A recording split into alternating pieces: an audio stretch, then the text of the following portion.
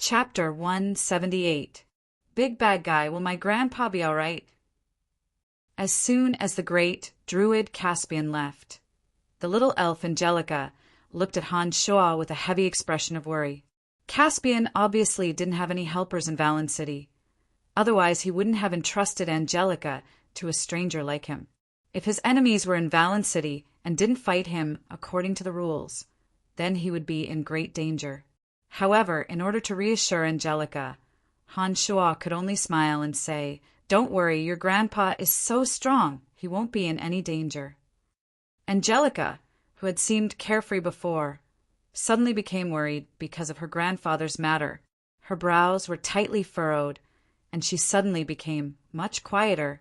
Tomorrow night, Han Shaw would join forces with the other powers to deal with the Griffin Legion.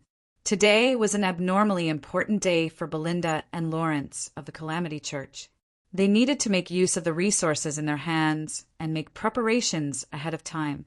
After staying here for a while, Han Shaw felt that waiting in Angelica's room wasn't a good idea. He thought for a moment and said to the sullen little elf, "Come, let's go play with your sister Candace." "I'm not going anywhere. I'm waiting for my grandpa here." Contrary to Han Shaw's expectations, the playful Angelica didn't pay attention to Han Shaw and instead firmly refused Han Shaw's suggestion. Han Shaw started and said, "You can't stay here either. I think your grandpa will be fine. You can talk to Sister Candace, and perhaps she won't be so worried. I know you want to go see Sister Candace yourself, you big bad guy. You can go if you want, I'm not going." Angelica glared angrily at Han Shaw and snorted, ignoring Han Shaw. Han Shaw didn't know whether to laugh or cry at her words. However, Han Shaw had already promised Caspian. It was true that Valen City hadn't been peaceful during this time, and he really didn't feel comfortable leaving her here alone. He didn't want Caspian's enemies to seize the opportunity to threaten him. Seeing Angelica's stubborn expression, Han Shaw muttered to himself for a moment before fiercely saying, "I don't care if you're willing or not. In any case, I promised your grandfather that you wouldn't leave my side." Before Angelica could react to these words, Han Shaw's body dashed forward like a bolt of lightning. He suddenly stood by Angelica's side and extended his left arm, grabbing Angelica's body. His left hand exerted force, and Angelica was lifted into the air by Han Shaw's iron claw-like arm. "Let go, you big bastard, big pervert, let go of me." By the time Angelica came to her senses, she discovered that she could no longer move her body.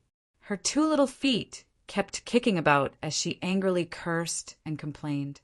Han Shaw paid no attention to Angelica's cries at all. He opened the door to the room with her body in his grasp and walked directly to Candace's room. Han Shaw discovered that Angelica was still yelling as soon as he walked out of the room. In order to prevent her from attracting too much attention, Han Shaw extended his right hand and covered Angelica's little mouth. Angelica's loud cries then turned into low whimpers, as if she was being held hostage by Han Shaw. "Put her down!" Just as Han Shaw was about to reach Candace's room, a few people from the Battle Fire Mercenary Band suddenly walked out from the two sides of Candace's room. They looked at Han Shaw with unkind expressions, and one of them, a burly swordsman with short, steel needle-like hair and a sword on his back, shouted coldly at Han Shaw, Isn't he the one who spoke with the vice chief outside the city?"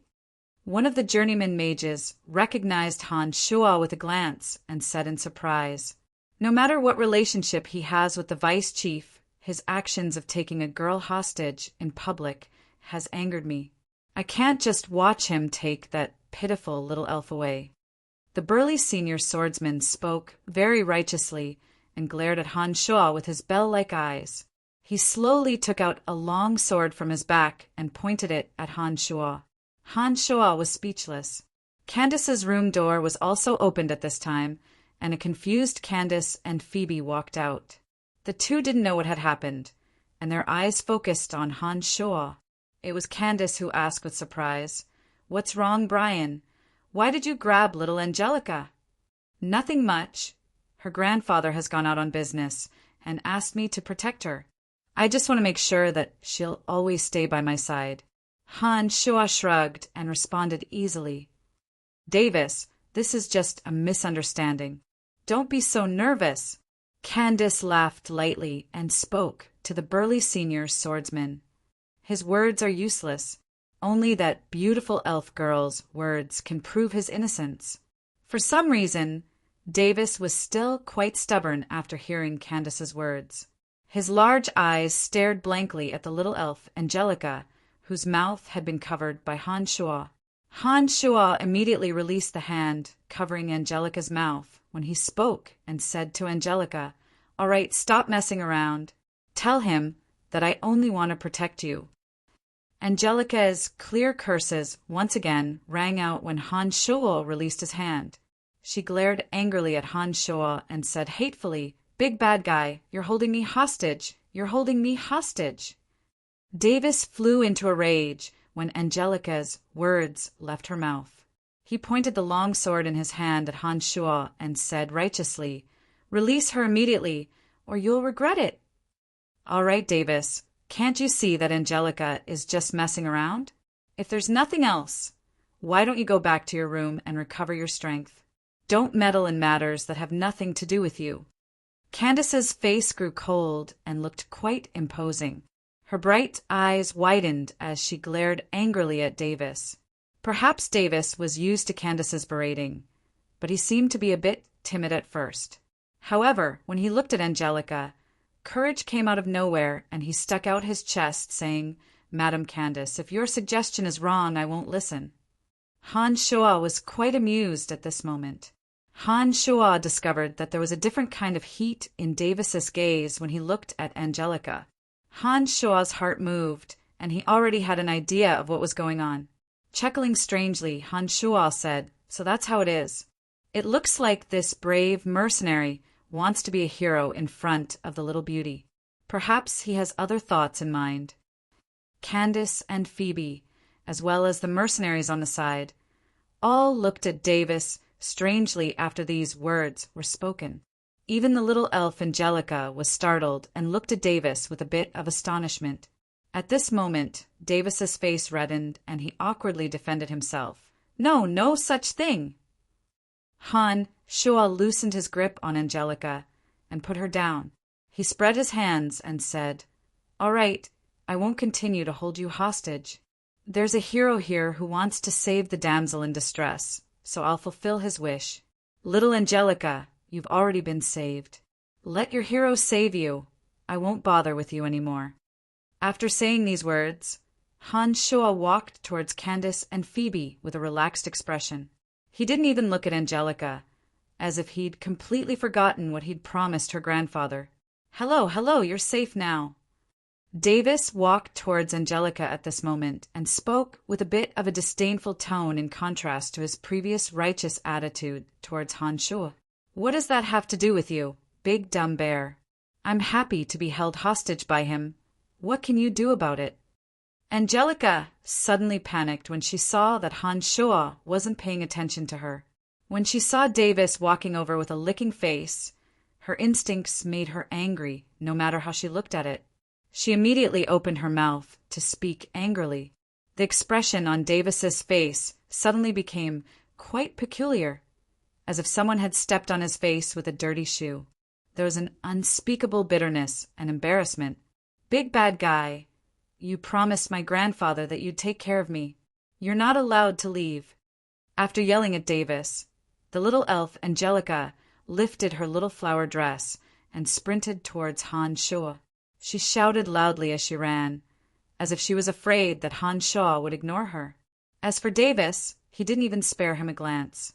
Candace glared at Davis when she saw that he was still standing there with a wry smile on his face. She said unhappily, "Get back to your room and don't embarrass me. If you want to be a hero and save a damsel in distress, you should first see clearly if the beauty is willing to be captured by the devil. You don't know anything and just randomly save her. You deserve to make a fool of yourself." When Candace said these words, the shamefaced Davis let out a long sigh and walked back to his room with his tail between his legs. This kind of matter was indeed a bit complicated for his brain. Even now, he still couldn't understand why Angelica, who'd had a face full of indignation and unwillingness just a moment ago, had turned into a pitiful begging when Han Shuo let go of her and left in a carefree and unrestrained manner. Chapter 179. Angelica finally followed Han Shuo into Candace's room. Han Shuo chatted with Candace and Phoebe for a while, learning that Emily had gone out to take care of business. With Candace and Phoebe here, Han Shuo didn't need to worry about Angelica's safety. He excused himself with business and returned to his room, silently practicing another high-level necromancy magic, hate warrior summoning. With Clarendon's many years of memories and Han Shuo's unyielding spirit, he finally grasped the art of summoning a hate warrior after a few hours of torment. He summoned a hate warrior wielding a metal rod from the other dimension to his front. This hate warrior's summoning consumed quite a bit of Han Shuo's mental strength. He meditated for a while and felt his mental strength rapidly recover. He then used the transportation matrix to return to the cemetery of death. Evil Master, shouldn't you be taking me out of here this time? Gilbert started yelling loudly when Han Shuo appeared. That's right, I'm really going to take you out of here this time, Han Shuo said with a smile when he saw Gilbert walk over dejectedly. When he heard that he could leave the cemetery of death, the dejection on Gilbert's face was instantly replaced by excitement, and a string of flattery flowed out. All right, make your preparations. We'll be leaving in a bit, Han Shuo said impatiently and quickly walked to the place where he was refining the Earth Elite Zombie. He discovered that the Earth Chi was flowing more and more slowly towards the center. It looked like all the Earth Chi in the Cemetery of Death was about to be absorbed by the Earth Elite Zombie that was about to evolve. On the other side of the Een Demon Cave, the Wraiths were still fighting and devouring each other, fighting over the 3 drops of blood essence that Han Shuo had dropped. Because his strength had already reached the true demon realm, Han Shuo's demonic yuan had already undergone a qualitative change. Coupled with the support of 3 drops of blood essence, he could maintain the Een Demon Cave for a long time. Han Shuo didn't need to inject demonic yuan every day like when he was refining the original demons. Seeing that everything was normal in the Cemetery of Death, Han Shuo didn't continue to stay here. After giving the little lewd dragon Gilbert a few reminders, he left with him. After returning to Elaine's hotel, Han Shuo let Gilbert stay in the room while he practiced his demonic arts for the whole night, adjusting his state to its peak. On the afternoon of the second day, Han Shuo shut himself in his room and ordered Gilbert not to take a single step out. In a single day, Han Shuo had mastered the advanced necromancy magic, Corpse Explosion.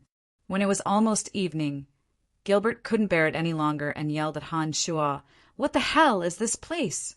I've been staying here ever since I came out of that place. I'm about to get sick from the boredom." Han Shuo, who was meditating, suddenly breathed a sigh of relief and opened his deep eyes.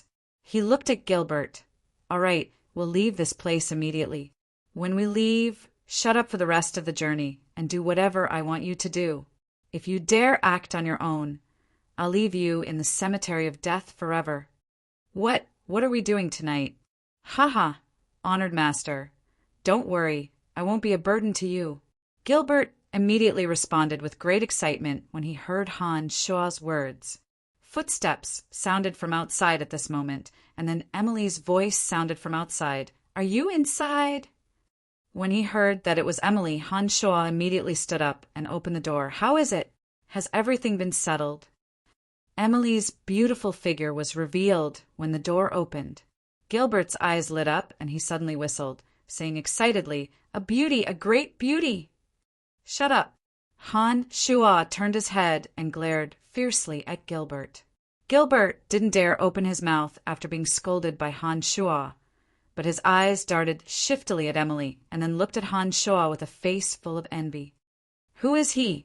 Emily didn't know of Gilbert's existence and couldn't help but ask Han Shuo in surprise when she saw him suddenly appear next to Han Shuo.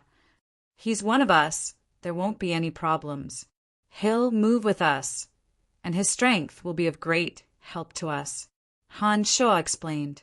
Although Gilbert was only a young dark dragon, he possessed great destructive power when he transformed into a dragon.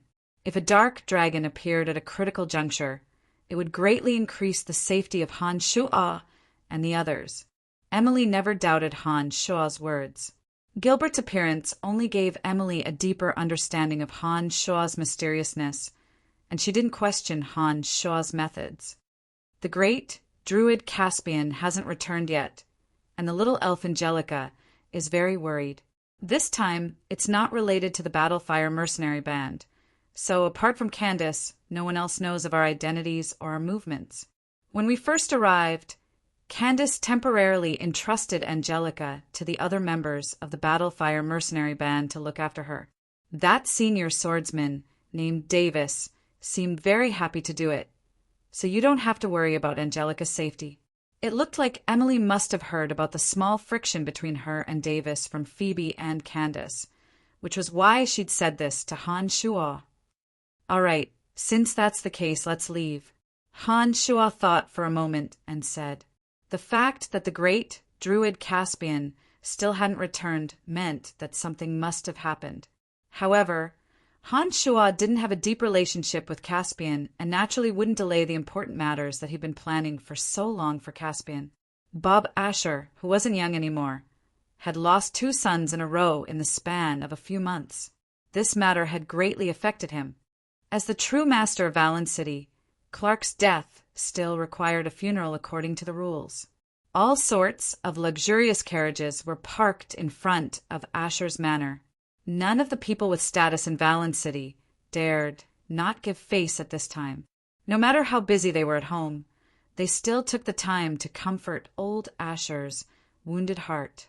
"So we're here to attend the funeral." Gilbert stood in a remote corner in front of the door and stood shoulder to shoulder with Han Shuo and Emily, complaining with flagging interest. "No, we're here to cause trouble." Han Shuo chuckled lowly and said, "If you successfully complete the mission today, I'll reward you with a few things. Work hard." When he heard that they were here to cause trouble and that there might even be a reward tonight, Gilbert's spirits immediately rose again. He laughed heartily and wanted to walk inside, but Han Shuo grabbed him back.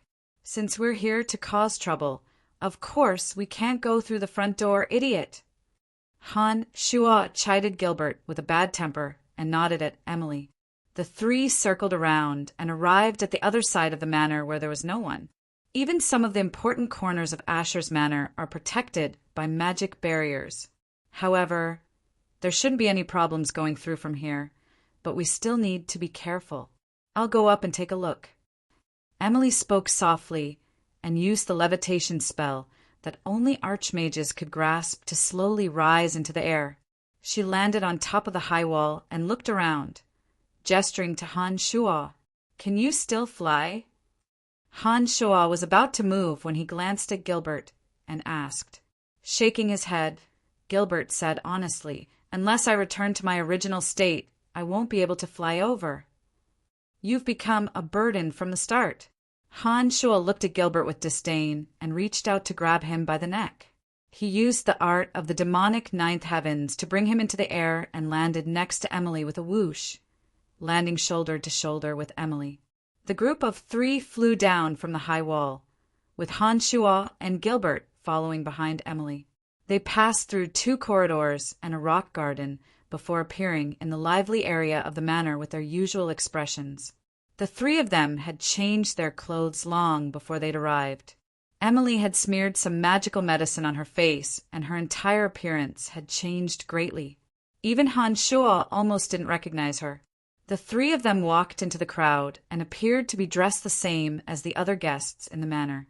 Therefore, they didn't stand out too much and no one made trouble for them. Wow, so many women, so many beautiful women. Gilbert was a bit excited as his eyes roamed about lecherously. He called out to Han Shuo beside him in a low voice. "Watch your image, Gilbert."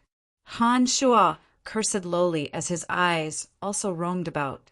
He suddenly saw Belinda and Johnny of the Calamity Church appear in the crowd.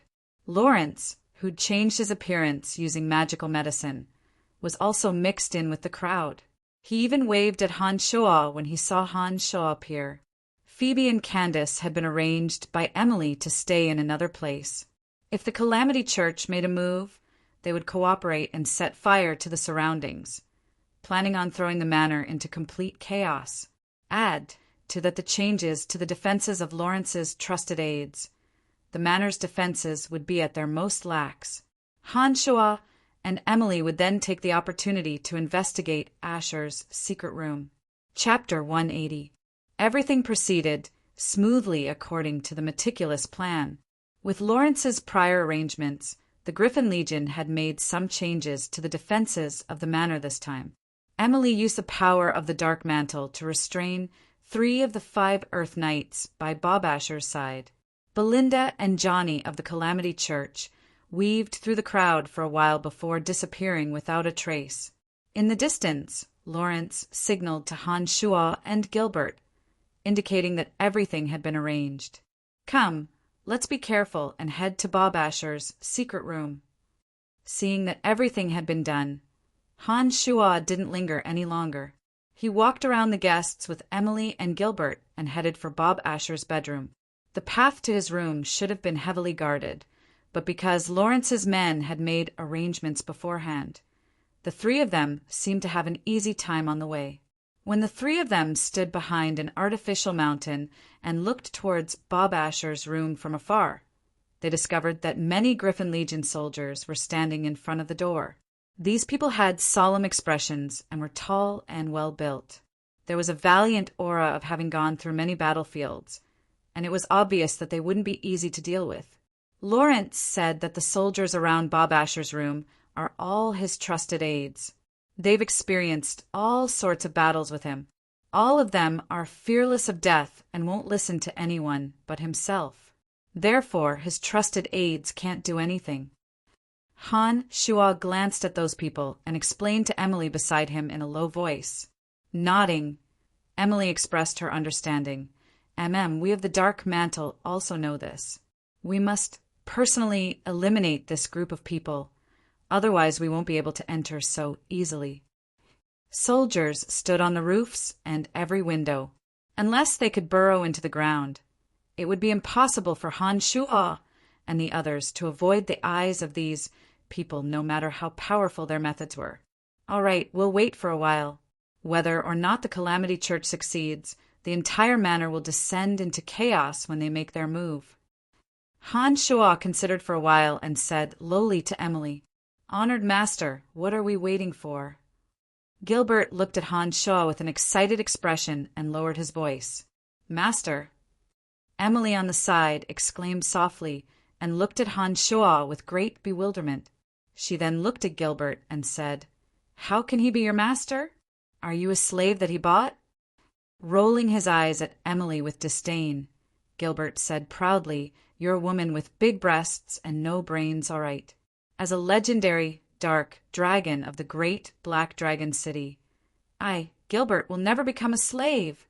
Black Dragon City. You say you're from the Dark Dragon City of the underground world? Emily was greatly astonished as she stared at Gilbert. You've heard of our fame. Gilbert was quite excited when he saw that Emily seemed to know about the Black Dragon City. He puffed out his chest and said in a deep voice, That's right. I am the future legend of the Black Dragon City. He's not my slave, but my magical pet. Their natures are more or less the same. Han Shuo smiled faintly at the astonished Emily and explained lightly. Gilbert's face immediately fell when he heard these words.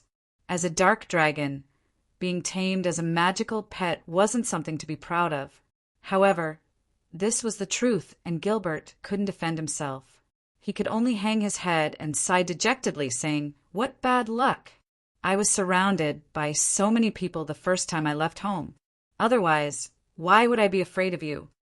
Emily hadn't quite believed it at first, but when she heard Han Shuo and Gilbert's conversation, the astonishment on her face intensified. Her bright eyes stared fixedly at Han Shuo, and she asked in a trembling voice, Is he really a dark dragon? Nodding his head, Han Shuo confirmed for her with great certainty. Indeed, this stupid dragon was besieged by a large dark elf family. That dark elf family paid a terrible price and heavily injured him. I took advantage of the opportunity to take advantage of the situation. I'd planned on killing him and taking his magical crystals and the like.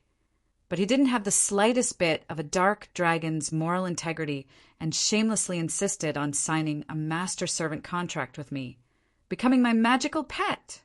Hee. Dark dragons are the most evil and shameless of dragons.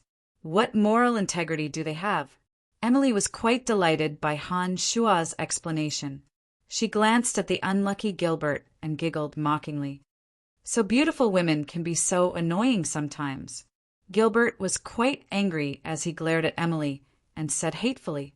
Just at this moment, a sharp and piercing scream suddenly rang out. Following that, all sorts of chaotic footsteps and loud shouts suddenly erupted, mixed with the neighing of horses and the violent clashing of weapons. The Calamity Church has made their move. We still don't know why the Calamity Church wants to kill Bob Asher and what grudge they have against each other. Emily's face lit up with joy as she exclaimed lowly with excitement. Chuckling coldly, Han Shuo said sinisterly, "In my opinion, whether or not the Calamity Church succeeds this time, Johnny and Belinda will be heavily injured, even if they don't die. We'll capture them when the time comes and slowly interrogate them." "Master, you're too treacherous and shameless." Gilbert couldn't help but exclaim lowly with excitement when he saw that Han Shuo was prepared to deal with his allies from the start. "Gilbert, are you mocking me?" Han Shuo frowned and flicked a glance at Gilbert, speaking coldly. Shaking his head, Gilbert hastily cried out, No, I'm praising you.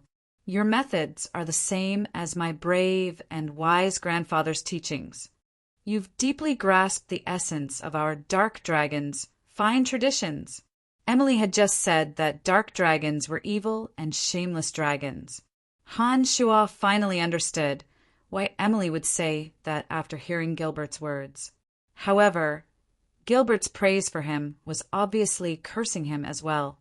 Before Han Shuo could teach Gilbert a lesson, several places in the chaotic manor suddenly burst into flames. All sorts of panicked shouts rang out from the already chaotic manor as the Griffin Legion guards came and went in a flurry of activity. Phoebe and Candace have also made their move. We can make our move now. Han Shuo stopped bickering with Gilbert, and his expression grew solemn as he stared at the Griffin Legion soldiers surrounding Bob Asher's room. Emily's expression was also solemn. She took out her magic staff and chanted a dark magic spell in a low voice. A few black shadows that looked like demons began to silently approach the guards. The demon's lair edge danced gracefully in the darkness according to Han Shuo's will, quickly flashing toward the person in front of the door. Just as the demon's lair edge was about to approach and that person might discover it, Han Shuo's magical yuan abruptly exploded as the demon's lair edge's slow forward speed suddenly increased. With a shrill whistle, the demon's lair edge pierced through the neck of the guard who'd just woken up. "Assassin!" Someone sharply cried out. 7 or 8 Griffin Legion soldiers hastily raised the long swords and spears in their hands, prepared to deal with any danger that might appear at any moment. Emily's dark magic only landed on the bodies of the first 2 Griffin Legion guards, causing their bodies to split open and bleeding profusely. They collapsed limply after a while. The 5 more vigilant guards behind them released their fighting aura in time and destroyed the effects of the magic. They weren't harmed at all, due to the arrangements of Lawrence's trusted aides. Everyone else had long since retreated. No one would be able to hear them, no matter how much they shouted. Therefore, after the attack, Han Shuo and the other 2 didn't continue to conceal themselves and directly charged out from the shadows. Contrary to Emily's expectations, Gilbert was the fastest. Even in human form, the strength of a dark dragon's body was still unimaginable to ordinary people. Gilbert was the first to rush out excitedly. His entire person was like a bulldozer as he grabbed the spear of the guard that Han Shuo had just killed and fiercely stabbed towards the first person. Although he was a journeyman swordsman and emitted an extraordinary fighting aura, his entire body was instantly pierced through by the spear and thrown far away to the side, dying on the spot. When his fighting aura landed on Gilbert's body, it only caused Gilbert to make a muffled grunt. It didn't cause any damage to Gilbert's physical body. Emily was obviously startled by this attack and truly acknowledged Gilbert's identity as a dark dragon. Han Shuo had long since known that this would happen and wasn't surprised at all. He slowly walked over with a calm expression, his mind controlling the Demon's Lair edge to dance wildly and kill 2 more Griffin Legion soldiers in a dazzling pattern. The strength of these soldiers were mostly mid to advanced swordsmen and knights, which was actually quite good. Their duty was to defend this area and also to call out to more experts when they encountered an enemy. If it wasn't for the fact that Lawrence had trusted aides in the Griffin Legion and had already evacuated the surrounding troops, the first assassin Shout would have been able to summon several large groups of Griffin Legion soldiers. If that really happened, Han Shuo and the other 2 would only be able to flee for their lives. The remaining 2 guards finally fell under another attack of Emily's dark magic. Han Shuo instructed Gilbert when he saw that the obstacles had been cleared, "Stay here and keep watch. Let us know if there's any movement." Han Shuo shot Emily a look after saying this, and the 2 carefully pushed open the door and walked into Bob Asher's room. Bob Asher's room was decorated in an opulent and extravagant manner. Some of the furniture and decorations within were extremely valuable. The carpet was soft and smooth, likely made from the fur of an extremely rare magical creature. The wall lamps and oil paintings in the surroundings were all priceless. This Bob Asher really knows how to enjoy life. Just from the decorations in this room, it's obvious that his income isn't clean enough. Han Shuo's eyes scanned the surroundings as he walked in and immediately opened his mouth to speak. Of course. Otherwise, he wouldn't be able to live in such a place with just his status as the commander of the Griffin Legion. Emily nodded and walked directly into the room as she conversed with Han Shuo. There was a mechanism in Bob Asher's room that led directly to another secret room. This was information that the Dark Mantle had paid a great price to obtain. Han Shuo and Emily went straight to the room as soon as they entered. As soon as AI Mealy came in, she immediately lifted the blanket on the big bed in this room. Then she reached out and fumbled around the edge of the bed for a while. Who knew what she was fiddling with? Suddenly, a hole with a flight of stairs appeared on the bedboard in this bedroom. In the Lancelot Empire, the Dark Mantle can basically find out anything we want. Although this secret room is very well hidden, Bob Asher will bring his mistress in to flaunt his greatness so we can still find out about the existence of this place and the way in. Emily smiled at Han Shuo and explained before going down. Nodding, Han Shuo smiled to express his understanding. Indeed, someone like Bob Asher will indeed find it hard to control his desire to flaunt. If one wants to keep a secret, one must first overcome that obstacle of their own. Let's go take a look at Bob Asher's room and see what's in there," Emily said.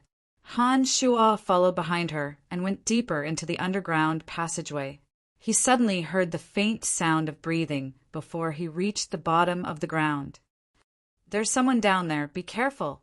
Han Shuo's heart tightened as he pulled Emily and spoke softly, walking even more carefully inside.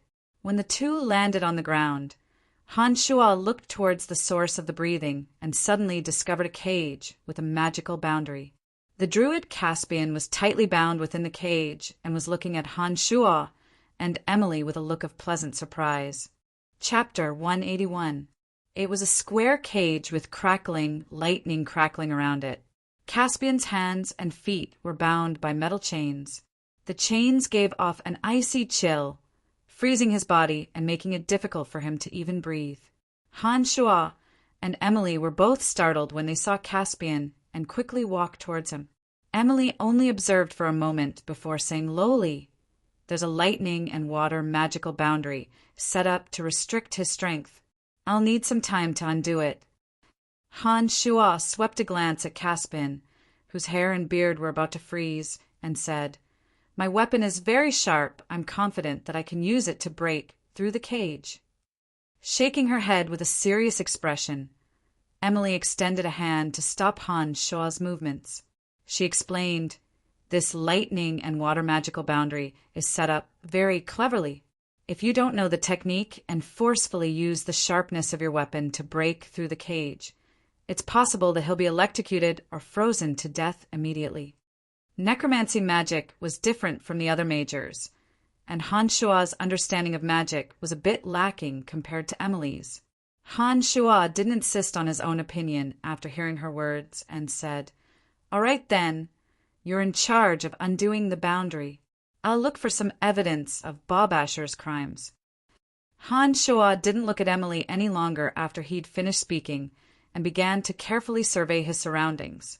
The secret room wasn't particularly spacious, and there were many cabinets of various sizes with many strange items on them. One of the cabinets had many shiny metals on it. There were markings on these metals that explained the meaning of each metal. These were all the various awards that Bob Asher had received in his many years in the army. These kinds of awards and medals had helped him become the commander of the Griffin Legion, a glory that he could brag about for the rest of his life. There was also a cabinet with some knight armors and weapons on it. Some of these armors and weapons were still shining, and some were obviously damaged. Below each armor and weapon was a thin piece of paper, which recorded the battle in which the armor and weapon were worn. There were also a few cabinets of various sizes, some containing ancient books, some containing obviously valuable long swords and spears, but there were no jewels or beautiful jade like Han Shuo had imagined. A person of Bob Asher's status wouldn't keep those vulgar treasures in a secret room like this. Don't even think about it. For him, wealth is no longer something he should pursue.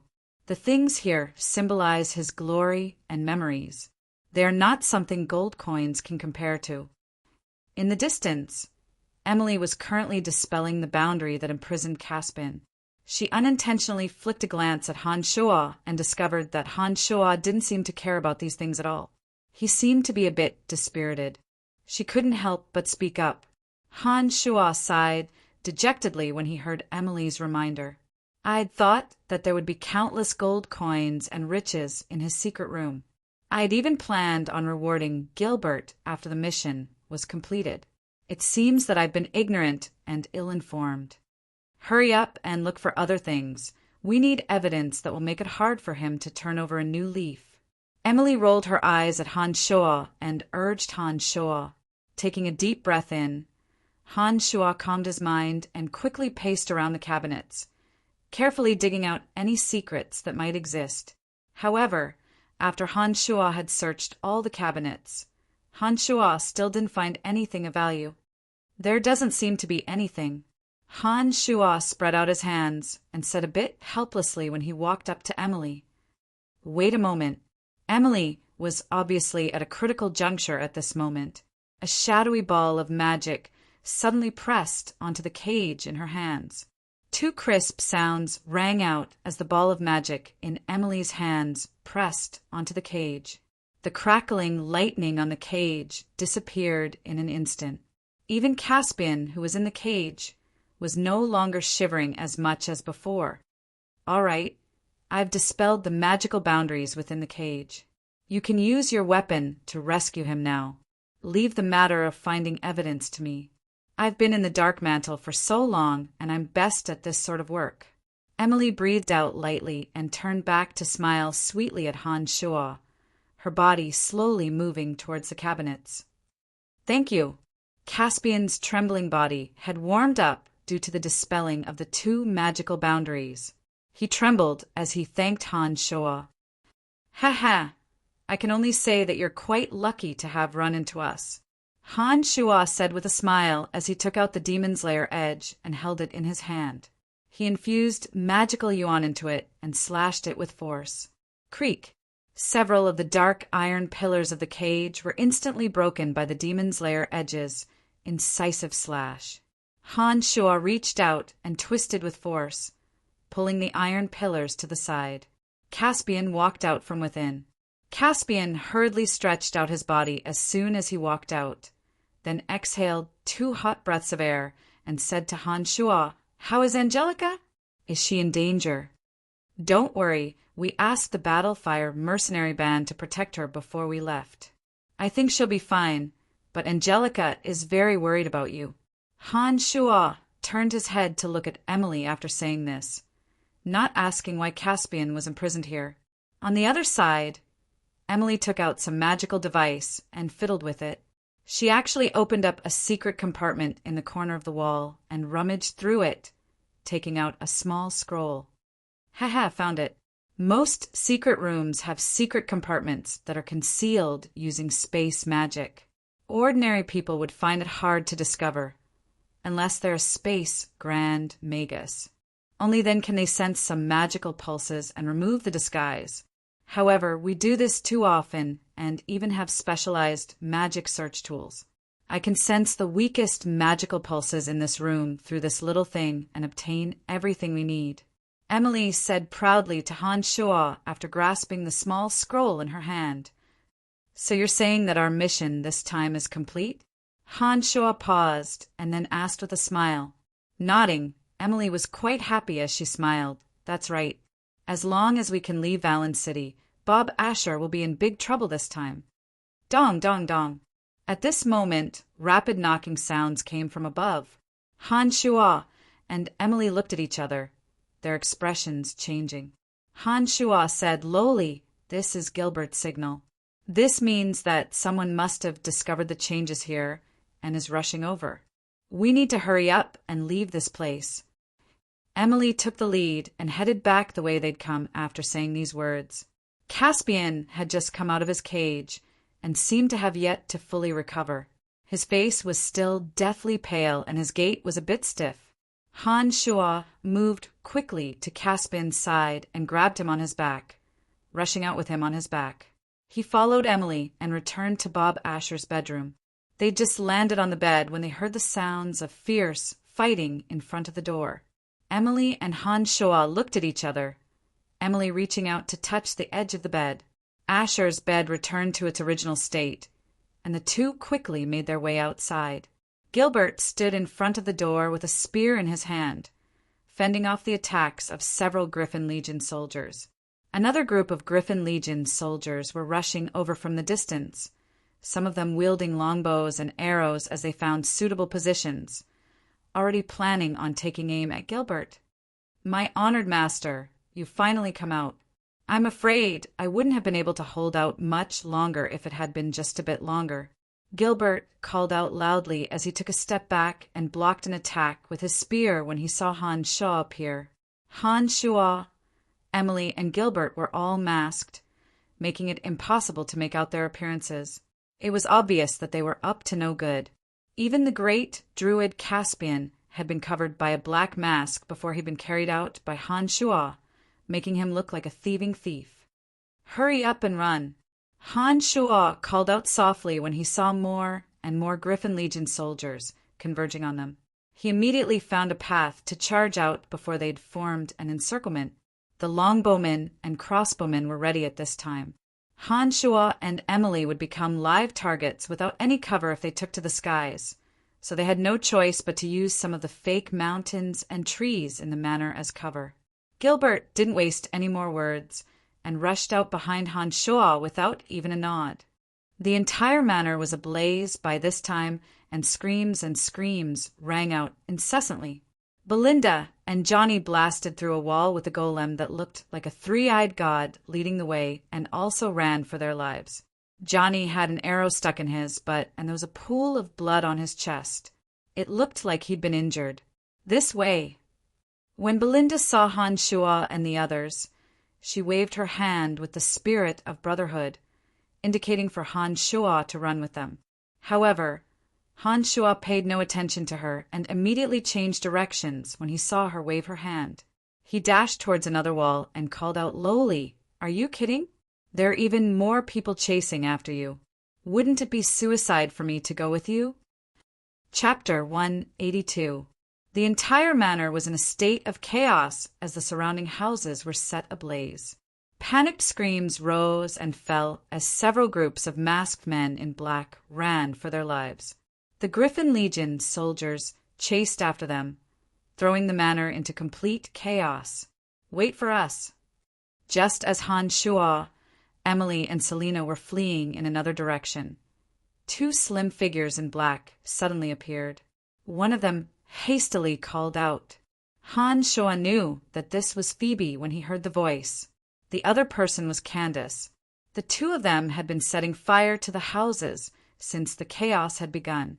As a fire element magical swordsman, Candace was very familiar with this sort of thing. After a while, the entire manor had been turned into a sea of flames. Behind the two of them were several squads of Griffin Legion soldiers, as well as an old man with a grave expression and an overbearing aura. He wielded a long sword that radiated with silver fighting aura. This person quickly flew over. His sharp aura caused people to not dare to look directly at him. The large sword in his hand gently swung. Wherever the silver dochi passed, all the obstacles in front of him, including some trees and rocks, were all shattered into fine powder. Even the ground that was cut by the silver do-chi split open and formed many gullies. Its power was terrifying to the extreme. He's Clark's master, great sword master Gabriel. Let's get out of here, quickly. Candace was anxious as she called out and rushed towards Han Shuo at an even faster speed. Gabriel's speed was exceedingly fast, far surpassing the Griffin Legion soldiers behind him. As a great sword master, Gabriel's strength was exceedingly frightening. Han Shuo only needed one glance to know that no one on his side could stop him in a one-on-one fight. Han Shuo's expression tensed as he saw Gabriel's speed increase and was about to catch up to Phoebe and Candace. He looked at Gilbert beside him and suddenly thought of how terrifying Gilbert was after transforming into a dark dragon. He immediately called out coldly, "Damn it, hurry up and transform." At the same time, Han Shuo's attention was unprecedentedly focused as he used his mind to control the Demon's Lair edge, whistling fiercely as it danced towards great Swordmaster Gabriel. Magical yuan wildly surged into the Demon's Lair edge and exploded out with a thick demonic aura, mixed with a strange aura of scorching heat and cold. The Demon's Lair edge whistled through the air and appeared directly in front of the great Swordmaster Gabriel, thrusting towards him. That strange cold and heat brought with it an aura of extreme danger, causing Gabriel to be startled. Snorting coldly, Gabriel suddenly waved the longsword in his hand. A cloud of silver fireworks suddenly blossomed in the air in front of him, as if a sky full of stars had shattered into specks of starlight. Han Shuo, who was controlling the Demon's Lair edge, suddenly felt an enormous force emanate from that ball of gorgeous silver light, tightly sucking the Demon's Lair edge that was attempting to stab at Gabriel. An enormous force suddenly surged into the Demon's Lair edge. Gabriel's silver fighting aura was exceedingly domineering as it crashed onto the Demon's Lair edge, as if wanting to destroy everything in its path. The Demon's Lair edge buzzed within the ball of silver light. This domineering force entangled the Demon's Lair edge in an exceedingly short amount of time, mixing together with the scorching, cold, demonic aura created by Han Shuo's magical yuan. The demonic aura formed by the mystical glacial spell fire quickly dissipated. Cursing inwardly, Han Shuo knew that he'd only been training in demonic magic for a short period of time. No matter how wondrous his demonic magic was, a few short months of training was still no match for the fighting aura that Gabriel had painstakingly gathered over decades. It was already unimaginable that the demonic aura within the Demon's Lair edge hadn't completely dissipated after such a short period of contact. However, because of the Demon's Lair edge's obstruction, Gabriel's footsteps finally slowed down as he was about to catch up to Phoebe and Candace. The feeling that something was wrong was becoming more and more apparent. The Demon's Lair edge was actually unable to retract due to the tight bindings, despite his mental summons. Han Shuo couldn't help but be greatly shocked. Thinking quickly for a moment, Han Shuo's heart tightened as he focused his mental strength and quickly chanted a magical incantation. 2 bone spears suddenly flew out and shot towards Gabriel. Emily also cast a dark magic spell in the moment that Han Shuo made his move. At the same time, Han Shuo used all his strength and the magical yuan within his body circulated wildly. He suddenly tightened his mind and took advantage of Gabriel's distraction to deal with Han Shuo and Emily's magical attacks to forcibly free the demon's lair edge from the ball of silver light. Because he'd expended too much energy, and the speed at which the magical yuan circulated had exceeded the limits of Han Shuo's body, Han Shuo couldn't help but spit out a mouthful of blood. He'd already suffered minor injuries. "You're hurt. Put me down." "I think I've recovered." Caspian, who was on Han Shuo's back, could clearly feel Han Shuo's body tremble violently. He immediately spoke to Han Shuo when he saw that Han Shuo couldn't help but spit out a mouthful of blood. Gabriel had already destroyed Han Shuo's bone spears and Emily's dark magic in a short amount of time. A pair of cold gray eyes swept towards Han Shuo and Emily at this moment, especially when he looked at Han Shuo. He seemed to be extremely curious about Han Shuo's magical yuan and the demon's lair edge. Han Shuo turned his head to see that Gilbert had already transformed into an enormous, dark dragon. Gilbert's body, covered in black scales, crashed fiercely into the wall in front of Han Shuo and the others, collapsing loudly. "All of you, get on his back." Han Shuo couldn't help but be overjoyed when he saw Gilbert reveal his dark dragon form. He immediately yelled out and threw Caspian, who was on his back, far away in Gilbert's direction. Han Shuo used a gentle force when he did this. When Caspian landed on Gilbert, Caspian's momentum would be slowed down and wouldn't cause too much damage to his body. Other than AI Mealy, who already knew Gilbert's identity, Gilbert's sudden transformation into a black dragon caused everyone here to be instantly shocked. All of them stared at the enormous Gilbert with their mouths agape, and for a moment their brains were too slow to react. "Griffin Knights, all Griffin Knights, gather here. Archers, spear wielders, and those with crossbows, get ready. You can all be brave warriors to slay dragons." Gabriel's high-pitched yells suddenly rang out and traveled to the other parts of the manor. "Hurry up and get on." Han Shuo couldn't help but yell out again when he saw that Candace and Phoebe were still staring at Gilbert's enormous body with some shock. Dark dragons had always been known as the most evil and greedy of the dragon tribe. They liked to live in the dark and damp underground world, and were shameless and greedy for money. They could be considered the embodiment of evil on the surface. It was normal that Phoebe and Candace couldn't react to the sudden appearance of a dark dragon in a place like this. But when Han Shuo urged them a second time, the 2 girls finally recognized the relationship between this dark dragon and Han Shuo. They looked at Han Shuo in shock and flew onto Gilbert's back at the same time. Han Shuo relaxed when he saw that Emily, Candace, Phoebe, and even the druid Caspian had all leapt onto Gilbert's back. He deployed the art of the demonic ninth heavens and flew towards Gilbert as well. He instructed, "Leave immediately, but don't fly high into the air or you'll become a target." "Esteemed master, please help me block the arrows and spears that are shot at me." Gilbert's mouth was now filled with sharp teeth, and the draconic breath he exhaled carried a strong, pungent odor. His voice also seemed a bit more dignified than before. "I know. This place is a mess anyways. If there's anyone in your way, destroy them all. You don't have to worry about anything else as long as we can escape this place." Han Shuo didn't give the dark dragon any restraints at all when he heard Han Shuo's instructions.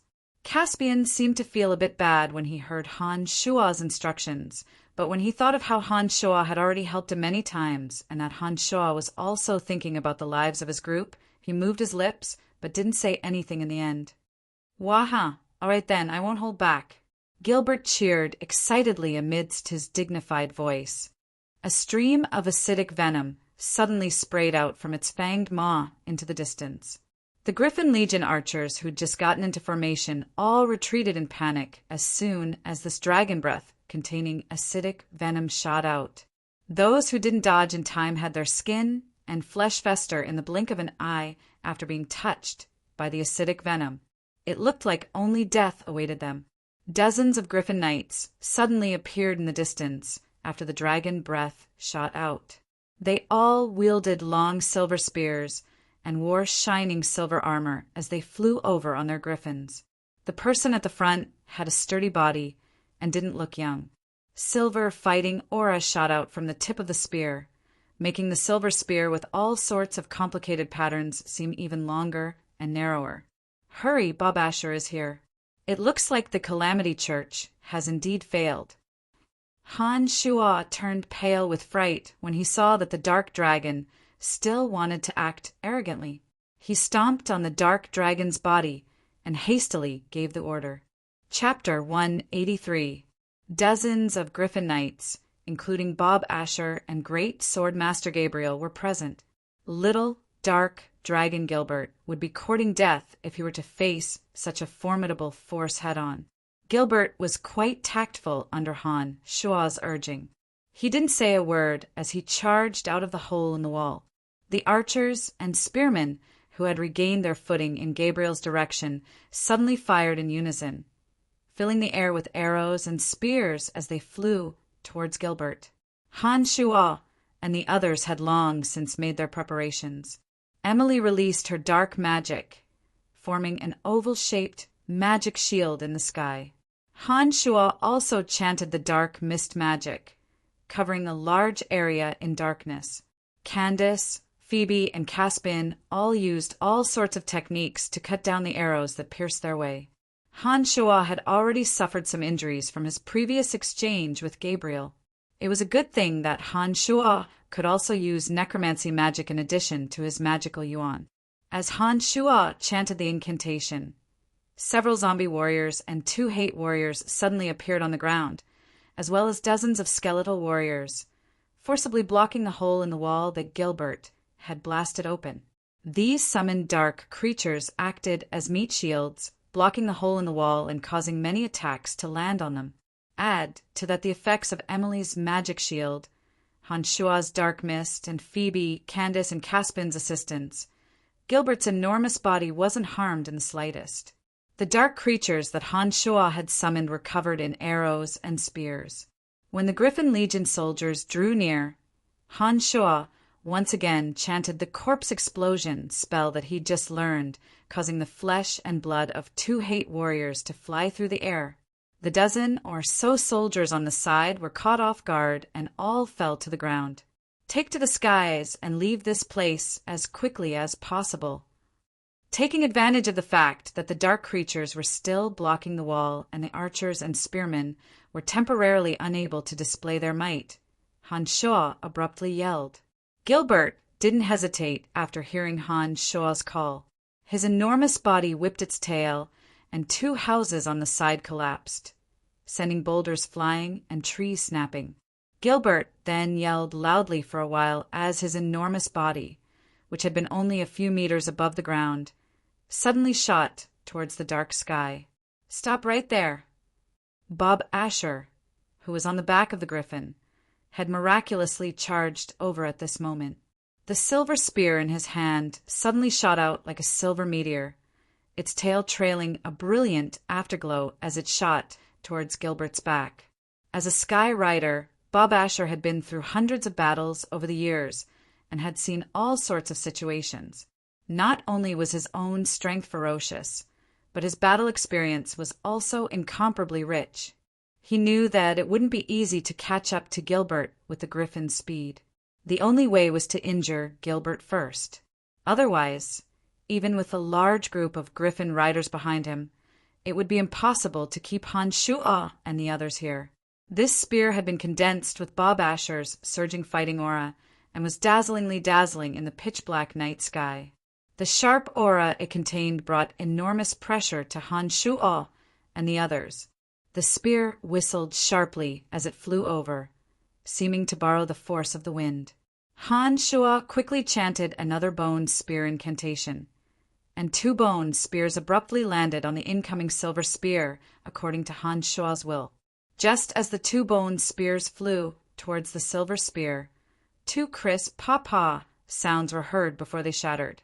The silver spear's momentum was not hindered at all, and it continued to shoot straight towards him. Just as Han Shua was startled, Emily chanted a dark magic spell, and the Grim Reaper's scythe once again blossomed in the air. As Emily waved the staff in her hand downwards, the Grim Reaper's scythe, formed from dark magic, swiftly chopped at the silver spear that continued to shoot towards them.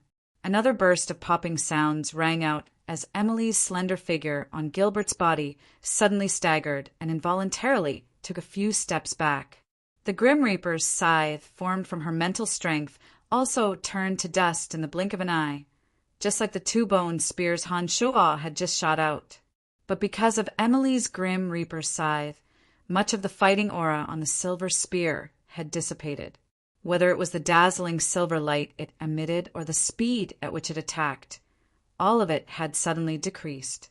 Han Shua's heart ached at this moment, but he didn't have the time to comfort Emily.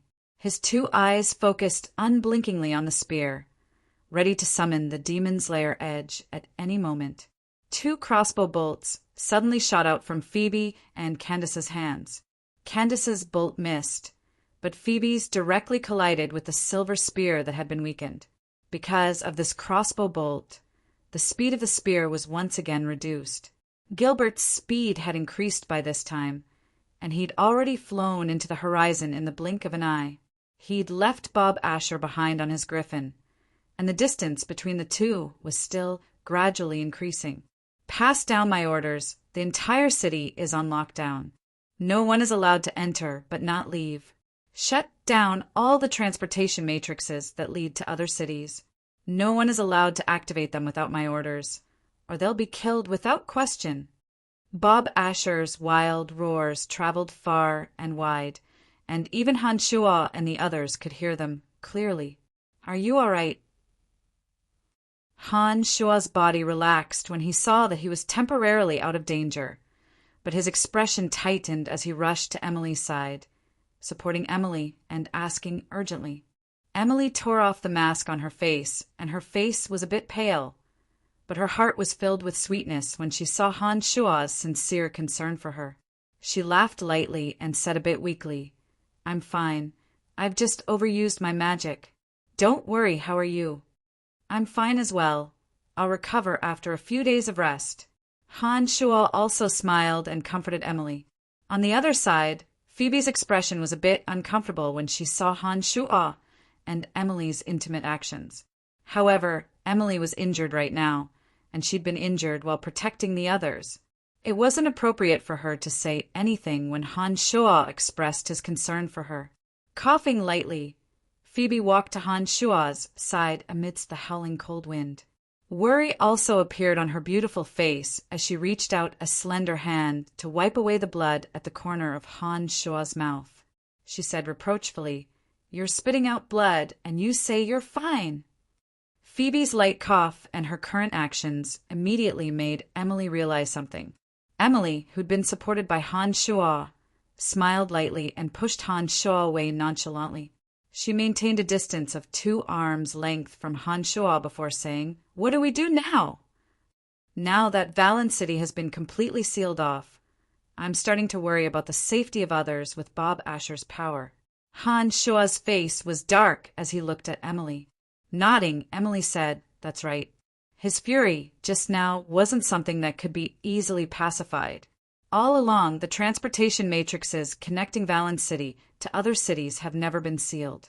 This is equivalent to cutting off all communication between Valen City and the outside world. Whether it's orders or news from the Empire or other places, Valen City won't be able to receive them. Bob Asher definitely won't let the matter rest if he dares do this. My opponent this time is Water Archmage Howard, Bob Asher's follower. I originally had the confidence to take care of him, but he found helpers and captured me alive in the end. He wanted some things from the Druidic Order after I was captured, but I would rather die than give them to him. But before you came over tonight, he said that he wanted to capture my little Angelica to threaten me. I'm worried about her safety." Caspian finally came clean at this moment. "Honored Master, just where are we flying to? If you don't make a decision soon, we'll have to leave Valen City." Gilbert's voice suddenly sounded in the howling cold wind. Valen City was in a mess now, so the best thing to do was to leave as soon as possible. Leaving this circle of trouble was the wisest choice. However, if they left now, those who were still in Valen City would likely run into great trouble. Han Shuo had a hesitant expression on his face as he looked at the faces of the others. "My senior brother treats me very well. I can't ignore his safety." Phoebe spoke resolutely when she saw Han Shuo look at her. "I can't give up on my comrade." Candace followed. When Han Shuo looked at Emily, Emily smiled sweetly and said to Han Shuo, "Whatever you say." Gilbert turned around and returned to the hotel. After a moment of silence, Han Shuo stomped down on the back of the black dragon and called out lowly. Chapter 184. Gilbert had originally pulled away from Asher and was about to fly out of Valen City's range, but he had no choice but to turn back when he heard Han Shuo's orders. He complained, "Honored Master, even the great Gilbert can't stop a Griffin Legion. We'll definitely be discovered if we return to the city with such a large commotion. Cut the crap and fly back to the hotel as fast as possible. We'll pick up the people we need to pick up before we leave." Han Shuo snorted lightly and spoke to Gilbert beneath him. As a dark dragon, there wasn't much space on Gilbert's back for a person to stand on. Even if Han Shuo returned to the hotel, he wouldn't be able to take everyone away at once. He had to start thinking about what to do now. His thoughts raced as he waited for Gilbert to enter Valen City from the outskirts he'd just left. The sharp-eyed Han Shuo had already spotted the Griffin Knights high in the sky, whistling as they patrolled the area. With Gilbert's size, there was no way he'd be able to hide from the Griffin Knights if he wanted to return to the hotel from here. Han Shuo mused for a moment and suddenly opened his mouth. "Gilbert, land immediately before the Griffin Knights discover us. We'll return to the hotel from the ground." Gilbert didn't waste any more words under Han Shuo's orders and flew a certain distance at a low altitude, allowing everyone to land on his back. When everyone had landed, Gilbert's enormous body gradually shrank under the cover of the black light, finally turning back into the tanned and somewhat handsome young Gilbert. We all wore masks in Aski's manner just now. Now that we're entering the city with our original appearances, they may not be able to recognize us. Han Shuo glanced at Emily and said, "Indeed, but if a group of strangers like us appears together and is discovered by the Griffin Legion, they'll definitely become suspicious. I think we should split up so that no one will associate us with anything." Emily looked at everyone and said, "Well, everyone should know the way back. Let's split into 2 groups and go back. If there's any danger in the hotel, we'll meet up at the block behind." Han Shuo nodded and agreed to Emily's arrangement. After Han Shuo said this, Phoebe naturally stood next to Han Shuo. As a magic pet, Gilbert naturally could not be separated from his master. Emily scanned the crowd and spoke again. "Since this is the case, I'll go with Miss Candace and Elder Caspian. Before Elder Caspian enters the city, use a magic potion to disguise his appearance. Otherwise, he'll be easily recognized." Han Shuo reminded and said to Phoebe and Gilbert, "Let's go." The current Valen City was even more chaotic than the day of Clark's assassination. The chief of the Griffin Legion had used the invasion of Kasi Empire assassins as an excuse to seal off the entire city. Soldiers of the Griffin Legion whizzed past on the streets and in the sky. They immediately went up to interrogate strangers when they saw them.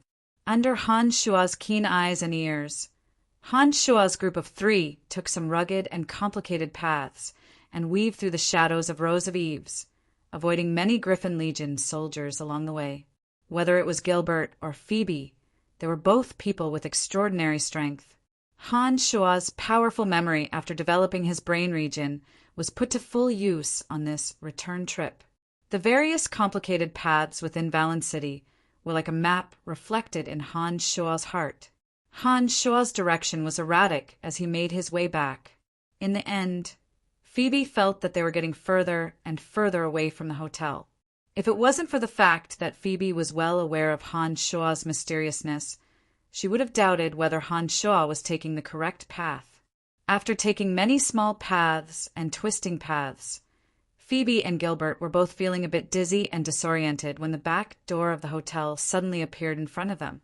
Han Shuo had actually avoided all the Griffin Legion soldiers on the ground and in the sky along the way. Using some complicated paths, the three of them didn't encounter any danger and directly appeared in front of the hotel. This is too miraculous. Phoebe couldn't help but exclaim softly when she saw Elaine's hotel. Her eyes sparkled as she stared at Han Shuo in praise. "Honored master, my head is dizzy from all the twists and turns. How did you remember such complicated paths?"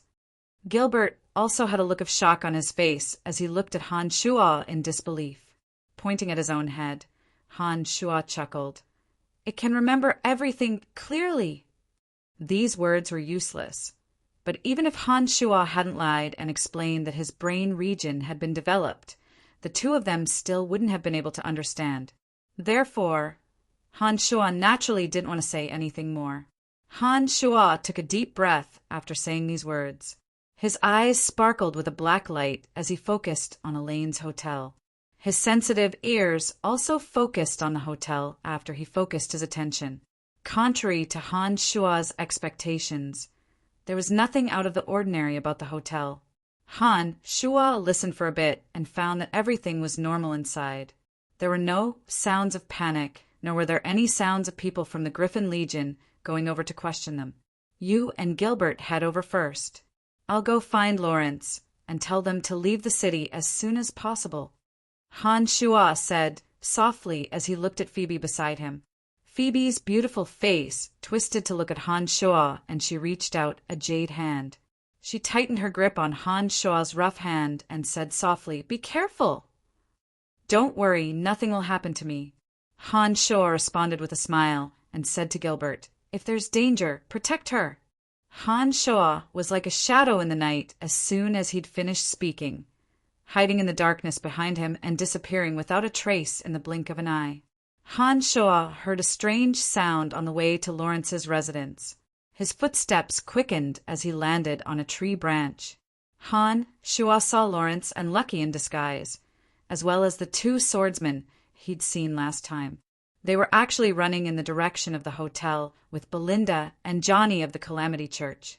Coughing lightly, Han Shuo suddenly called out softly from atop the tree, "Lawrence!" Han Shuo's cough startled the group greatly. They tightly gripped the weapons in their hands and immediately faced the tree, almost directly attacking. "Brian, what are you doing here? Shouldn't you have left the city a long time ago?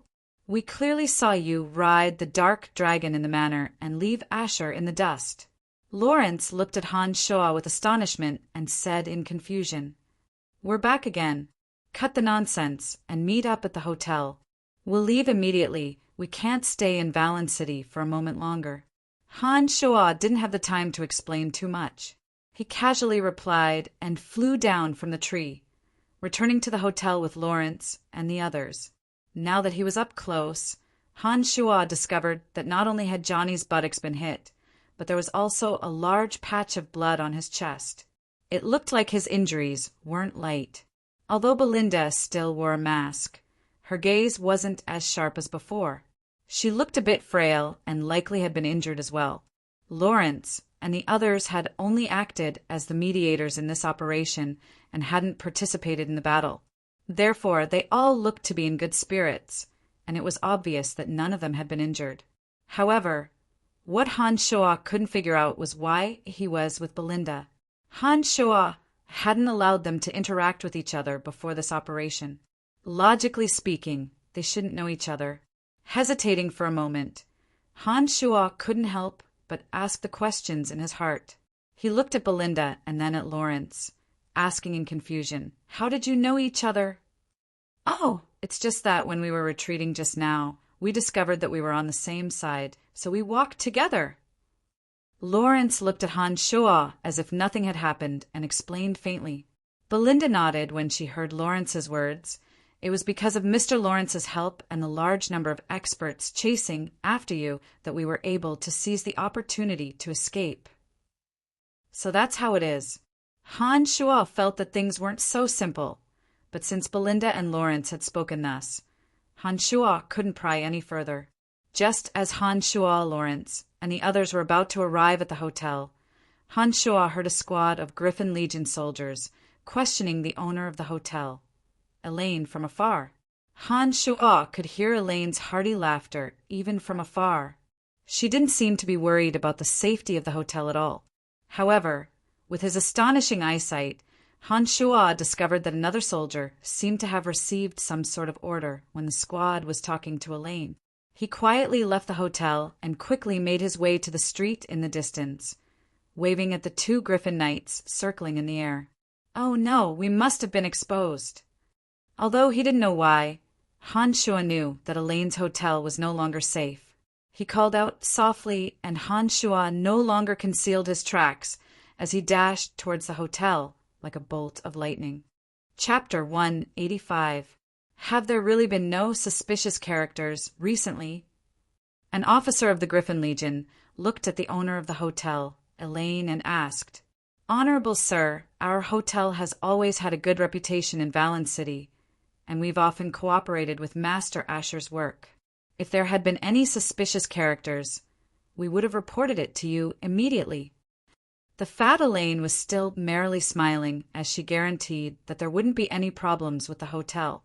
I think there shouldn't be any problems with your hotel either. The officer's expression was calm as he spoke, gravely.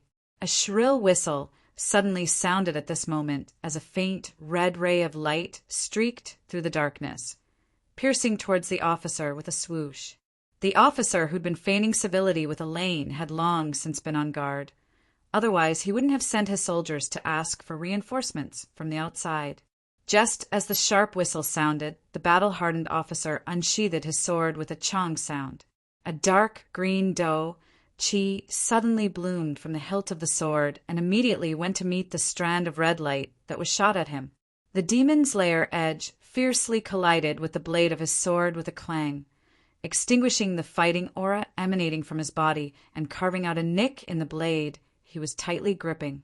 At the same time, a figure flashed by like lightning as an iron fist suddenly enlarged and punched towards the officer. Startled, the officer raised his empty left hand and blocked his chest, attempting to block Han Shuo's punch. What had been an ordinary punch suddenly flared up with purple spell fire when it reached his chest.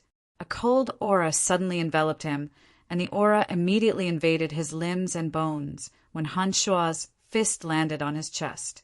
It was as if the officer had fallen into an icy cavern in that moment. Frost appeared on his hair and eyebrows, and his entire body was piercingly cold. He didn't even have the strength to raise his hand.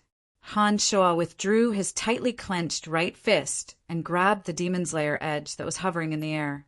He turned around and yelled at the astonished Elaine, "This place is no longer safe. Call out everyone in the hotel and leave now." After recovering from the shock, Elaine quickly recognized the situation. At this time, the strange cries of the sky griffins were rapidly approaching, which meant that Han Shuo's judgment was correct. Because of the call of the person who had just left, the Griffin Knights circling the sky were already starting to come over. But Lady Emily hasn't returned yet. When he was about to leave, he suddenly remembered that Emily was the leader of this mission, so he couldn't help but say, "You don't have to worry about that. She'll be back soon." Han Shuo grabbed the demon's lair edge and immediately rushed into the midst of the other soldiers who had reacted. He quickly responded. Elaine didn't say anything else after hearing Han Shuo's words. She nodded and turned to the back, yelling out a few words. Angelica, a few mercenaries from the Battle Fire mercenary band, as well as Phoebe and Gilbert, who had just arrived, all suddenly appeared. As soon as these people appeared, they didn't wait for Han Shuo's orders before immediately joining the fray. killing the remaining Griffin Legion soldiers beside Han Shuo one by one. Go!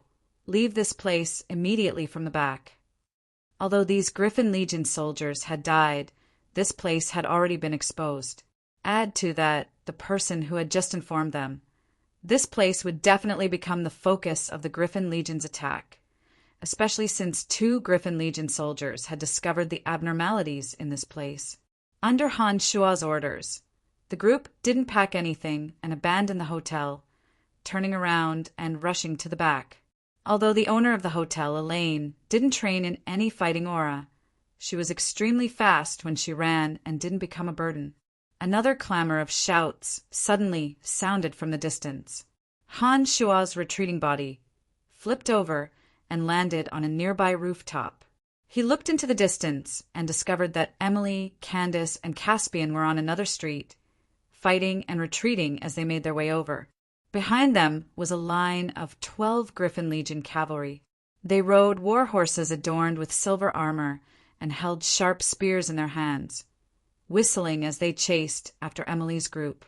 They seemed to have discovered the identities of Emily's group. "This way, hurry up!" Han Shuo suddenly yelled out from the rooftop, his voice like a sharp weapon as it traveled to Emily's location. Lawrence's group, who had arrived a beat too late, met up with Phoebe, Candace, and the others at the back of the hotel. Up until now, everyone who had participated in the operation against Bob Asher had actually gathered together again in this hotel. Gather together. We'll kill our way out before the rest of the Griffin Legion arrives.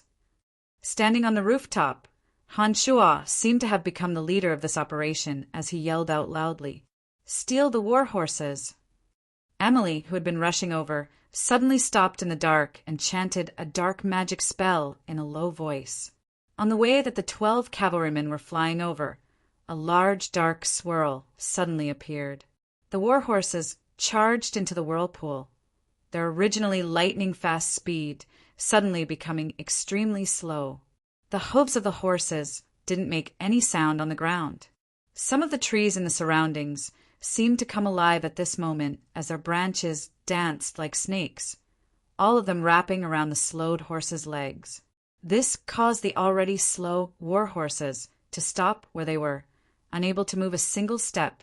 The great Druid Caspian held a magic staff that looked like the root of an old tree and stopped on a large tree to the side. He was concentrating on releasing the magic of the Druidic order, binding all 12 war horses. Even the legs of the knights on the horses were entangled as they slumped down on their horses. "Hurry up!"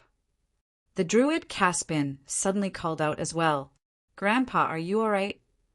Angelica, who had been protected by the Battle Fire mercenary band, suddenly cried out in joy when she saw Caspian appear. "Steal the war horses, let's go!"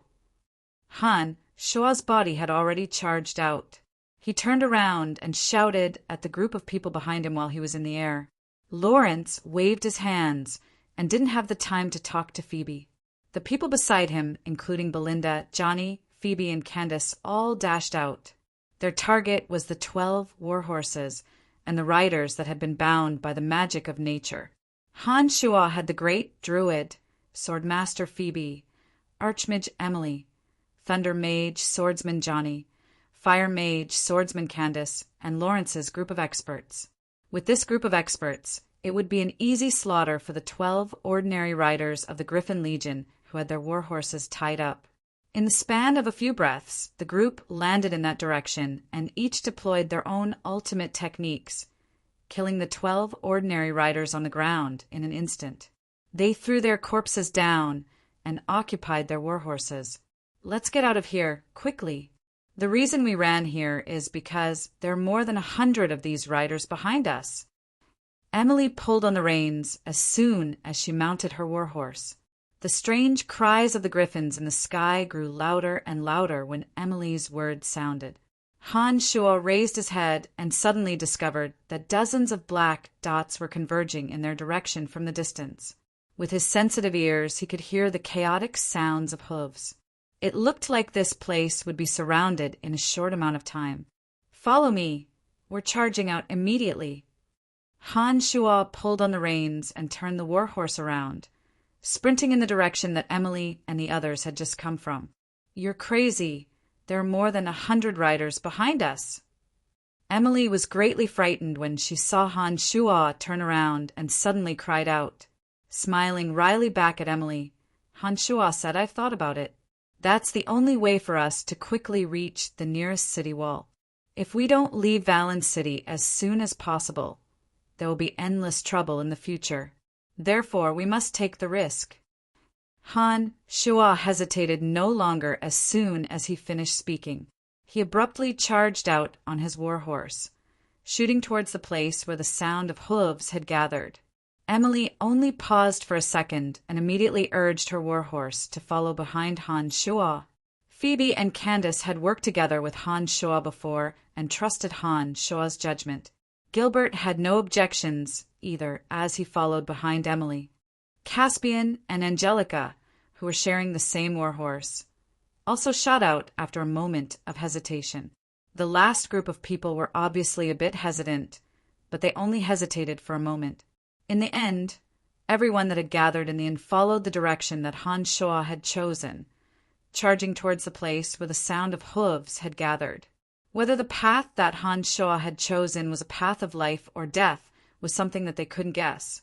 Under the current circumstances, they could only hope that Han Shuo's judgment was correct. Chapter 186. It was now winter, and the cold night had frozen the low-lying puddles of water on the streets into solid ice. The chilly, knife-like winds howled sharply, as if evil spirits roaming the darkness, intimidating those who saw them. On the wide street, Han Shuo rode his horse as fast as lightning, with a group of people following closely behind. All of them had solemn expressions on their faces, already prepared to encounter great trouble.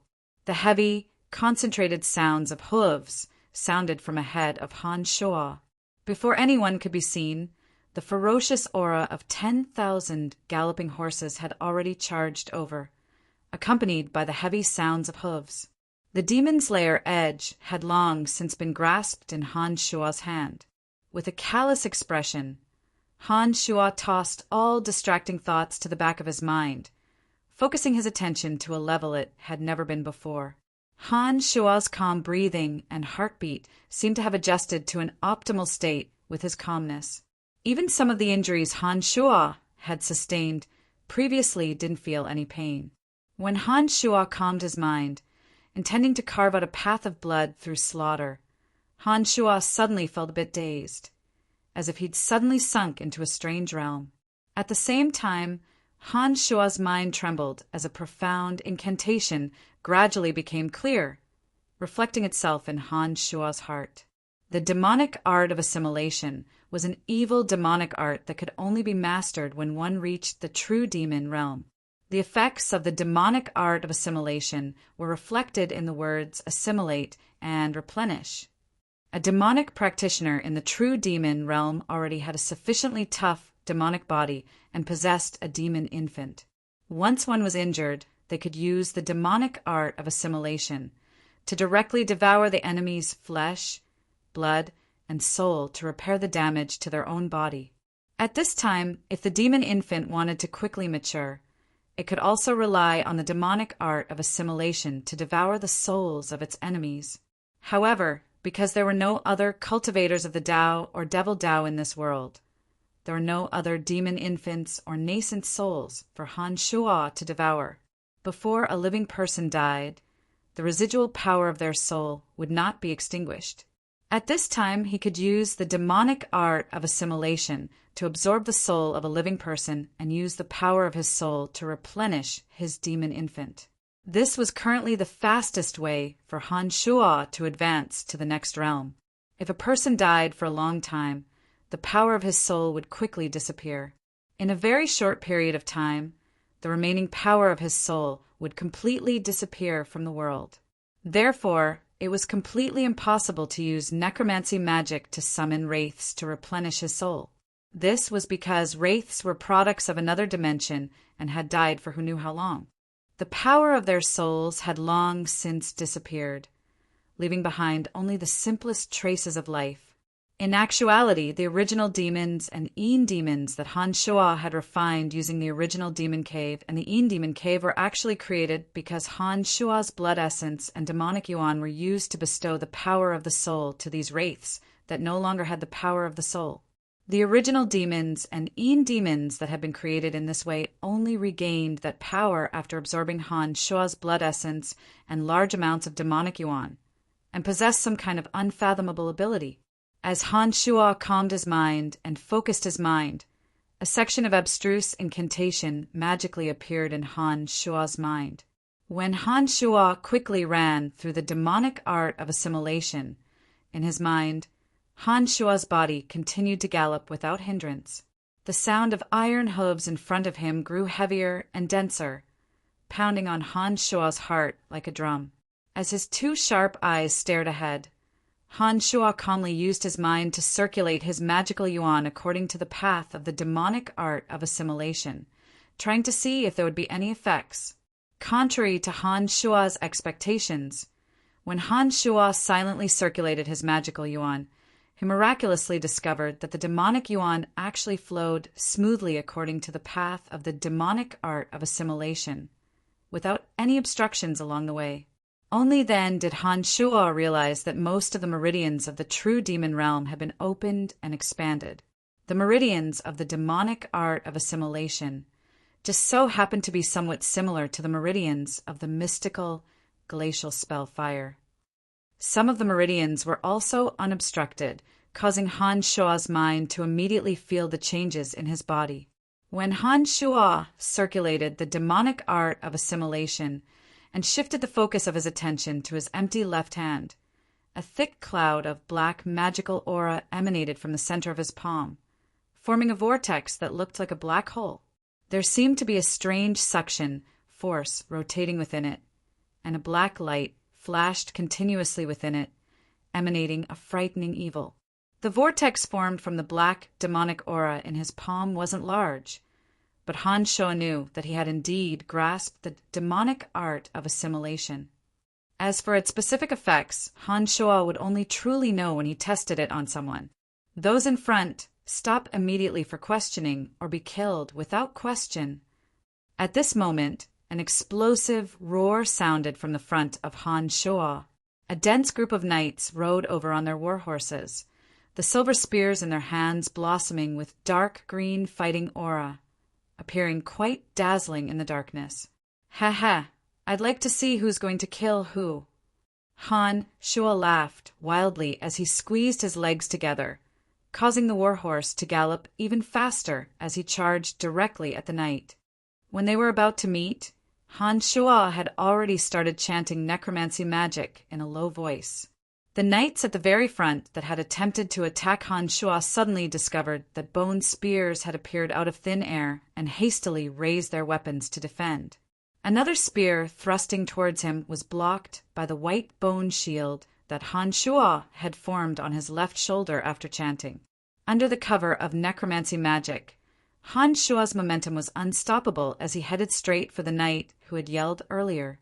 When the demon's lair edge's sharpness clashed with the knight's spear, Han Shuo's spear was broken in two on the spot, just as Han Shuo had expected. Taking advantage of the knight's momentary daze, Han Shuo, who'd been whistling past the knight's side, suddenly reached out and grabbed the knight. Han Shuo's physique was abnormally strong. When he grabbed the knight with his left hand, he squeezed hard, causing the knight's shoulder bones to shatter. He then held the demon's lair edge in his right hand and used the thick hilt of the demon's lair edge to smash the knight's head, causing fresh blood to immediately spray out.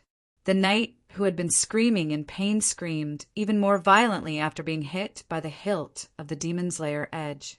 However, his struggling body had no strength left, as if he'd been beaten senseless. Han Shuo's left hand that had been tightly gripping the knight's body took this opportunity to circulate the demonic art of assimilation. In a split second, the knight's blood, flesh, and life force rapidly flowed into the whirlpool in Han Shuo's left hand from his neck. A surge of strange energy suddenly surged into Han Shuo's body, through the demon infant and Han Shua's physical body. Due to the influx of this energy, his injured body miraculously and rapidly recovered, as if he'd received a miraculous elixir. Han Shua could clearly feel that some of the ruptured blood vessels in his chest had miraculously reconnected under the nourishment of this energy. At the same time, the night that Han Shua had grabbed with one hand was gradually drying up and turning a grayish-brown due to the disappearance of his blood, flesh, and life force. When Han Shua finished absorbing his flesh, a strand of his soul was also sucked away by the demon infant like a drop of water. When Han Shua let go, a gust of cold wind blew past. The body that had lost its blood, flesh, and life force turned into dust that danced in the air. A living life had been extinguished in the blink of an eye due to the replenishment of the demonic art of assimilation, not leaving a trace in the world. As the caster, Han Shua had absorbed the knight's blood, flesh, and life force in a short amount of time. He had recovered from his previous injuries and was now full of vigor again. The miraculous and evil nature of the demonic art of assimilation gave even Han Shua a fright. He hadn't expected that the effects of the demonic art of assimilation would be able to absorb the knight's blood, flesh, and life force in the span of a few breaths and use it to replenish his own injured body. This was a classic method of harming others to benefit oneself, but it was in line with the true essence of a demonic practitioner. Disregarding the life and death of others, using the souls and life force of others to quickly recover and advance through slaughter and devouring was a method that demonic practitioners had long since gotten used to for thousands of years. Demon, he's a demon. The knights blocking Han Shua's way watched with their own eyes as their leader was killed by Han Shua in such a strange and evil manner. They were all dumbfounded. Someone in the crowd cried out in a panic. Han Shua's evil methods had clearly exceeded the scope of their understanding, especially when Han Shua's left hand had devoured the flesh and blood. Blood and broken bones had been splattered as Han Shua's demonic left hand devoured the flesh and blood. It was even more difficult for them to accept. Han Shua had already penetrated deep into this group of knights. Because the path wasn't wide enough, the knights in front of him had almost completely blocked the path. Even though Han Shua was fast, he had no choice but to slow down a little. Han Shua, who had been prepared to face a cruel attack, suddenly discovered that the enemies around him had all fallen into a daze. Each and every one of them looked at him with fear, and not a single one of them dared to make the first move. Chapter 187. Their momentary daze was broken when Emily and the others behind Han Shua joined the fray. Emily and the others swarmed over and attacked the knights in front of them mercilessly as soon as they arrived. Dazzling magic and fierce fighting aura exploded at the same time in that instant. It was as if bombs had landed in the center, causing many knights to die or be seriously injured. Faced with the threat to their lives, the Griffin Legion Knights, who'd just been stunned by Han Shua's demonic art of assimilation, attacked with their lives on the line. Long spears, arrows, and sharp spears suddenly shot towards Han Shua's group. Because the road had been completely blocked by the Griffin Legion Knights, Han Shua's group would inevitably meet them if they charged over.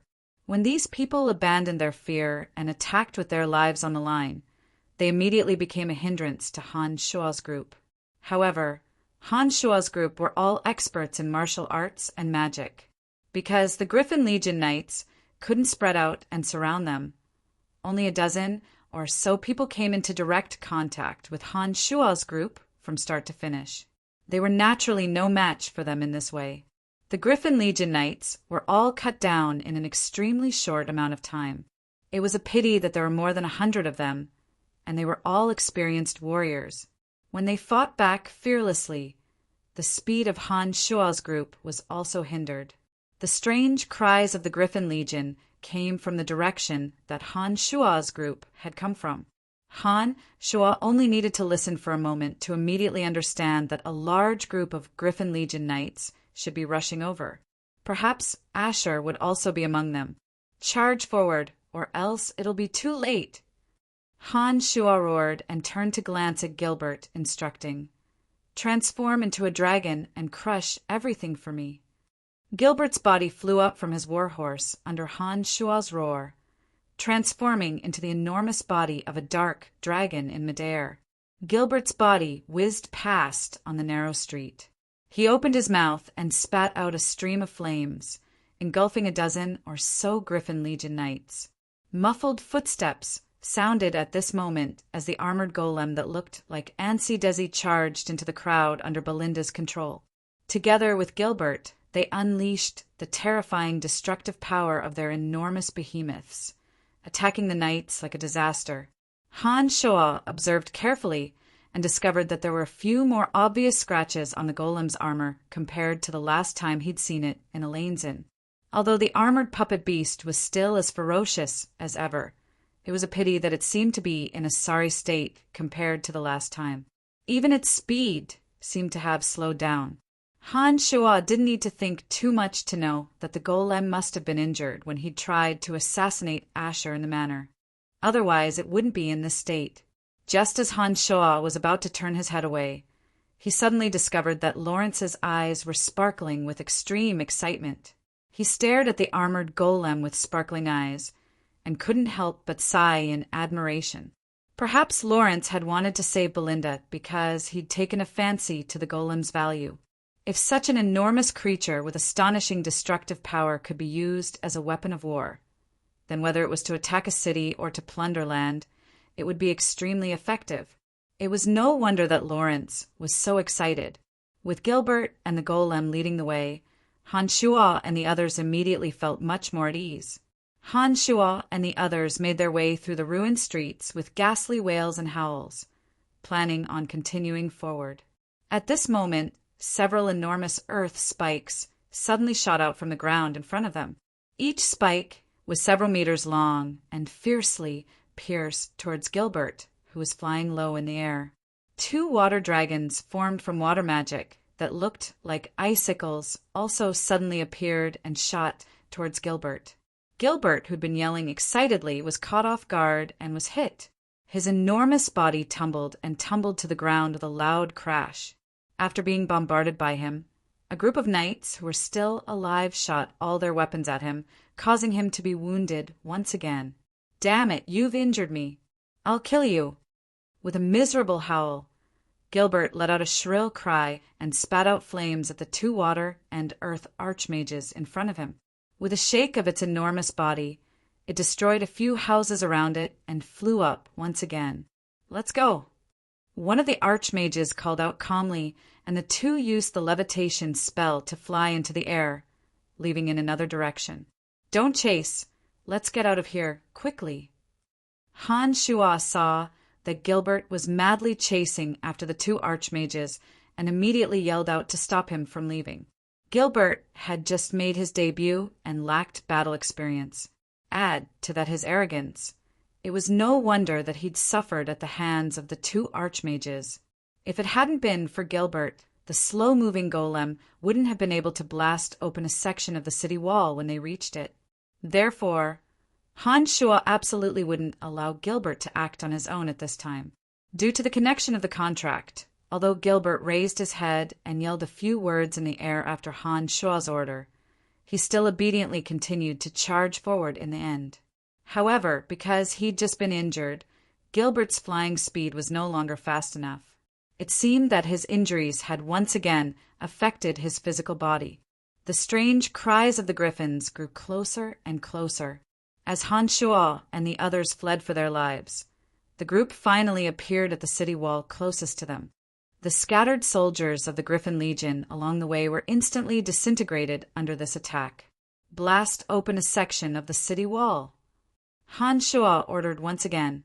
Gilbert and the armored golem charged towards a section of the city wall at the same time. The sturdy city wall only creaked and trembled under the tremendous impact, but didn't collapse in an instant.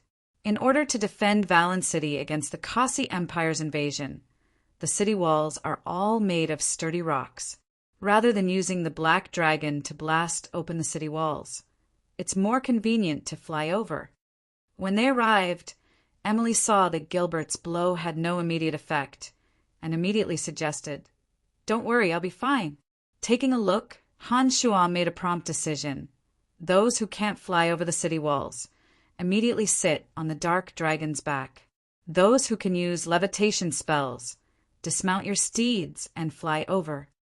As a dragon, he would rather die than let a war horse that was many times lower than him climb over his head. If he did so, it would become a lifelong stain on his reputation. Gilbert was naturally no exception. Han Shuo had long since understood this taboo, which was why he'd given up on the idea of having the dark dragon take his steed with him. Angelica and the others from the Battlefire mercenary band who couldn't fly, as well as Candace and Caspian, immediately abandoned their steeds and leapt onto Gilbert's back under Han Shuo's orders. Emily, who was a magus, grabbed the fat hotel owner, Elaine, and slowly flew into the air. Third Prince Lawrence also used an expensive flying scroll and easily took the assassin Lucky into the air. His speed wasn't slow either.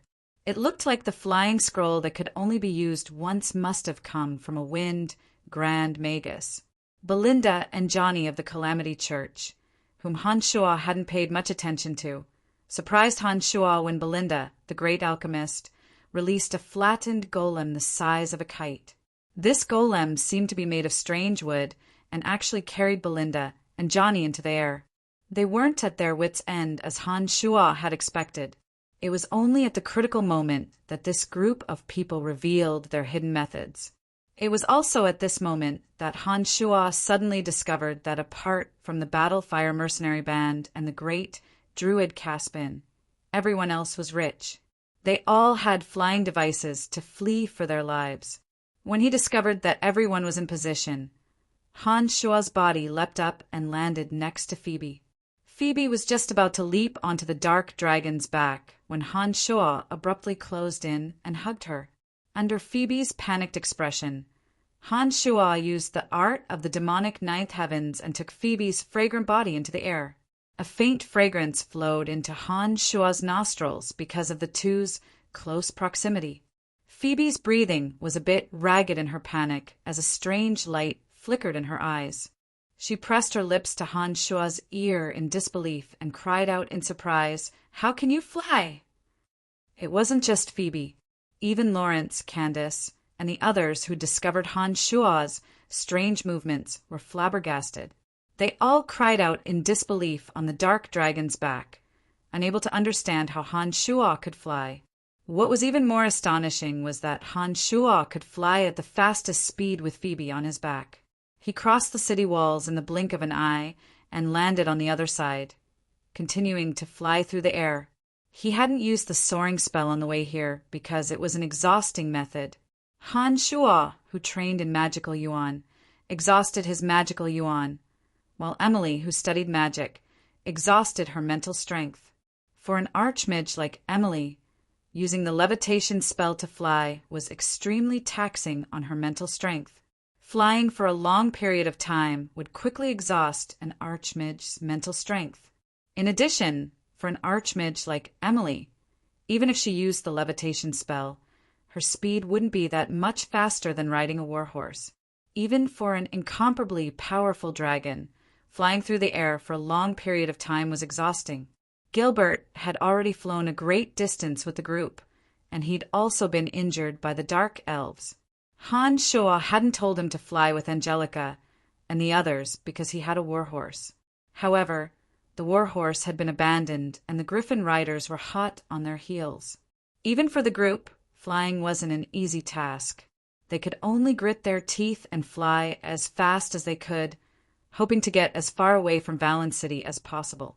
The pursuers didn't relax in the slightest. When Han Shuo and the others crossed the city walls and continued to fly forward, Han Shuo, who was high up in the sky, saw the grand formation of thousands of Griffin Legion riders and the dense black dots in the sky, chasing them relentlessly.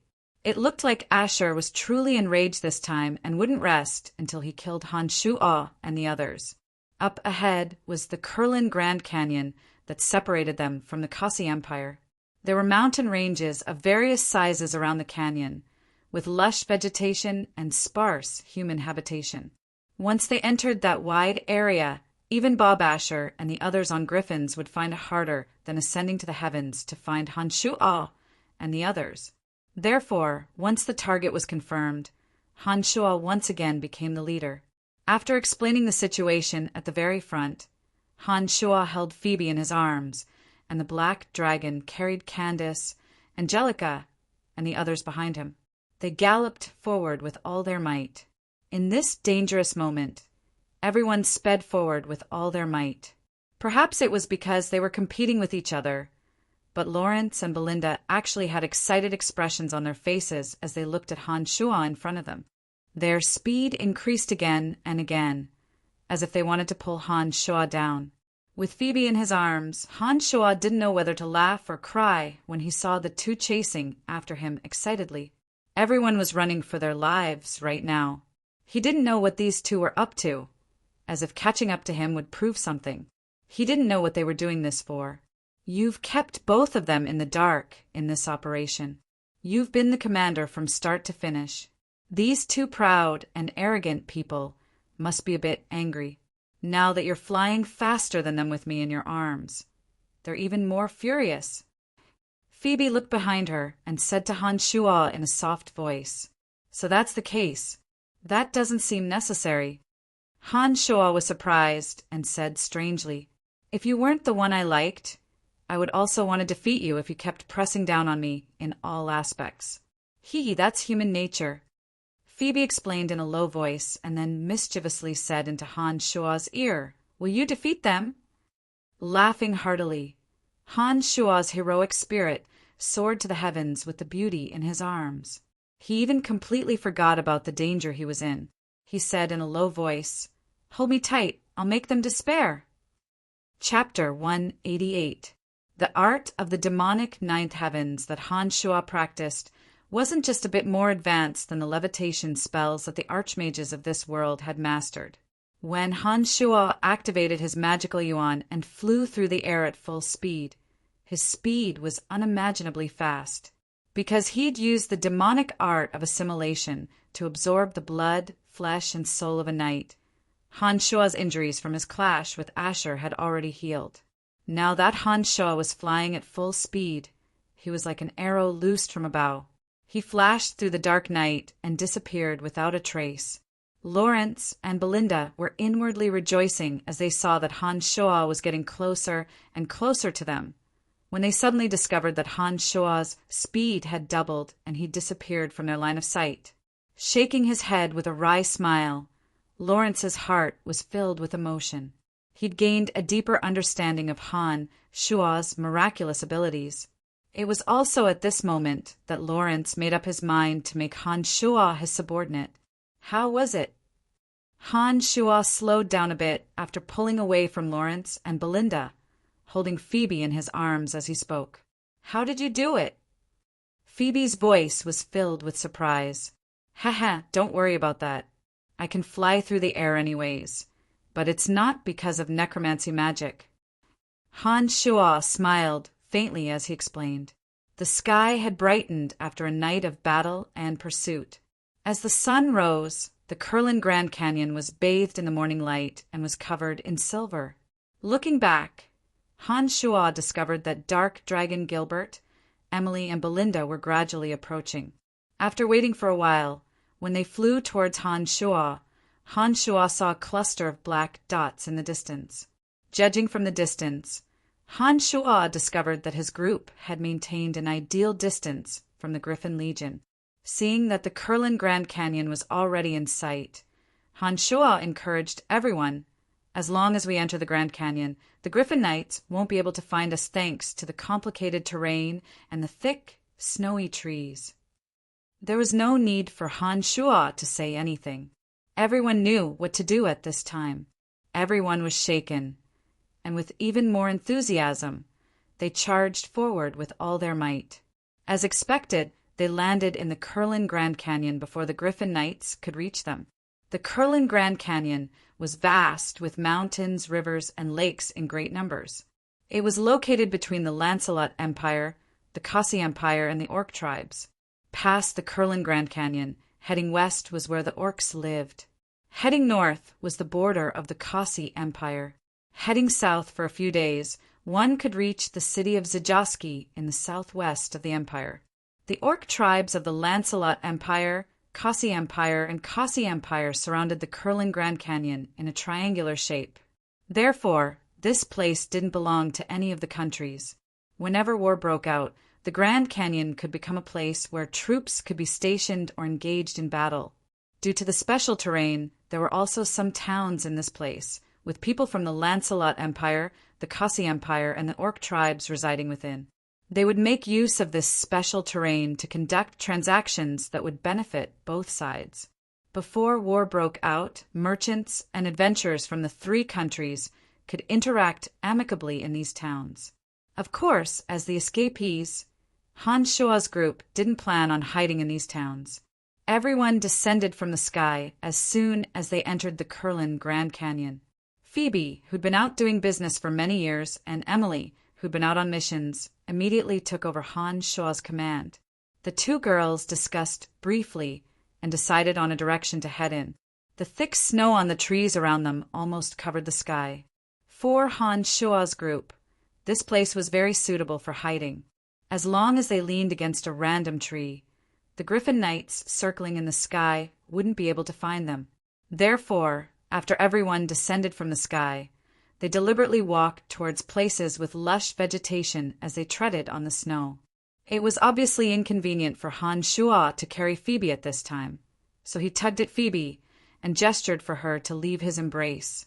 As a sword master, Phoebe first squirmed in Han Shua's embrace, seemingly greedy for the warmth emanating from Han Shua's body. However, when she discovered that everyone was walking on foot and that Candace was looking at her with a smile that wasn't quite a smile, she blushed and hurriedly left Han Shua's embrace. As casters, Emily, Angelica, and the others were all wrapped in thick, flesh-colored coats. After flying through the night and being buffeted by the frigid wind for so long, they were all shivering from the cold. Their footsteps slowed down a bit at this time. Seeing that Emily's beautiful face was a bit pale from the cold, Han Shua felt a bit of pain in his heart. He looked left and right and suddenly suggested, "We've already entered the Curlin Grand Canyon anyways. There are trees blocking the sky here, and it'll be hard for the Griffin Legion to find us. I see that everyone is a bit tired after a busy day. It's not wise for us to continue on our way now. Why don't we find a hidden place to rest first?" Everyone readily agreed after Han Shua's words. Phoebe's bright eyes spun as she suddenly thought of something. She turned and said to Han Shua, "I've been here a few times, and I remember that there's a hidden cave nearby. I've stored some goods there before we can rest there." "All right, we can look around. It'd be best if we can find this place." Han Shua was overjoyed and said with a smile. Phoebe then furrowed her brow in thought and pointed in a direction. She said, "If I remember correctly, it should be there. Let's go take a look." When the group approached, they discovered that apart from a thick layer of snow, there were no traces of a cave. Phoebe was startled for a moment and then said with certainty, "It should be here. It looks like the entrance to the cave has been blocked by snow. We'll know if we dig a bit." "Then what are we waiting for?" Lawrence called out briskly. It looked like he trusted this junior sister quite a bit. He took out his long sword and stabbed fiercely at the place Phoebe was pointing at. The mages and Belinda all seemed to want to come over and help when they saw that Lawrence had made his move.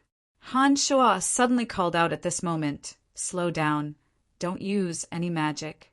We should be careful and move the snow away from the cave entrance. This way, we won't leave any obvious traces when we enter. Even if the Griffin Legion gives up on the Griffins and comes down to search, they'll find it hard to find us." Everyone immediately agreed after Han Shua's words. Han Shua, Lawrence, and Phoebe then carefully dug, moving large chunks of snow away. "It's here, all right, haha." Phoebe stirred the long sword in her hand after moving away a large patch of snow and suddenly cried out in surprise. Han, Shua, and Lawrence then looked at each other and moved away the somewhat thick snow that had gathered at the entrance of the cave, revealing a pitch-black cave entrance. Looking inside, Han Shua discovered that the space inside was as wide as a basketball court.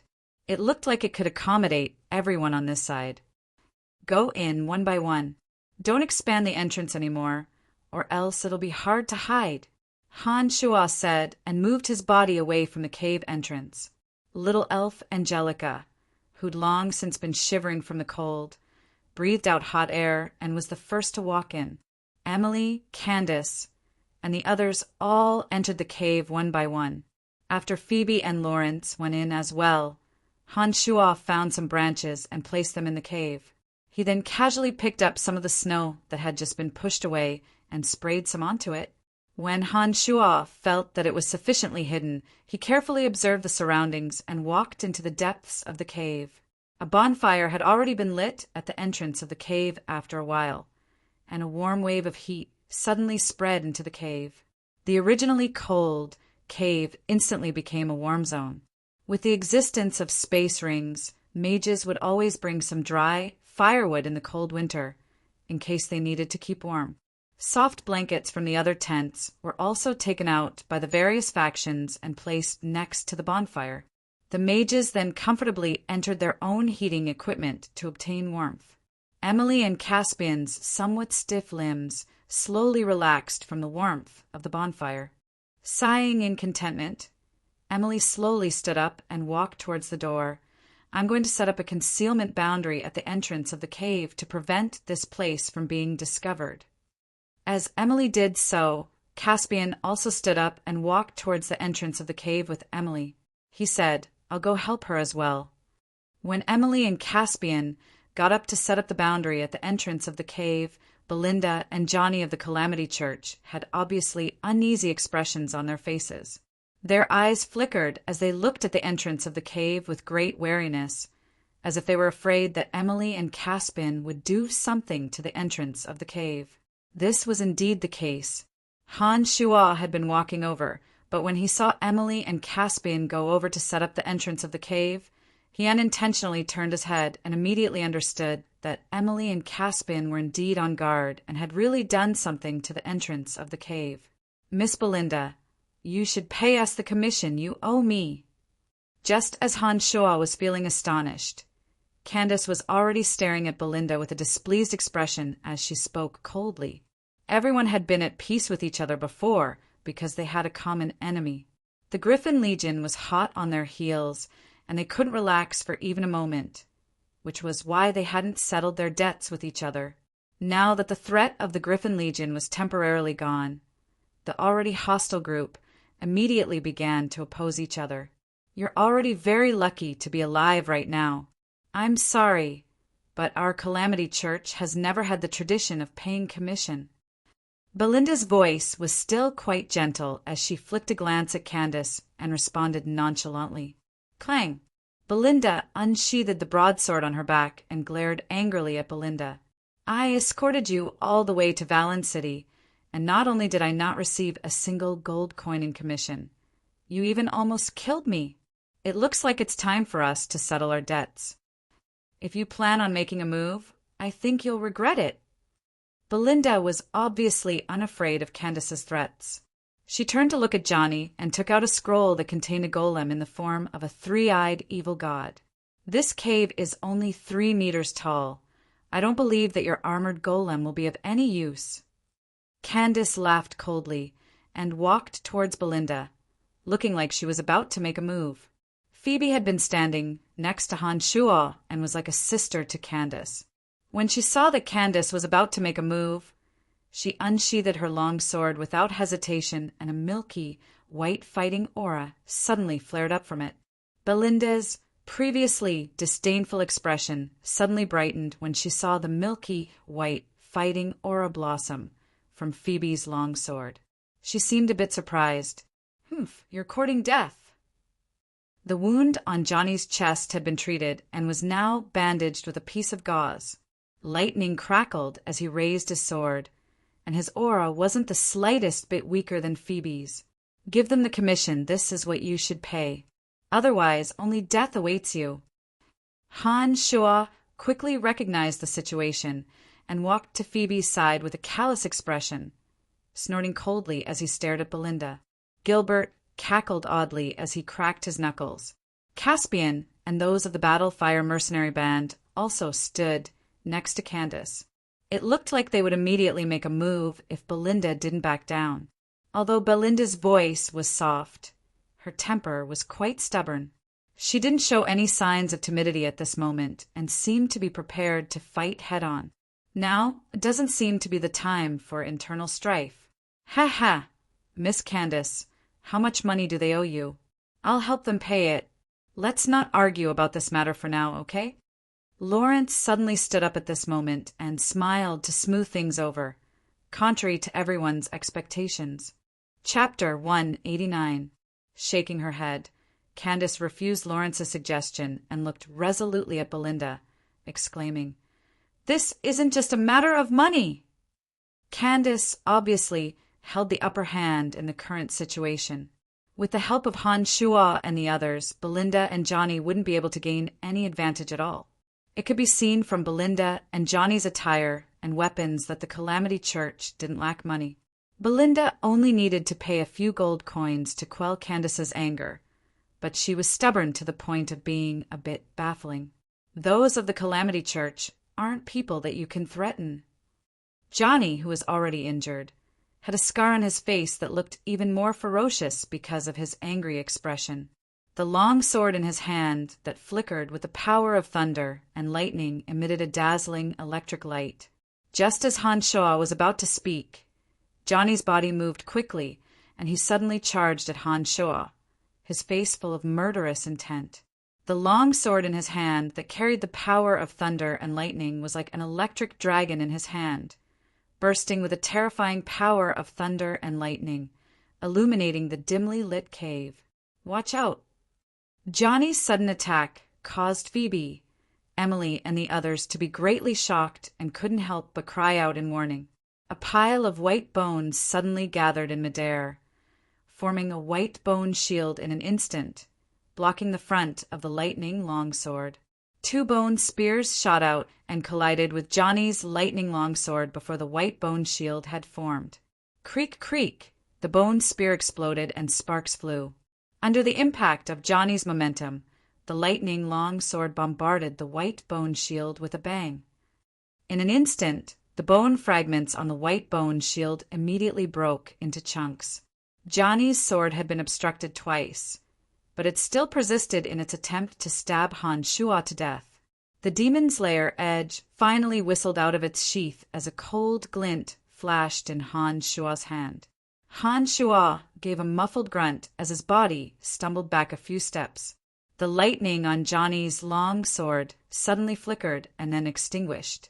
Johnny's momentum also slowed at this moment. When he was about to make another move, Caspian, Emily, Phoebe, and the others were already standing next to Han Shua, glaring angrily at him. "It doesn't seem that I'm your enemy." Having steadied himself, Han Shua first circulated the magical yuan through his body and confirmed that there were no major injuries. He then focused his cold gaze on Johnny and spoke faintly. "You deceived us in the operation against Bob Asher this time and used us as cannon fodder.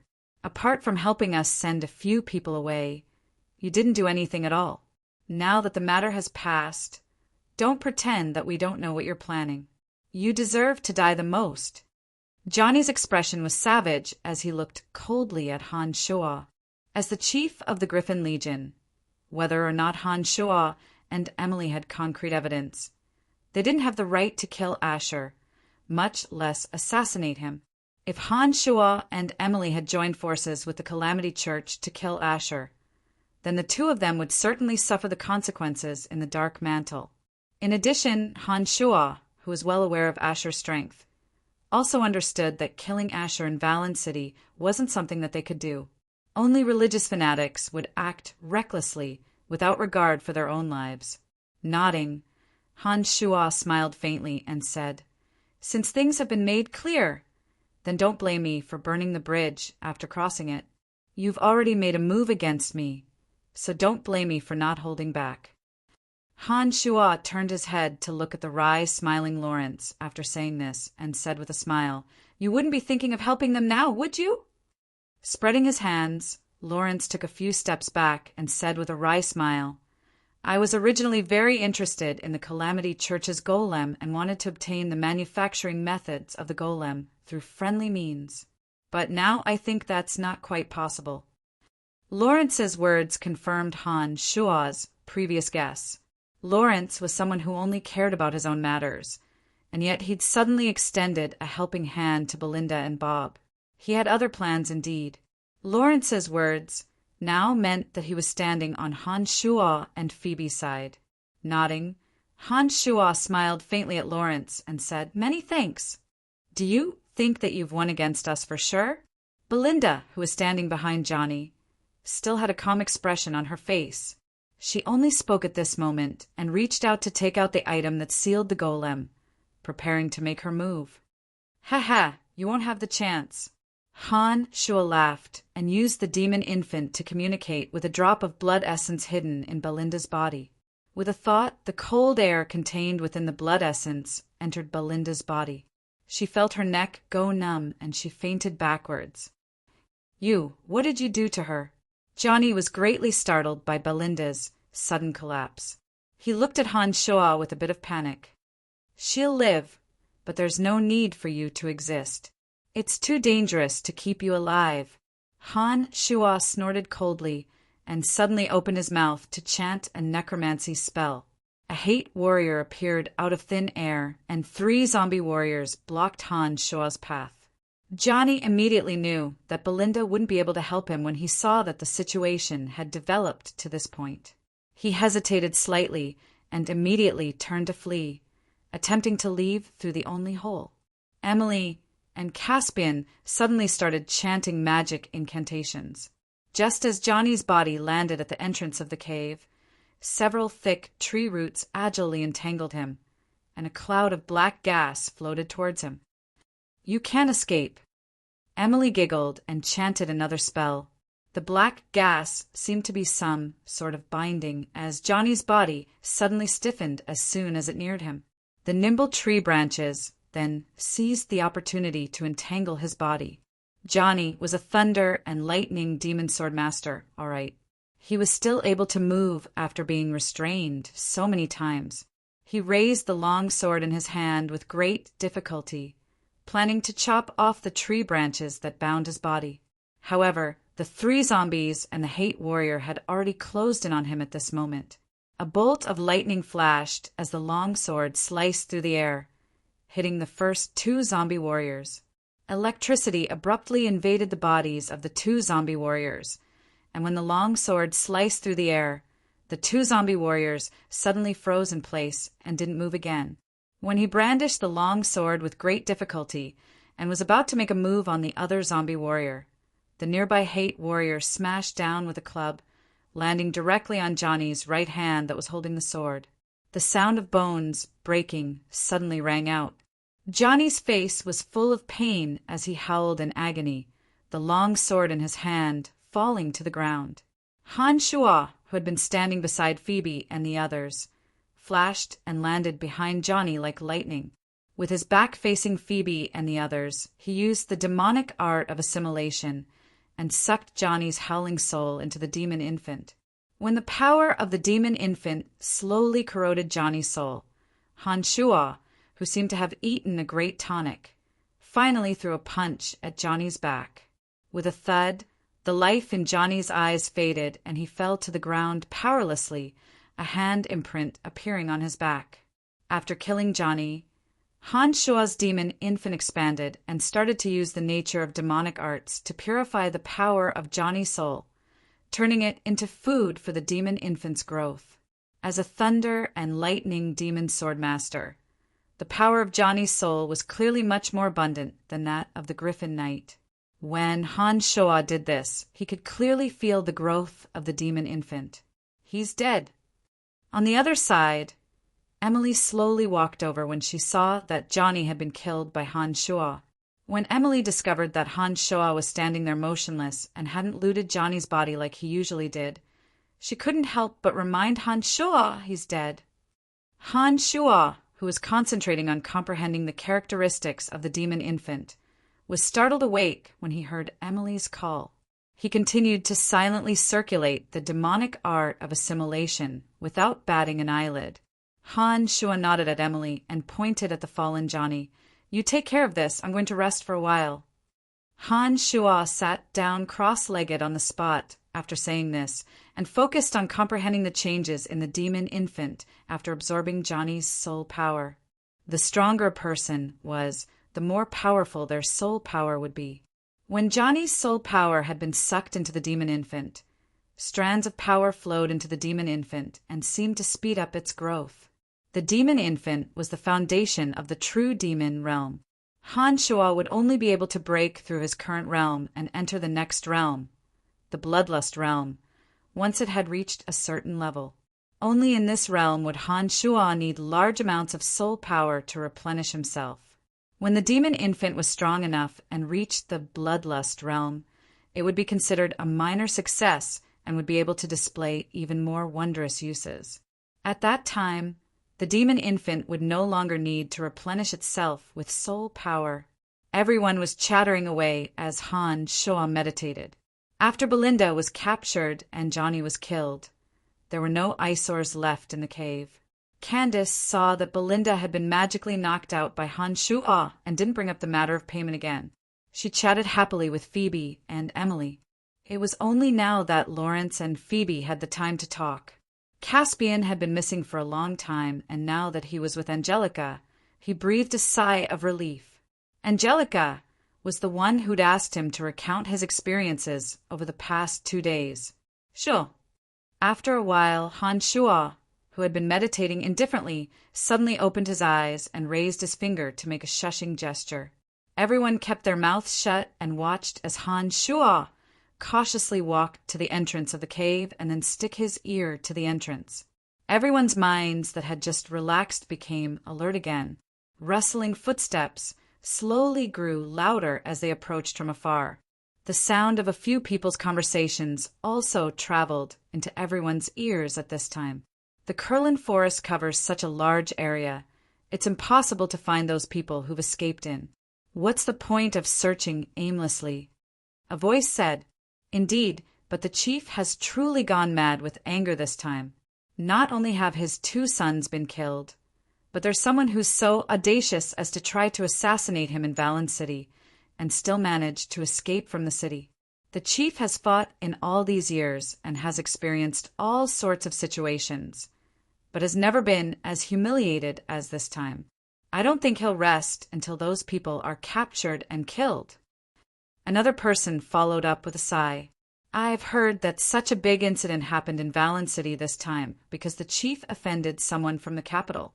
If that's really the case, then the chief is in big trouble. Who knows if we'll be in trouble as well. Don't worry, we're all just following orders. No matter what happens, it shouldn't matter as long as we understand the situation. In addition, we're not the chief's trusted Griffin Knights.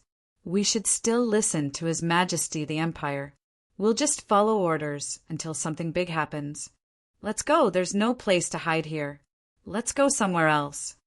The group talked as they passed by the cave Han Shuo and the others were in, but didn't discover anything out of the ordinary. Their voices grew further and further away, finally disappearing into the distance. Another 2 groups passed by after this group. Because of Emily and Caspian's arrangements, the cave entrance was very well hidden. They didn't discover anything out of the ordinary and didn't linger here in the end. All right, it's been a tiring night. Everyone get some rest. Han Shuo waited for a while after the 3 groups left. He smiled at the people inside when he saw that there was no movement outside. Everyone sighed in relief and nodded in agreement. They either meditated or slept, sitting by the warm bonfire. Everyone rested for the entire day in the cave and discovered that it was already night after they'd rested their minds. Han Shuo closed his eyes and rested for a day, purifying and absorbing Johnny's soul energy. His mental strength and magical yuan had also recovered. It's night now. I think they've probably given up after a day of searching. We can leave now. Han Shua stood up and spoke in front of the door. Having rested enough, everyone stood up one after another. After putting away their things, Emily and Caspian removed the boundary in front of the door, and the group walked out of the cave. Chapter 190. A bright crescent moon hung high in the sky as its cold moonlight sprinkled down, illuminating the world wrapped in silver and making the night quite bright. The surroundings were exceedingly quiet, without the slightest sound. It wasn't just humans and beasts that didn't want to leave their caves in the cold winter night. Even some small insects seemed unwilling to leave their caves. When the group walked out of the cave, they immediately felt that the temperature outside was much colder than in the cave. Even though they'd been mentally prepared, they still couldn't help but tighten their thick clothes and exhale lightly. There's no time to lose. I think it's best if we leave as soon as possible and return to the Empire. Han Shua looked around at the group and spoke lowly. It was unknown if Griffin Legion Commander Asher had discovered that the important items in the secret room had been stolen after the commotion. When he returned to Valen City with no results from this search, he'd discover the problem with the secret room sooner or later. At that time, he'd definitely be driven to desperate action. Therefore, Han Shua and Emily had to deliver the information they'd obtained to the senior executives of the Dark Mantle as soon as possible, so that they could deal with Asher as soon as possible and prevent him from stirring up trouble. There are a few ungoverned towns in the vast area of the Kurlan Grand Canyon. The Dark Mantle has a few strongholds here, and the largest stronghold has a magical device that can contact the senior executives of the Dark Mantle. Brian and I need to get there as soon as possible. We're in very little danger now, so it looks like it's time to part ways. Emily mused for a moment and then suggested with a smile. When I entered Elaine's hotel, the merchant company escorting the goods with me had already left Valen City, so I'm working alone now. I've already told them that nothing will happen to the merchant company for now. I'll return to the Empire with Brian. Phoebe stood beside Han Shua and expressed her stance. Caspian and Lawrence thought about it for a moment and both expressed their intention to part ways with Han Shua. Caspian solemnly expressed his thanks to Han Shua, and Lawrence's gaze roamed over Belinda, who had been captured by Emily. He then said, "Brian, if you can get the method to refine a golem from her, I'm willing to pay a great price for it." Nodding his head, Han Shua expressed his understanding and said with a smile, "I will ask her, but I advise you not to have too much hope. I think that even if you have the method to refine puppets, you can't mass-produce them. Otherwise, with the Calamity Church's financial resources, they would have long since formed an army of puppets." Lawrence stared blankly at Han Shua's words, then opened his mouth again to say, "Even if you can refine one or two, it would be of great help to me." "All right, I'll try my best." Seeing that Lawrence still hadn't given up, Han Shua said helplessly, "Big bad guy, will we meet again?" On the other side, Angelica suddenly stared at Han Shua and said crisply as Caspian was about to leave. Shrugging his shoulders, Han Shua said dashingly, "I think so. We've already met twice in such a short period of time. We're quite fated. All right, thank you again. If you have the chance in the future, come visit the Elven tribe in the Dark Forest. Angelica will treat you well." Caspian bowed to Han Shua and said with a smile. Lawrence and the others didn't linger when Caspian and Angelica left, walking in the opposite direction from Caspian and Angelica. After Caspian and Angelica disappeared, Han Shua thought that if Caspian and Angelica found out that he was the leader of the Dark Forest Troll, the two of them would hate Han Shua to a great extent. It was best not to visit the Elven tribe. Senior Swordsman Davis of the Battlefire Mercenary Band felt dejected after Angelica's departure. This valiant swordsman's gaze was still fixed in the direction that Angelica had disappeared in, lost in thought. "Candace, how much does this Belinda owe you? I'll pay it for you. We still have a use for her. We can't give her to you." Emily looked at Candace at this moment and took out her crystal card, seeming to want to pay Candace. "Forget it, Sister Emily. We don't lack these gold coins." Let's just consider this mission a failure. It's no big deal. Candace hurriedly declined when she saw that Emily was about to pay. She then looked at the mercenaries behind her and said to Emily and Phoebe, all right, we need to leave as well. We still need to continue the mission when we return." Candace didn't wait for Emily to pay the gold coins after she'd finished speaking, and quickly fled with the mercenaries. Because they couldn't fly and Han Shuo and the others were in a hurry to leave, Emily told Elaine the address and had her take Belinda there. Because Han Shuo had released the cold air, Belinda wouldn't wake up for a while without Han Shuo's help. So Emily and Han Shuo didn't need to worry about Elaine's safety. After Elaine grabbed Belinda and left, only Han Shuo, Emily, Phoebe, and the strangely quiet, dark dragon Gilbert were left in front of the cave. Why are you so quiet all of a sudden?" Han Shuo finally remembered that Gilbert hadn't made a fuss in a long time and couldn't help but ask in surprise.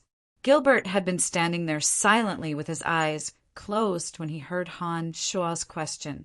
He immediately opened his eyes with a long face and said, "What a disloyal master! I've been injured along the way and have been recuperating whenever I have the time. Why have you only thought of me now?" Han Shuo finally remembered that the attacks of the two archmages and a group of knights had hit him when they'd charged out of Allen City. He'd then flown for so long with a group of old and weak soldiers on his back. No wonder he'd suddenly become so quiet.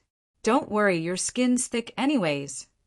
Han Shuo chuckled naughtily and thought for a moment. "How about this? You get the hell back home first, and I'll take you out after you've recovered. I've only been out for a few days, and you're chasing me back again." Gilbert immediately yelled loudly when he heard that Han Shuo wanted him to return to the cemetery of death. "Go! Be a good boy, or I'll show you what's coming. Now that I'm with two beauties, it'll be so inconvenient to bring you along. Not to mention that you're injured." Han Shuo laughed naughtily as he took out his magic wand and set up a matrix. He grabbed Gilbert's shoulder as he yelled and kicked him in regardless of whether he was willing or not. His mental strength moved, and the matrix was immediately activated. Gilbert also disappeared without a trace. Without the Eye of Darkness, even Gilbert wouldn't be able to walk out of the cemetery of death.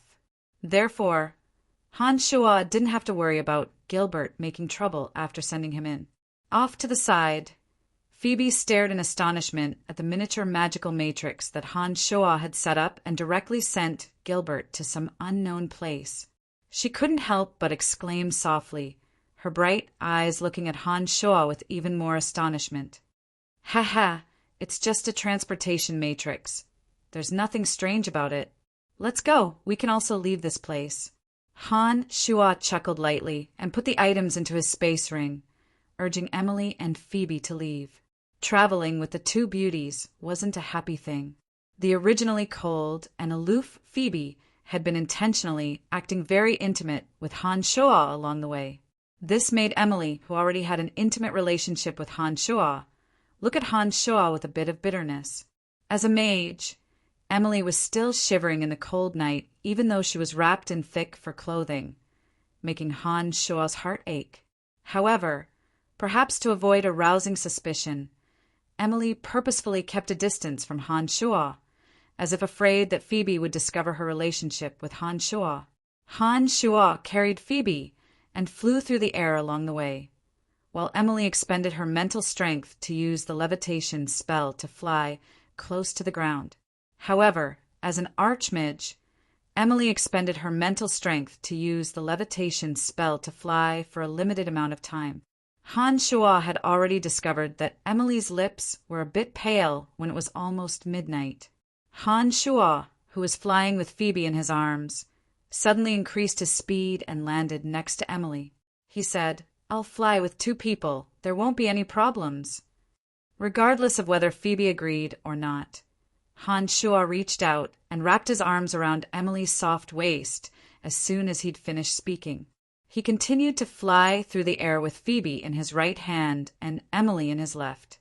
He also silently circulated his magical yuan, sending warm heat into Emily's cold body. Emily struggled a bit after being embraced by Han Shuo's left hand, attempting to leave Han Shuo's embrace. However, Han Shua held her firmly in place, making it impossible for her to move at all.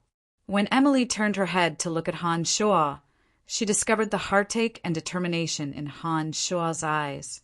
She couldn't help but feel a sweetness in her heart. Whether it was because of the heat entering her body or some other reason, Emily felt her cold body heat up in an instant. The previous coldness faded in an instant, and her entire being seemed to be enveloped in warmth. I see that you seem to be very familiar with the way you're holding her. At this moment, Phoebe's cherry lips moved to Han Shua's ear, and she spoke softly with a hint of jealousy. She didn't seem to be afraid that Emily would hear her words. We need to get to the Dark Mantle's location as soon as possible. There will be major problems if we're late, so I'll fly with you too. This is the fastest way. Han Shua's expression was indifferent, and he didn't express anything because of Phoebe's words. They were silent the rest of the way. Han Shua circulated the art of the demonic ninth heavens to its limits and split out an extra portion of magical yuan to warm Emily's body. He followed Emily's directions as fast as lightning and shot towards a mountain range in the Kurlan region. Even with Han Shua's magical yuan, he had to use a portion of it to warm Emily while circulating the art of the demonic ninth heavens to fly. This enormous consumption was a bit hard to bear. By the second half of the night, Han Shua was already panting and sweating. Take a rest. Look how tired you are. Although Phoebe had been a bit jealous just now, her feelings for Han Shua were sincere. She couldn't help but speak with heartache when she saw Han Shua sweat. On the other side, Emily was also feeling heartache.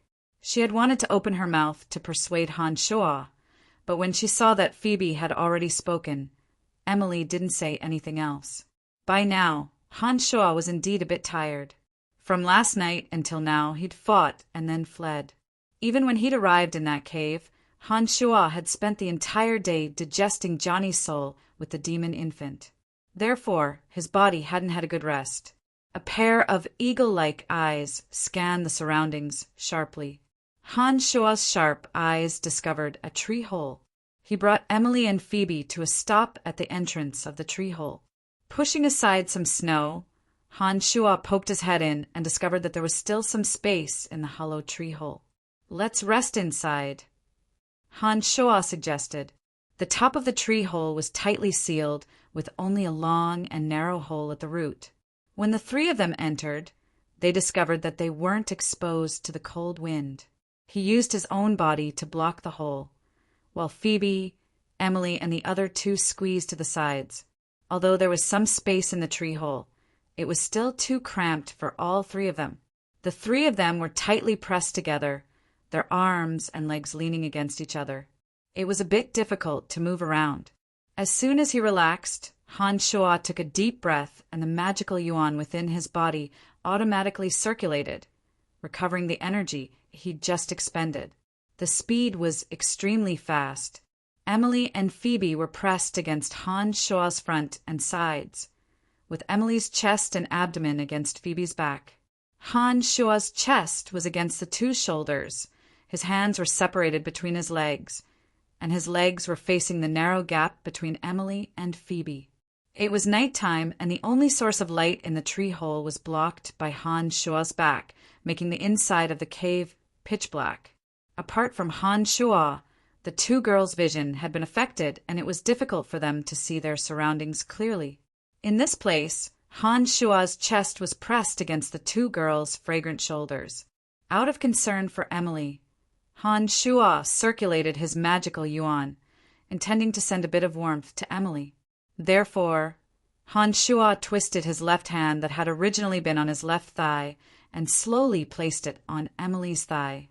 Chapter 191. A wave of warmth approached. Emily and Phoebe both felt it at the same time. Emily felt it on her thighs, while Phoebe felt it on her perky buttocks. When Han Shua's large hand landed on Emily's thigh, Emily's body trembled. She thought that Han Shua was trying to make a move at this moment, so she immediately raised her leg to block it.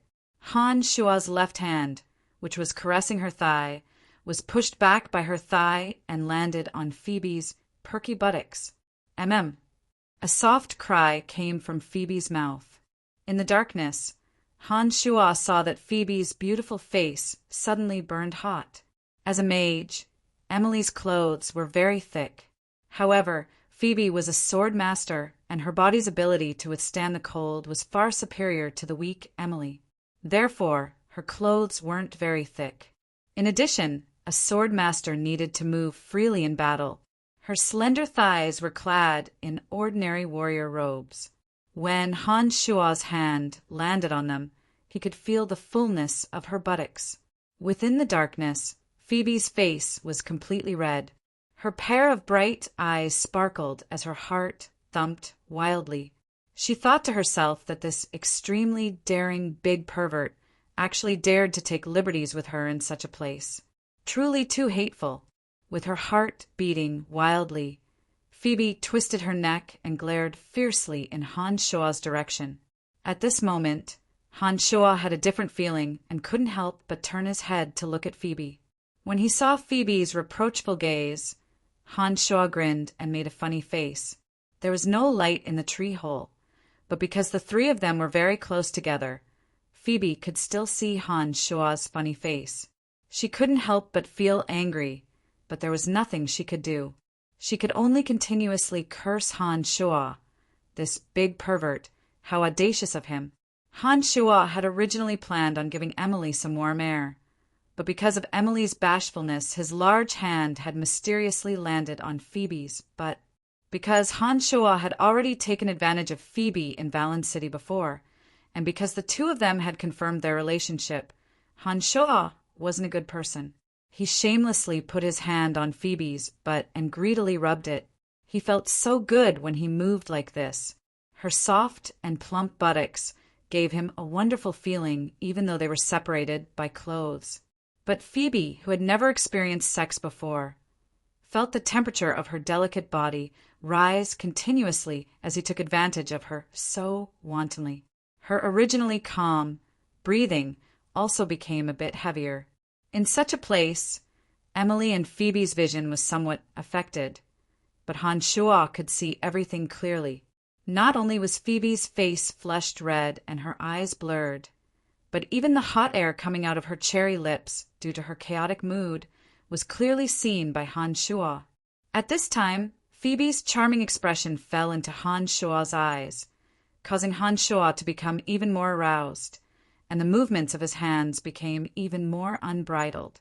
His large hands, which were originally separated by her clothes, suddenly felt that the thin layer of clothing became an unbearable hindrance. Then Han Shua's large hands moved up, nimbly pushing aside Phoebe's clothes on her waist, directly sticking to her warm and smooth waist without any hindrance. When Phoebe's breathing intensified, he unceremoniously moved down to touch her plump buttocks. In this way, not only was Phoebe's face red, but even her neck was densely covered in red. She could no longer suppress the sound of her breathing and couldn't help but let out a soft moan. Just as Han Shua's heart was dripping with joy and was still eating heartily, he suddenly heard Emily cough softly and then felt a pain in his waist. Emily had fiercely pinched him. If it were another woman, Han Shua would probably be a little embarrassed, but Emily and Han Shua had long been intimate, and the two of them had enjoyed each other's company countless times. Therefore, Han Shua didn't have any qualms about Emily's existence at all. After being pinched by Emily, Han Shua turned his head to look at Emily. His left thigh trembled, and he forcibly squeezed Emily's buttocks, using his knee to prod Emily. Emily's heart was also stifled by Han Shua's actions. She inwardly felt that Han Shua's lust had reached the heavens. It was one thing for him to violate Phoebe in front of her, but now it seemed that he was going to do the same to her as well.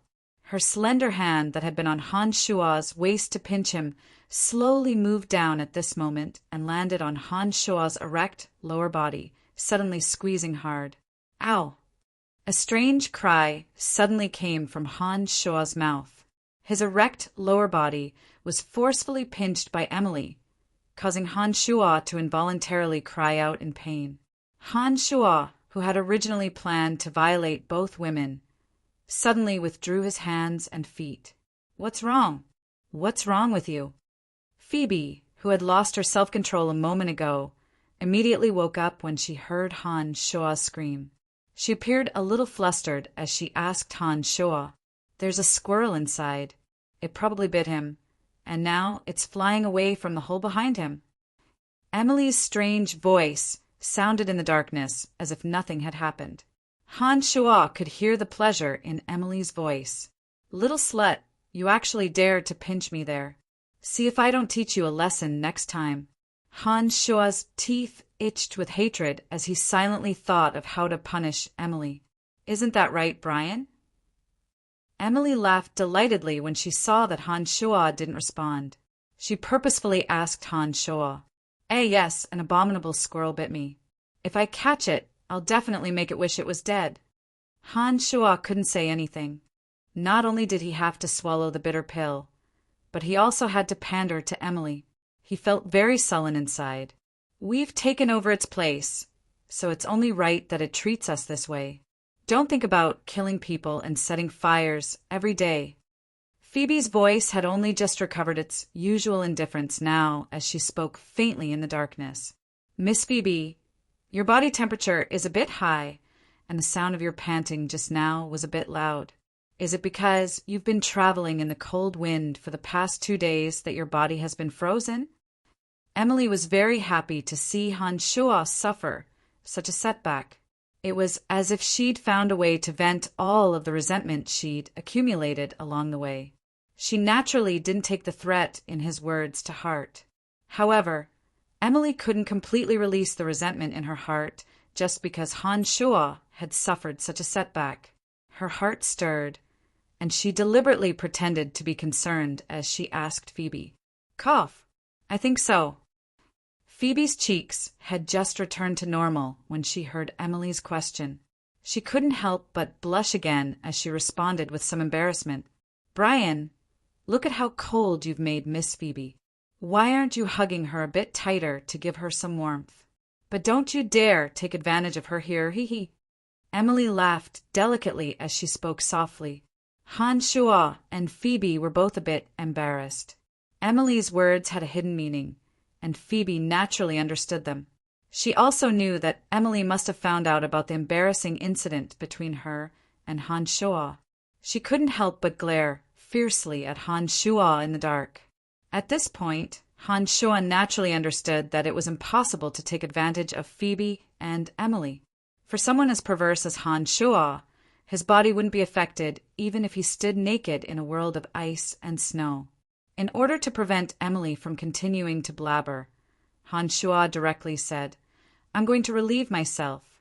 You two can rest here." Han Shua didn't wait for the two girls to speak as he struggled out of the tree hole after speaking. He took a few steps to relieve himself, then retreated to a spot not far from the tree hole where Phoebe and Emily were. He sat down cross-legged in a pile of snow and calmed his heart to silently circulate his magical yuan. After an indeterminate amount of time, Han Shua felt that the magical yuan had already formed its own cycle, and his body had recovered to its peak condition. A strong throbbing suddenly occurred in the depths of his heart. An indescribable call seemed to be imprinted in the depths of his heart from an endless distance. It was as though there was a voice in the depths of his heart that was giving him a message to return to its side immediately. Han Shua was shocked. He didn't know what was going on at first, but when Han Shua discarded all distracting thoughts and focused all his attention, he suddenly discovered a mysterious connection that hadn't been severed even though they were separated by an endless distance. Perhaps this connection had always existed, but Han Shua had only just discovered it now. This was the call of Little Skull from an alternate dimension. When Han Shua felt this call, as though it was asking for help, the greatly shocked Han Shua immediately used the most basic skeleton summoning spell to summon Little Skull from an infinitely distant, alternate dimension. He relied on this weak but unseverable connection to summon Little Skull to him. The bones on the little skeleton's body creaked and swayed, as though it had just experienced a great battle. The bone dagger in its hand danced wildly in the air. The bones on its body showed signs of shattering. The 7 bone spurs on its back, which were originally sharp, actually looked a little blunt, perhaps because it had been chopping at hard objects for a long time. From Little Skull's physical condition and its current movements, Han Shuo was certain that Little Skull must have been in a foreign world and engaged in a battle with the creatures there. Moreover, Han Shuo could feel that it was indeed Little Skull calling for help just now. All of this made Han Shuo feel a little incredulous. Chapter 192. Looking at the Little Skull in front of him, who had a few broken bones and was still waving his bone knife, Han Shuo felt a little disappointed. All this while, Han Shuo had never treated this Little Skull as just an ordinary dark creature that fought for him. From the moment he learned necromancy magic and summoned this small skeleton, he had become an indispensable partner for Han Shuo. Before he learned how to fight, the Little Skull freed Han Shuo from the tedious chores, helping him take out the trash and clean up. When Han Shuo used demonic arts to refine him, the relationship between the Little Skull and Han Shuo was not as simple as that of a summoner and a summoned creature. Later on, whenever Han Shuo was in danger, the Little Skull would play an important role, helping him out of danger. However, Han Shuo now realized that the Little Skull should really have a strange connection with him. Han Shuo never knew what the Little Skull had encountered and done in the other dimension, nor did he try to find out. If it wasn't for Han Shuo's calmness this time, he might not have heard the Little Skull's call for help. If he missed this summon, the Little Skull might no longer exist in the other dimension. When Han Shuo thought of this, he felt a little guilty.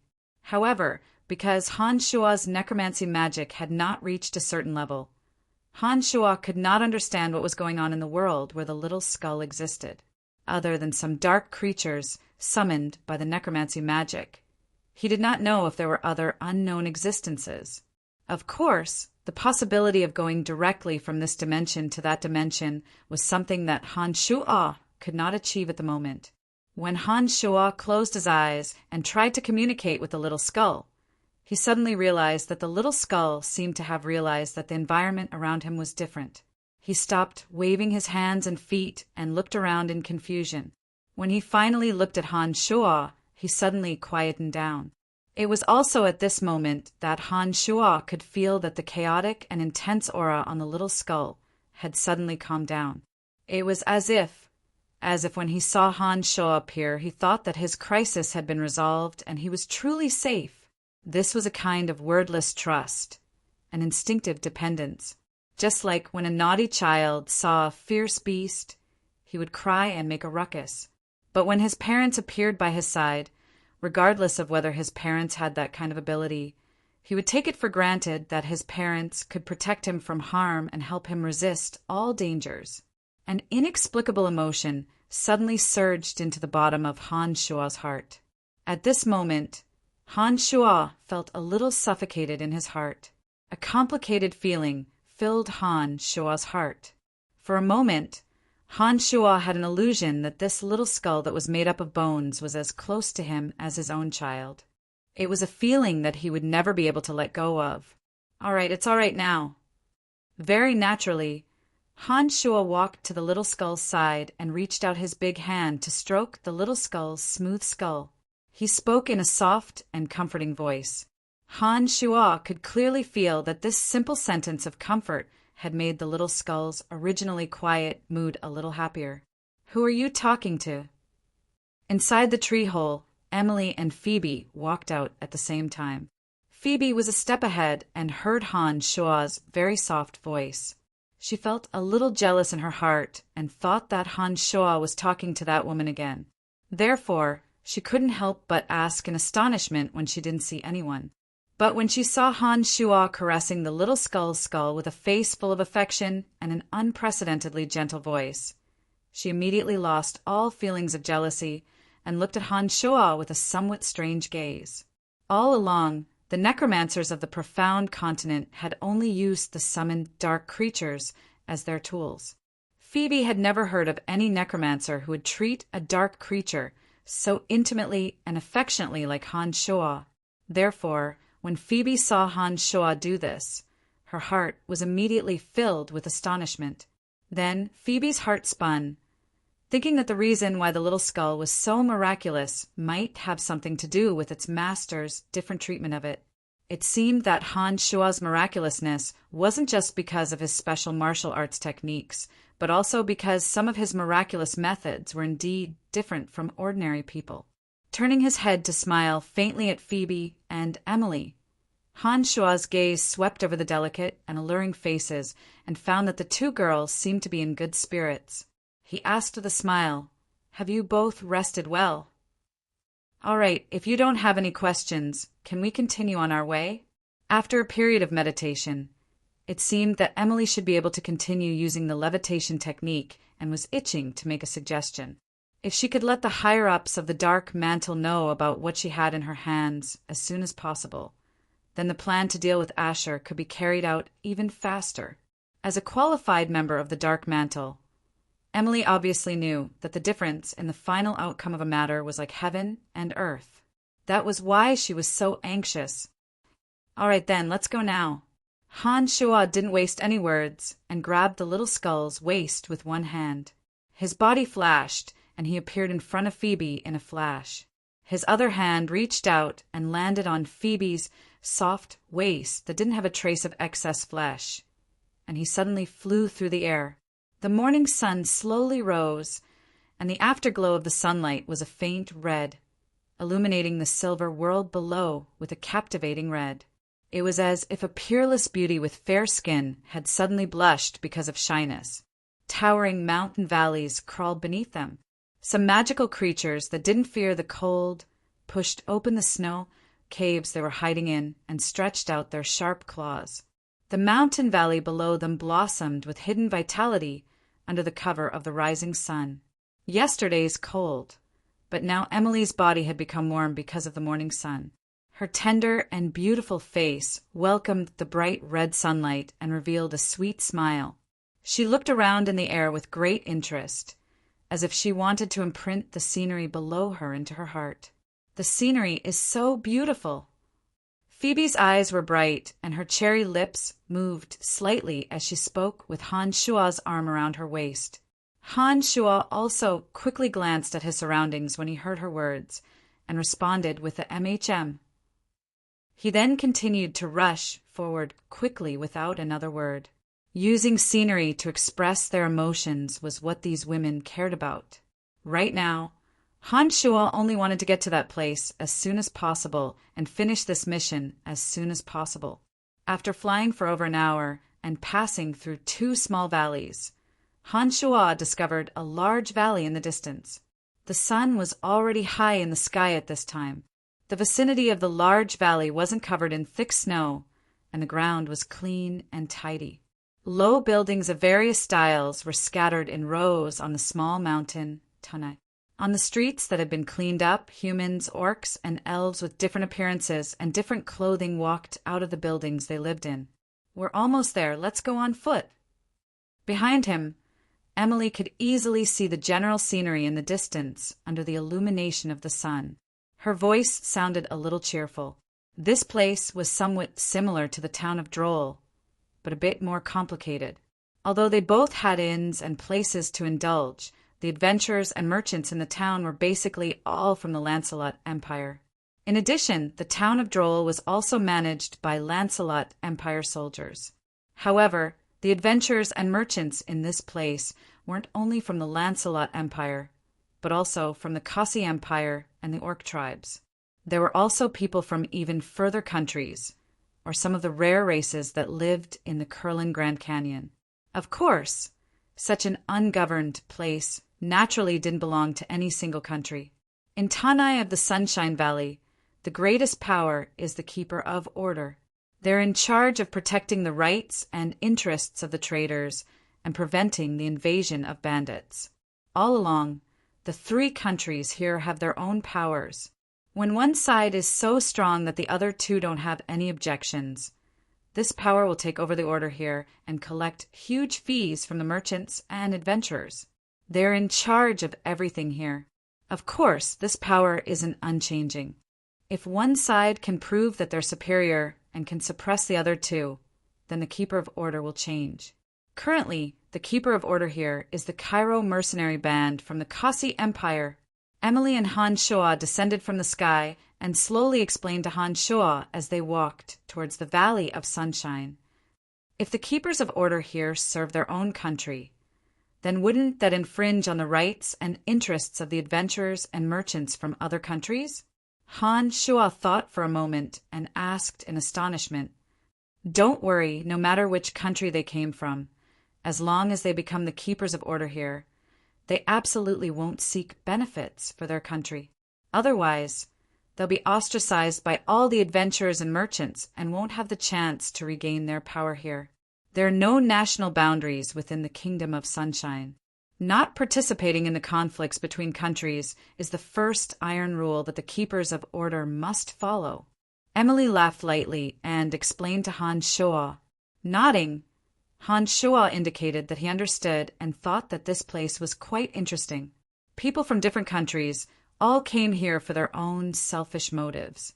Large transactions between the three countries would surely allow the Keepers of Order here to earn a considerable amount of gold coins. Han Shoa naturally wasn't too clear on these common sense rules. Along the way, Emily and Phoebe explained to Han Shoa one by one. Han Shoa listened very carefully. When they arrived at the management office of the Valley of Sunshine, they discovered that tall iron fences had been set up. A few knights in ash-brown armor guarded the iron fences, all of them wearing grave and stern expressions. From Emily and Phoebe's conversation, Han Shoa knew that these people were from the Cairo mercenary band from the Kasi Empire. This mercenary band had an astonishing strength of 2,000 to 3,000 people. There were experts of all professions within the band. They trained constantly and were even stronger than the regular army of an ordinary country. They had their own strict system and reasonable division of professions. In the year or so since they'd taken over the Valley of Sunshine, they'd fended off many bandits' attacks and displayed a combat strength that satisfied the Tanai merchants and adventurers. "Where are you from? Do you have a pass? Do you need to apply for it now?" A tall and rather handsome knight stood by the iron fences. He was exceedingly courteous when he saw Emily and Phoebe walk over. He had a charming smile on his lips as he asked in a gentle voice, "I'm from the Buzzed Merchant Guild. These two are with me. This is my pass." Phoebe's expression was cold and arrogant. She took out a pass from her space ring and indifferently handed it over. This mature knight respectfully reached out to receive Phoebe's pass. After a moment of inspection, he smiled and handed it back to Phoebe. He said courteously, "No problem. The Valley of Sunshine welcomes your arrival. The Cairo mercenary band will be responsible for the safety of your lives and property." She casually took out a bag of gold coins and threw it on a round table in the iron fences. Phoebe's expression was as cold and inhuman as ever when she was dealing with outsiders. She said faintly, "This is the fee we should pay." Phoebe turned to look at Han Shoa as soon as she'd finished speaking. She extended a slender hand and took Han Shoa's arm. The arrogance on her face faded as she smiled sweetly. "Let's go, we can go in now." A stunning beauty, like Phoebe, didn't care about the men around her at all. She'd put on a haughty and unapproachable attitude and then suddenly changed her attitude to a slightly fawning smile at Han Shoa. This immediately caused the Cairo mercenaries to look at Han Shoa with envious expressions. However, when they saw the little skull that Han Shoa was holding, a strange expression appeared on their faces. However, they didn't say anything. It seemed that they'd met many strange people. There was nothing wrong with an adventurer like Han Shoa, who'd brought a dark creature with him. Everyone had their own vanity. Han Shoa also felt that he'd gained quite a bit of face when these people looked at him with such envious gazes. He inwardly thought that this little wench Phoebe had really given him face. "Let's go, you bastard." Emily didn't know what he was thinking when she saw Han Shoa's smiling face, but his footsteps paused. She couldn't help but roll her eyes at him and give him a gentle push from behind. Laughing heartily, Han Shua passed through the iron fences under the envious gazes of the mercenaries and walked straight into the depths of the Valley of Sunshine. Chapter 193. Han Shua had already made a rough tour of the Valley of Sunshine when he was in the sky. Now that he was here, he discovered that there were all sorts of strange buildings in Tanai. These buildings were made from different materials, such as sturdy gray stone bricks or 100-year-old tree trunks. Some of the roofs were round, while others were pointed, like smoking pipes. It was precisely because there were merchants and adventurers from various countries in this area that the style of the buildings here also had some strong local characteristics. Some people walked out of the houses on the street early in the morning to clear away the accumulated snow from the day before, clearing out a clean space in front of their doors. It was like a small city with all sorts of shops here, a dazzling array of goods from various countries. The ones who open shops around here are all small merchants. The real big merchants are only here to stay for a few days, because they've already contacted each other beforehand. They'll leave after they've finished their business here. This wasn't the first time that Phoebe had come here. She held onto Han Shua's arm and explained softly, "All right, you guys can walk around as you please. I'll take care of things first. When you're tired, you can rest in the last shop on this street. I'll arrange for someone to pick you up." Emily immediately spoke after she'd entered, concerned about the mission this time. Nodding, Han Shua understood that Emily was burning with anxiety and said, "Go ahead and take care of business first. We'll come find you later." After Emily left, Phoebe's thoughts raced as she suddenly remembered something. She said to Han Shua, "Oh right, I haven't had time to collect all of the materials on the other list you gave me. There are rare items from various countries here. Why don't we take a look? Perhaps you'll find the materials you need." After hearing Phoebe's words, Han Shua finally remembered that he'd asked Phoebe to help him collect the materials to refine the Wood Elite Zombie. The Earth Elite Zombie and the Een Demon Cave were both operating in an orderly fashion within the Cemetery of Death. However, Phoebe hadn't gathered all of the materials for the Wood Elite Zombie yet. Now that Phoebe had suggested this, Han Shua readily agreed.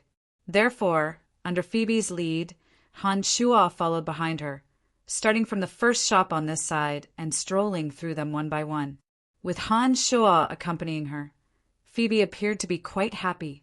As the leader of a large trading firm, Phoebe became quite shrewd when she interfered in this kind of transaction. Whenever they passed by a few shops that had materials that Han Shua needed, she would often be able to tell the true price of a material without batting an eyelid. She threw out more than 7,000 gold coins without the slightest hesitation, forcibly obtaining a batch of materials that Han Shua desperately needed. When Han Shua took out his crystal card to pay, Phoebe glared at him and said, "You still have gold coins with me. Why are you taking out money?" Han Shua was speechless and didn't bother with this matter anymore. He only followed behind Phoebe and watched her coldly haggle with the owners of several shops along the way. There were indeed many rare materials in this glorious Tanai. Even the black iron, ore, and black gold, or that couldn't be found within the empire, could be found in 2 shops. There were even some items that were strictly prohibited by the empire that were openly displayed here to attract customers. For example, there were some powerful aphrodisiacs and hallucinogens, powder that could melt corpses with a single drop, and even some powerful weapons that had just been developed by various countries, as well as the crystal cores and bones of some powerful magical beasts. They were all available. The owners of these shops might be humans, orcs, elves, or even some strange merfolk that lay half of their bodies in the pool. Because they were using the human language to communicate, there were no barriers to communication. When Phoebe and Han Shua had finished walking around, both of them felt that this trip hadn't been in vain. Both of their space rings had gained some rare materials. All right, it's about time. Let's go meet up with Emily today. A shop like this glorious Tanai isn't something we can finish in a day. As long as we put in some effort, I'm sure we'll be able to make up for the few materials you're still lacking. They entered a dozen or so shops in a row, haggling with all of them. Even Phoebe was a bit tired and couldn't help but say to Han Shua after walking out of another shop, Unknowingly, the sky above the Valley of Sunshine was as red as blood, illuminating the entire valley in a sea of red. It was already evening. After such a long time, Emily should have finished her business. Han Shuo was also anxious to know how she was doing. Listening to Phoebe's words was exactly what he wanted. So he and Phoebe headed towards the place Emily had pointed out. Because he didn't know what danger Little Skull had encountered in the other plane, Han Shuo didn't put him back into the other dimension and kept him by his side. In this glorious Tanai, there were all kinds of strange characters from all kinds of races. Han Shuo with a little skull didn't seem all that special. But when they headed towards the place Emily had pointed out, Little Skull suddenly stopped in front of a shop. He stood there motionlessly, his empty eyes looking at the door as if he was interested. Han Shuo was startled and looked at Little Skull with some surprise. He then looked at the tightly shut door of the shop, not knowing what was inside that attracted him and made him stop in his tracks. What's wrong? When Phoebe saw that Han Shuo and Little Skull had both stopped, her body also stopped moving. She turned back to look at Han Shuo and asked in surprise. Han Shuo had a strange expression on his face as he lifted his head to look at Phoebe, then continued to stare at Little Skull. There's something inside that attracted him. Phoebe had only been a little puzzled at first, but when she heard Han Shuo's words, the puzzlement on her face turned into shock. She looked left and right to make sure that no one was paying attention to them, and then walked to Han Shuo's side. She looked at the Little Skull with an incredulous expression and said to Han Shuo, "You're saying that he has his own thoughts?" Nodding, Han Shuo said with certainty, "That's right, I'm sure that's the case. I haven't figured out what's going on yet. So don't ask me what's going on, because I don't know when this started happening either." Phoebe was even more astonished when she heard Han Shuo's words, her pretty face full of confusion and confusion. When Phoebe looked at the shop, she suddenly cried out in surprise.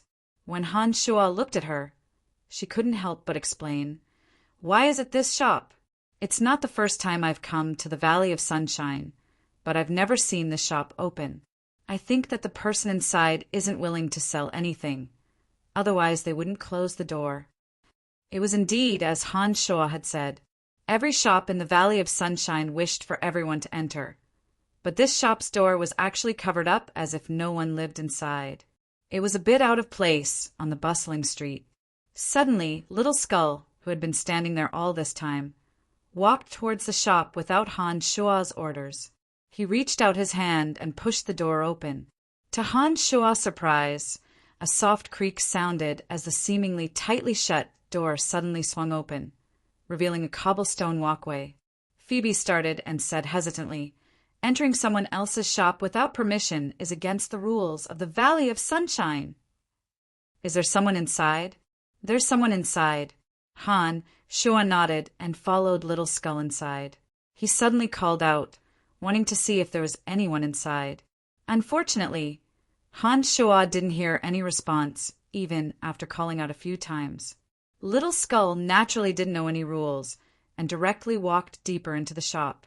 Spreading his hands at Phoebe, Han Shuo said, "There's no one here anyways, it shouldn't matter if we go in and take a look." Han Shuo then turned around and closed the door that Little Skull had pushed open. He gave Phoebe a meaningful glance and grabbed Phoebe's little hand as they walked inside. After passing through the hallway, Little Skull went straight to the backyard where there was a deep, circular well. Little Skull stood next to the well after coming over and poked his head in to look inside. No one knew what he was looking at. When Han Shuo and Emily came over, Han Shuo suddenly felt that there seemed to be a cold, evil presence within the well, as if some kind of powerful demon existed within. "Something's wrong, the temperature here is too low, even I feel a bit cold." Phoebe's body suddenly trembled as she looked at Han Shuo. "That's right, this is a place of extreme water, a place that I must refine into a water elite zombie. The dense water chi within has been absorbed by the vengeful spirits and has most likely formed water demons." Han Shuo's face was filled with ecstasy as he spoke excitedly. Han Shuo drew closer and felt with his heart. He could clearly feel the dense water chi within, as well as two cold and sinister presences. This made Han Shuo understand that the water element within had been absorbed by the vengeful spirits and formed into two water demons. Chapter 194. The deep well was circular in shape and could accommodate one person. The blue stones that were used to make the well were cold to the touch, chilling to the bone. Han Shuo stood beside the deep well and could feel the rich water yuan qi in the deep well. Perhaps it was because the two cold auras had sensed the presence of a living person, but they had already begun to stir in the deep well. In such a place, there was a deep well with a place of extreme water below. This made Han Shuo ecstatic in his surprise. If the 5 elemental corpses were all refined, they would form a great formation that would have an extremely amazing power. Now that Han Shuo had found the place of extreme earth and extreme wood, if he added this place of extreme water, he would be one step closer to success.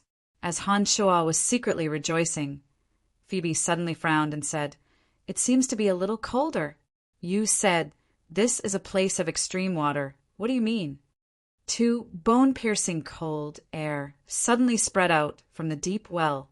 The originally calm, deep well suddenly gurgled and splashed water. Clouds of white mist suddenly floated out from the deep well and scattered in the courtyard like clusters of clouds. "It's here!" Han Shuo snorted coldly and reached out to grab Phoebe. He said solemnly, "The water demon has come out to cause trouble. Be careful." The water yuan qi in the place of extreme water was very rich. If someone drowned in such a place, their soul would not immediately dissipate into the world. With the nourishment of the water yuan qi, as long as the soul knew how to absorb even a little bit, it would form a strange existence called the water demon. When the water demon absorbed the water yuan qi, the power of the soul would be greatly enhanced. It could use its special ability to manipulate the yuan qi in the place of extreme water and attack any living beings that approached. Han Shuo had already understood all of this information when he learned about the refining method of the 5 elemental corpses. Therefore, after arriving here, when Han Shuo sensed the existence of 2 cold auras in the deep well, he immediately understood that there must be 2 water demons forming inside. However, Han Shuo still did not understand why the little skull was able to sense this place. What was there that could attract him? Little Skull held the bone knife in his hand and stood next to the well. His empty eye sockets looked into the well. No one knew what he was waiting for or what he was planning to do. The water vapor in the deep well spread to the courtyard, and the white fog was thick. The surrounding scenery was affected by the fog and suddenly became blurry. The water vapor also seemed to carry a cold aura, and the temperature in the already cold weather suddenly plummeted. "I can't see anything clearly." At this moment, Phoebe cried out in alarm. This is the water curtain formed by the water demon's control of the water yuan qi. They will attack us under the cover of the water curtain. Han Shuo's calm voice came from the side, calming Phoebe's slightly chaotic heart. Phoebe's eyesight was only at the level of an ordinary person. Even if she cultivated qi, it was only slightly brighter than ordinary people. Compared to a demonic practitioner like Han Shuo, who had experienced the cruel training of his body, she was naturally far inferior. Therefore, when her eyesight was obstructed, Han Shuo's pair of starry eyes were not affected at all. In the white fog, there seemed to be silver lightning flashing in Han Shuo's eyes as he calmly surveyed the surroundings. Suddenly, the bubbling water in the deep well burst out like a fountain. These crystal-clear water streams seemed to have a life of their own as they formed strips and entangled Han Shuo and Phoebe. A cold and gloomy aura overflowed from the deep well. Even with the strength of Han Shuo's body, he couldn't help but feel a little cold. The strips formed by the water were between liquid and solid. Like soft eels, they reached out to grab Han Shuo and Phoebe's bodies. "You're courting death." Han Shuo grinned. His smile seemed a little cruel. Red devil flames suddenly appeared in his hands. Like an evil fire that could burn everything, It suddenly stood in front of Han Shuo and Phoebe. As soon as the red devil flames appeared, the surrounding cold aura sizzled and emitted heat waves. The scorching hot aura spread to the surroundings, causing Phoebe's body to immediately feel warm. Hundreds of eel-like strips approached the red devil flames that Han Shuo had set up. Before they could land on the devil flames, they had already melted into water vapor. Two unpleasant low cries, like the last cries of a drowning person, suddenly came from the deep well. Two blood-red shadows suddenly shot out from the deep well. The two shadows seemed to be formed from blood as they constantly twisted and deformed in the air. Finally, they formed the figures of a man and a woman. However, shadows were still shadows and didn't have real appearances. Blood water demons. Han Shuo was shocked as he looked at the two blood-red shadows in astonishment. Water demons lived in places of extreme water. If they did evil and killed many living beings, then they would absorb the blood of these living beings. Blood was also a liquid and had the same properties as water. The boiling blood of living beings on the verge of death also had a strange power. Water demons would absorb the power contained in their blood. When the power of the blood absorbed was large enough, water demons could become even more vicious and vicious blood water demons.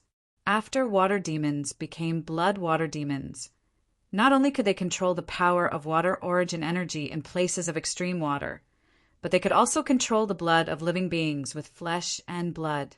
They were very difficult to deal with.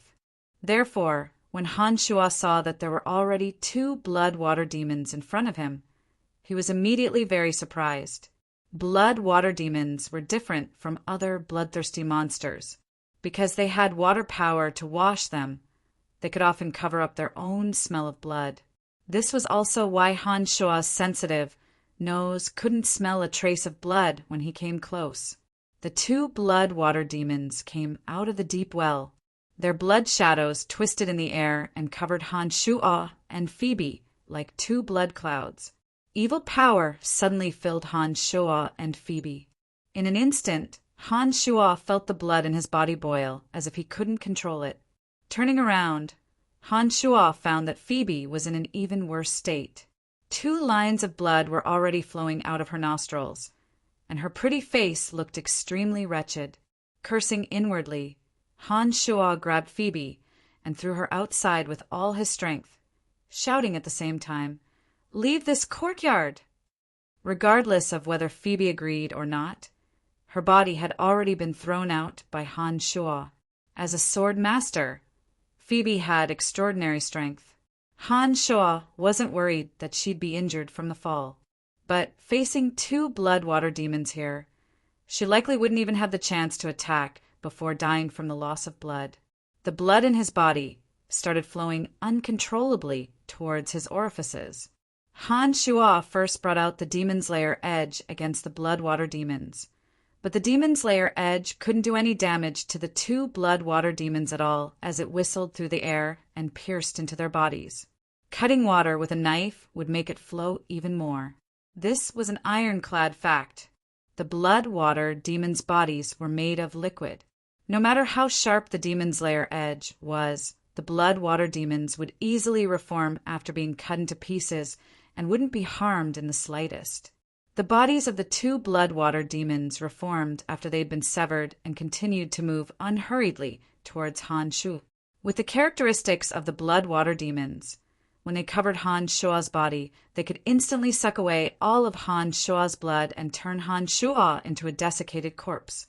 As a demonic cultivator, the power contained within Han Shuo's blood wasn't something that an ordinary person or any other strong practitioner in this world could compare to. The two blood water demons seemed to have sensed this as well and treated Han Shuo as a great tonic. They didn't care about Phoebe's departure at all. They didn't separate one blood water demon to deal with Phoebe and instead focused on Han Shuo. This was an obvious indication of how much they valued Han Shuo. The blood in his body was in a frenzy as the magical yuan was doing its best to control the flow of blood out of his body. As his blood surged, the two forces restrained Han Shuo's body, making it hard for Han Shuo to move. However, the power of demonic yuan was also reflected at this moment. As a sword master, Phoebe was already bleeding profusely without any resistance. However, Han Shuo was able to use his demonic yuan to forcefully stop the blood from flowing out of his body. Although it was a bit difficult to resist, not a single drop of blood had flowed out of Han Shuo's body. The two greedy blood water demons were finally about to reach Han Shuo. Han Shuo couldn't move and couldn't use his demonic yuan, so he could only use necromancy magic. Bone spears, bone arrows, and corpse explosion. Han Shuo released one necromancy magic after another, but the two blood water demons remained completely unharmed. At this moment, Han Shuo suddenly understood that he could only harm the two blood water demons by burning them at high temperatures. It was a pity that all of his magical yuan was being used to stop his blood from flowing out, and he couldn't use the mystical glacial spellfire at all. Damn it! Am I going to die at the hands of two blood water demons? I'm not resigned to this. Forget it! I'll use the mystical glacial spellfire to kill the two blood water demons, even if I have to risk losing all of my blood. Now that the demon infant has formed, even if I lose all of my blood and body, I can still be reborn with the help of the demon infant. It'll just be a great blow to my vitality, but it'll be much better than dying now. Han Shuo made up his mind, and then made up his mind to kill the two blood water demons, even if he had to expend a great deal of his energy. At this moment, a mysterious connection suddenly came from the little skull, as if it could understand Han Shuo's thoughts. The little skull sent out a strand of consciousness, anxiously stopping Han Shuo's actions.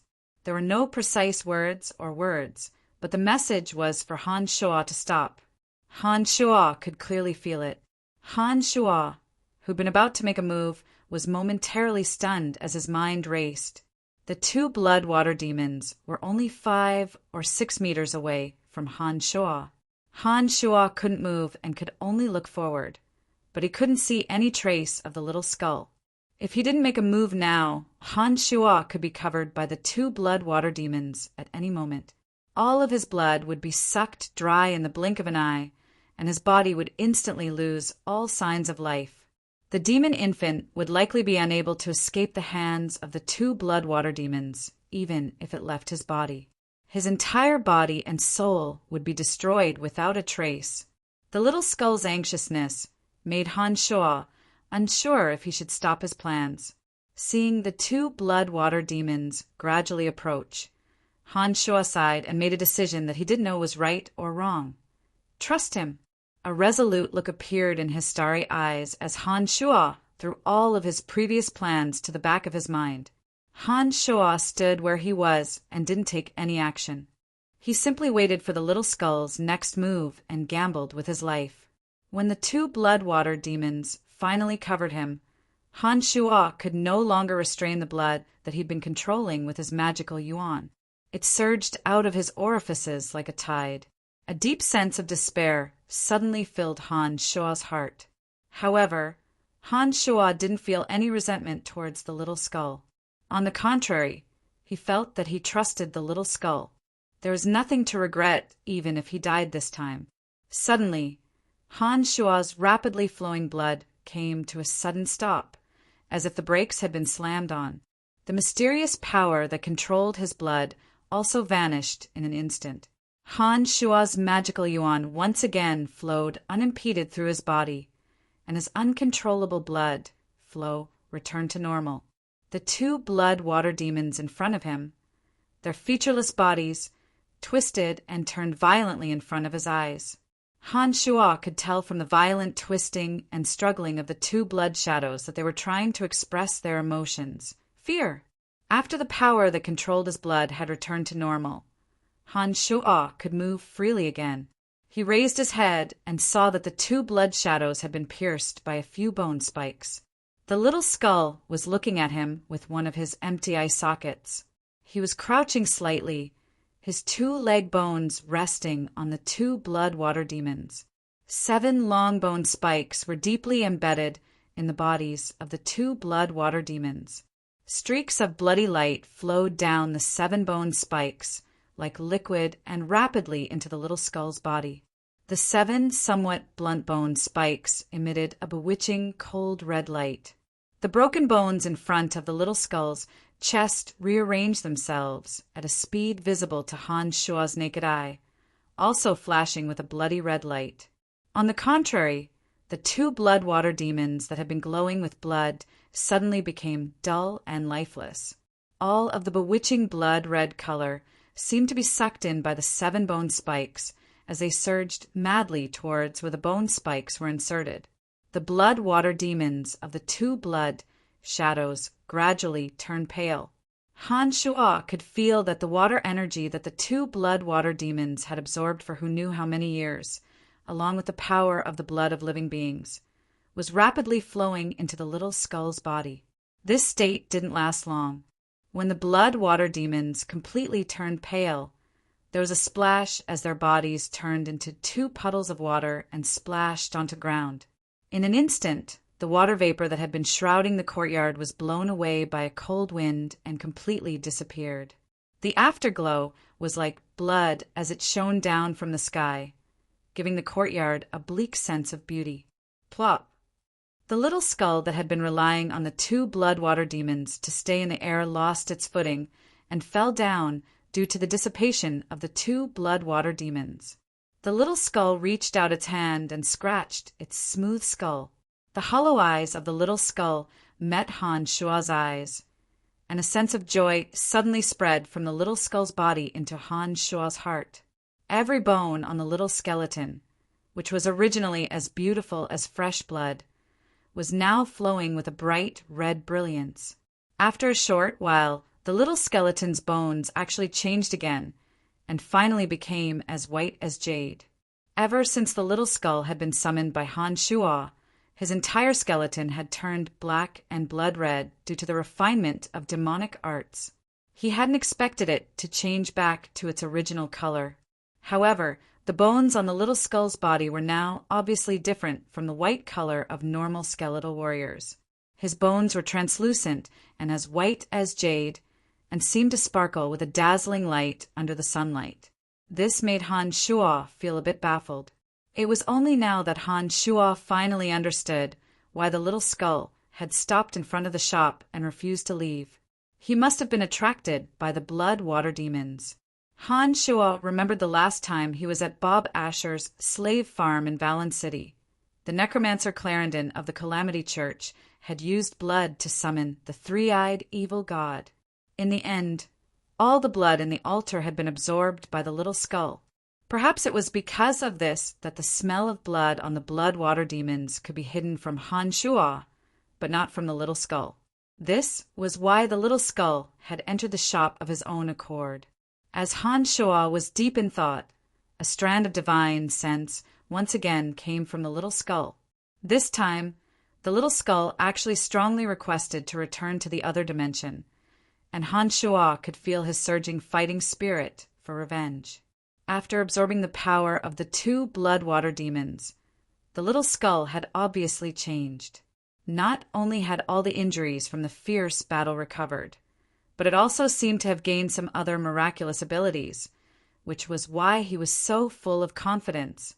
The little skull's fighting spirit and demands were very strong. Han Shua hesitated for a moment, thinking that it shouldn't be a problem if he was more careful in sensing it in the future. Thus, he used necromancy spells to send the little skull back to another mysterious plane. Chapter 195. The afterglow of the setting sun spilled into the courtyard. Apart from 2 puddles of water, there were no other traces of the well. The sound of hurried footsteps suddenly sounded from outside, quickly approaching. In the blink of an eye, a group of more than 10 people, including Phoebe, appeared in front of Han Shua. Her beautiful face was filled with worry as her bright eyes suddenly fell on Han Shua. Seeing that Han Shua was unharmed, her expression visibly relaxed, but she still didn't relax her grip on the long sword in her hand. Her fair neck turned to survey the surroundings, as if she wanted to see if there were any hidden dangers. Apart from Phoebe, there were 12 other Cairo mercenary band guards in full armor.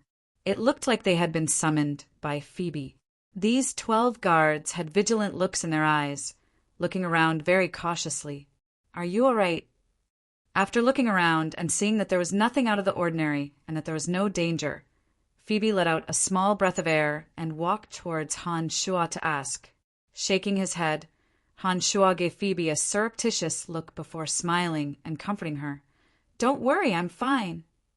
"I'm sorry, Mr. Harris. I think we must have been hallucinating. The danger that I spoke of earlier didn't appear." Receiving Han Shuo's look, Phoebe understood that Han Shuo must have taken care of the matter. An embarrassed expression appeared on her pretty face as she spoke to the cold-looking leader of the guards. This man was broad and robust, with a head of short brown hair that was messy. He held a double-edged battle-axe in his right hand, and his body gave off the fierce aura of someone who had gone through a lot of killing. It was obvious that he had killed too many people. This shop was once cursed by an evil god. Every owner who has taken over this shop over the years has died a horrible death, whether human or beast. As long as they accidentally enter the shop, they will be killed by the evil god's curse. There has never been an exception. No matter how you came in, I advise you to leave immediately. Harris's eyes roamed over Han Shuo and Phoebe as he finally spoke coldly. He waved his hand and didn't wait for Han Shuo and Phoebe to say anything. A group of 12 Cairo mercenary band guards walked out of the courtyard with him, as if they didn't want to stay a moment longer. This Harris is a battle-hardened berserker and the vice captain of the Cairo mercenary band. When I said that there was danger here, he came over reluctantly. It looks like there's something here that makes people wary. Even with my strength as a sword master, I didn't have any ability to resist. Phoebe briefly introduced Harris's identity after he left and then changed the topic. She stared at Han Shuo and said, "What's going on?" Smiling dashingly, Han Shuo reached out to touch the well and said happily, "The 2 blood water demons have been killed. There won't be any more strange occurrences happening here in the future. In addition, I'm going to buy this shop no matter how much gold I have to spend." With a face full of pleasant surprise, Phoebe looked at Han Shuo with bright eyes and said confidently, "Since you've said this, you must have enough confidence. Don't worry about the shop. I'll be in charge of negotiating with the Cairo mercenary band. I think a cursed place like this won't be worth much gold."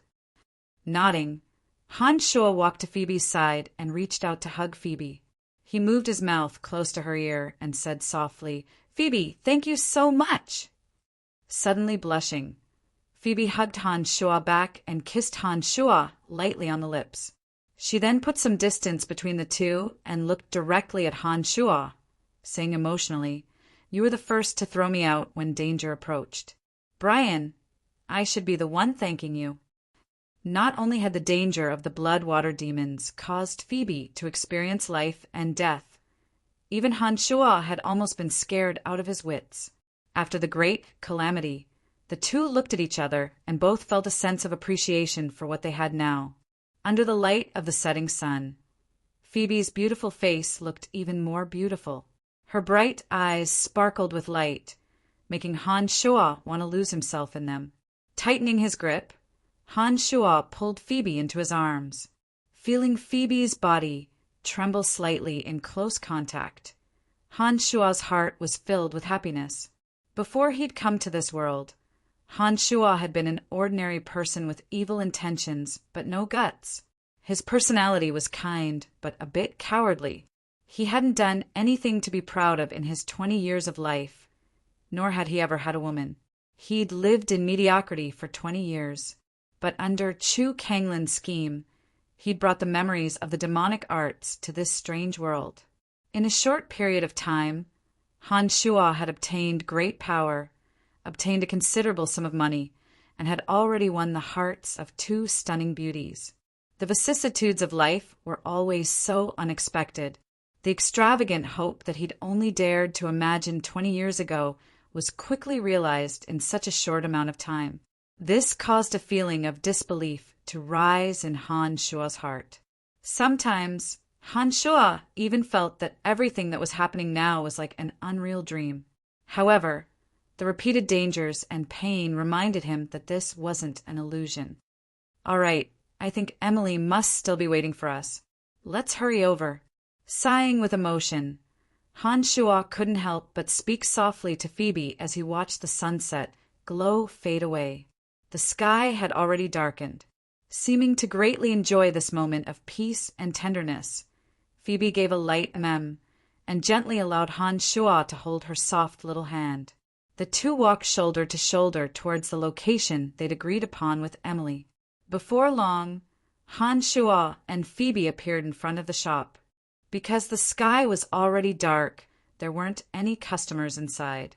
When Han Shua had just walked inside, a hale and hearty old man chuckled and asked, "Are you Lord Brian?" "I wouldn't dare call you Lord. You can just call me Brian." Han Shua humbly bowed towards the old man and took out his dark mantle identity medallion, handing it to the old man with both hands. The old man took Han Shua's iron medallion and glanced at it, returning it to Han Shua with a smile. He then said a bit apologetically to Phoebe, "I'm sorry, Miss Phoebe, please wait here for a moment. The dark mantle has its rules. Apart from internal personnel, outsiders are not allowed inside." As the hand of darkness of Lancelot Empire, the dark mantle naturally had rules that everyone had to abide by. As an outsider, Phoebe being able to come together with Han Shua was already an exception. Naturally, Phoebe couldn't be allowed inside. Phoebe didn't maintain her usual cold arrogance towards such a polite and amiable old man. She smiled and nodded, casually sitting down outside. "Let's go, I'll take you inside." The old man bowed slightly and led Han Shua inside. After passing through a corridor, the old man stopped in front of the living room and pointed inside, saying, "Lord Emily is inside." As Han Shua walked inside, the old man returned the way he'd come. It looked like he'd gone outside to continue looking after the shop. "Is that Brian?" Emily's voice suddenly sounded out of nowhere as soon as Han Shua set foot in the living room. A large hole then automatically split open in the middle of the living room. It was similar to what Han Shua and Emily had seen last time in Bob Asher's room in Valen City. After the hole opened up, Emily, who had changed into a lighter outfit, walked out slowly. There was a fireplace next to the living room, and the temperature inside was quite moderate. Therefore, Emily didn't continue to wrap herself up tightly. "How is everything done?" Han Shua walked towards Emily and asked with a smile after the hole had healed. "There's no problem. My brother will take over immediately. We've successfully completed this mission. Do you want to know how much you've contributed this time?" Emily's beautiful face had a trace of mischievousness as she looked at Han Shua with sparkling eyes. Emily's appearance was mature with a few traces of youthful naughtiness, giving her a seductive charm. Han Shua's heart skipped a beat as his hands reached out dishonestly and pulled Emily, who was sitting on the other chair, into his broad chest. His hands roamed dishonestly over Emily's alluring and mature body as he chuckled. "Little hussy, I haven't settled the score with you for causing trouble in the tree hole earlier." "Humph." Raising her head, Emily glared at Han Shua and said with a huff, "You still dare mention that matter? You actually dared to flirt with Phoebe in front of me in the dark. Do you even put me in your eyes? Don't think that I can't see because it's dark inside." "Humph." Phoebe's panting was so loud, and you guys still dared to pretend to be serious. He abruptly lifted Emily's legs, and Emily, who had originally been in his arms, suddenly knelt on top of Han Shua's thighs. Her round and plump buttocks stuck up high. As Emily cried out in alarm, Han Shua's large hands landed on Emily's full and perky buttocks with a paw-paw sound, causing Emily to beg for mercy under the pain. All right, I won't bother with you anymore, you big bastard." Emily cooperatively begged for mercy and suddenly said, "After this mission, you've gone from 3rd star to 1st moon. You've jumped a few ranks again." Han Shua was startled and then stopped his messy movements. He looked at Emily in confusion, Sometimes completing a few missions doesn't guarantee one's advancement by 1 star. Why did I jump so many ranks after completing just one mission? Did you pull some strings for me? Rolling her eyes at Han Shuo, Emily was exasperated and amused at the same time. You should know that you're dealing with Bob Asher of the Griffin Legion. The difficulty of this kind of mission is completely different from gathering information and capturing 1 or 2 escaped nobles.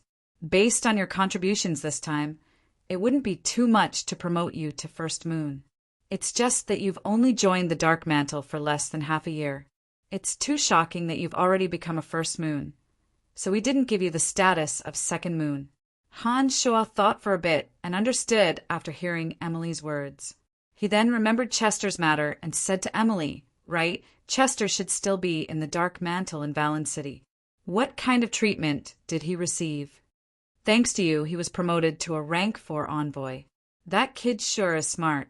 He was just passing on a message, and he got such a good treatment. Even when I was doing missions back then, I didn't get such a good deal. Emily replied with a smile. Oh, right. When will Elaine and Belinda get here? Han Shuo couldn't help but secretly rejoice for Chester when he heard that he'd received a reward as well.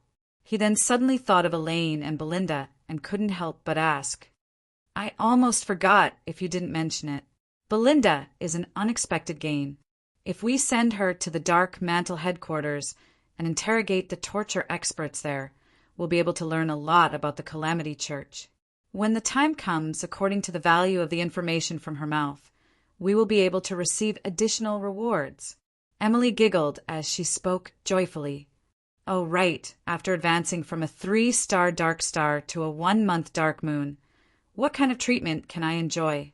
Han Shuo thought for a bit and immediately asked.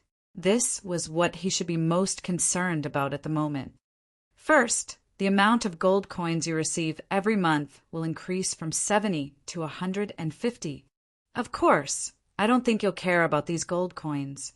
Apart from this, you can use your current authority to obtain all kinds of information and information on the corresponding identities in every Dark Mantle stronghold. You can now use all the transportation matrices in every city of the Lancelot Empire without paying any gold coins. You can use your current status in any military organization in every city to mobilize no more than 100 soldiers to assist you in battle under special circumstances. Also, Han Shuo finally discovered after Emily's tireless explanation that all aspects of treatment had greatly improved after advancing from Dark Star to Dark Moon. The Dark Moon envoys already had so many privileges. The higher-ranked Dark Sun envoys and the 3 heavyweights of the Dark Mantle naturally enjoyed even more privileges. No wonder so many people wished to grasp power. It looked like this was indeed a good thing. Han Shuo couldn't help but sigh emotionally. Chapter 196. The Dark Mantle's secret stronghold definitely couldn't allow Phoebe to stay. Now that the relationship between Han Shuo and Phoebe was clear, he naturally needed to be with her. After feeding Emily and comforting her with a few words, Han Shuo and Phoebe finally left the place together, planning on finding their own hotel to stay in. Sunny Tanai had the most inns of all sizes. Because the majority of merchants and adventurers came and went, the various entertainment facilities weren't any less than in droll. Along the way, bright purple and red lights shone from the taverns onto the streets. Young girls dressed in either garish or pure attire stood on the streets, throwing flirtatious glances at passers-by with enchanting smiles and coaxing passers-by to enter. Han Shuo and Phoebe walked shoulder to shoulder, their eyes looking straight ahead, much to Phoebe's satisfaction. In actuality, this was because Han Shuo had just vented on Emily's well-rounded body. He naturally didn't have any nefarious thoughts when he came out immediately. After a while, Phoebe stopped in front of a luxuriously decorated hotel. She pulled Han Shuo with a small hand and led Han Shuo inside. When they arrived at the counter, the skinny owner smiled fawningly before Phoebe could open her mouth and said fawningly, "Honored Miss Phoebe, will you still choose that room this time?" Nodding her head, Phoebe's expression was cool as she took out her crystal card and handed it over, not saying anything else. From the owner's expression, Han Shua knew that this definitely wasn't Phoebe's first time here. It looked like Phoebe must have visited many places in her travels to and fro with the buzzed merchant guild. Taking out the crystal card and key, Phoebe turned her head and smiled faintly at Han Shua. She grabbed Han Shua's arm and walked inside. The interior of the hotel was comfortably warm, completely incomparable to the cold outside. Brilliant lights were hung along the corridors, illuminating the entire hotel. The solid wood floorboards were as bright as a mirror. Clear footsteps rang out as they stepped on them, the sound exceptionally pleasing to the ear. It looked like these floorboards were obviously not ordinary. Han Shua hadn't noticed that Phoebe had arranged another room for him as he walked with Phoebe. He couldn't help but feel a bit of ambiguous anticipation as they walked deeper into the corridors. Could it be that Phoebe was planning on sharing a bed with him? As he thought of this, Han Shua's eyes couldn't help but look at Phoebe beside him with a fiery gaze. All he saw was Phoebe's long brown hair cascading down naturally like a waterfall. As she walked, her hair fluttered gracefully over her fair cheeks and slender neck. Her eyebrows were curved like crescent moons. Her skin was creamy.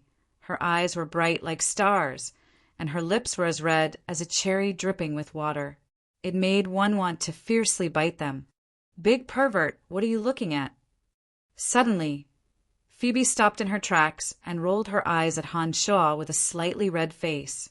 Han Shua's fiery gaze carried a strong desire to possess her. Phoebe wasn't a fool and naturally saw it clearly. She couldn't help but rebuke him in her panic. "No, nothing." Han Shua straightened his expression and immediately concealed his lecherous gaze. He changed the topic and said, "Why aren't you walking?" "We're here.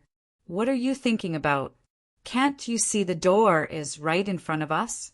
Phoebe's bright eyes were filled with shyness and joy. She glared at Han Shua and pointed at the door. Sure enough, he followed Phoebe's jade finger and discovered a tightly shut door. The corridor had also reached the end. It seemed that this should be the most secluded room. "Nothing. I was just thinking about you." Han Shua laughed evilly and raised his head to look directly at Phoebe. "You stinking bastard.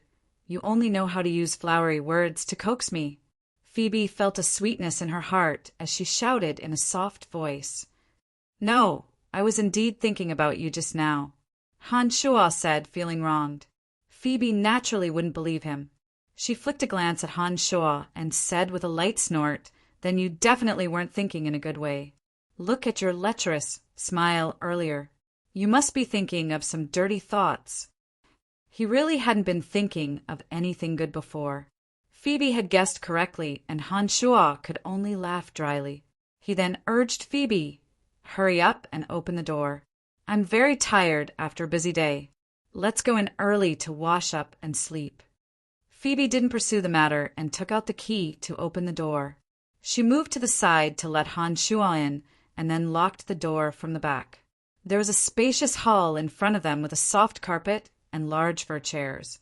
There were 4 rooms that had already been booked, including 2 bedrooms, a bathroom, and a storage room for miscellaneous clothes. "Do you think I don't know what you're thinking? Humph, there are 2 rooms here, one for each of us. If anyone dares to barge in the middle of the night, I'll stab him with my sword." Phoebe raised her head threateningly as she lit up the fireplace, causing the temperature in the room to slowly rise. "Ha ha!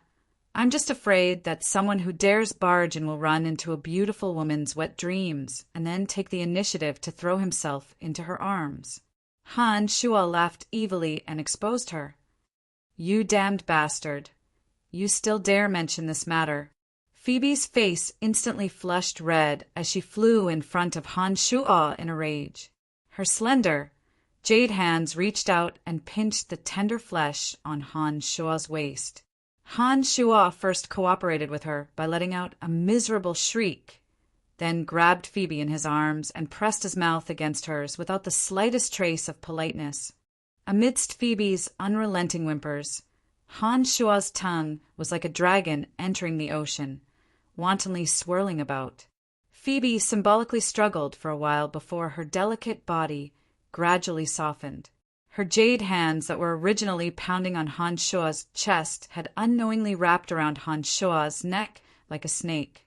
Her small, fragrant tongue secretly stuck out and entangled with Han Shua's.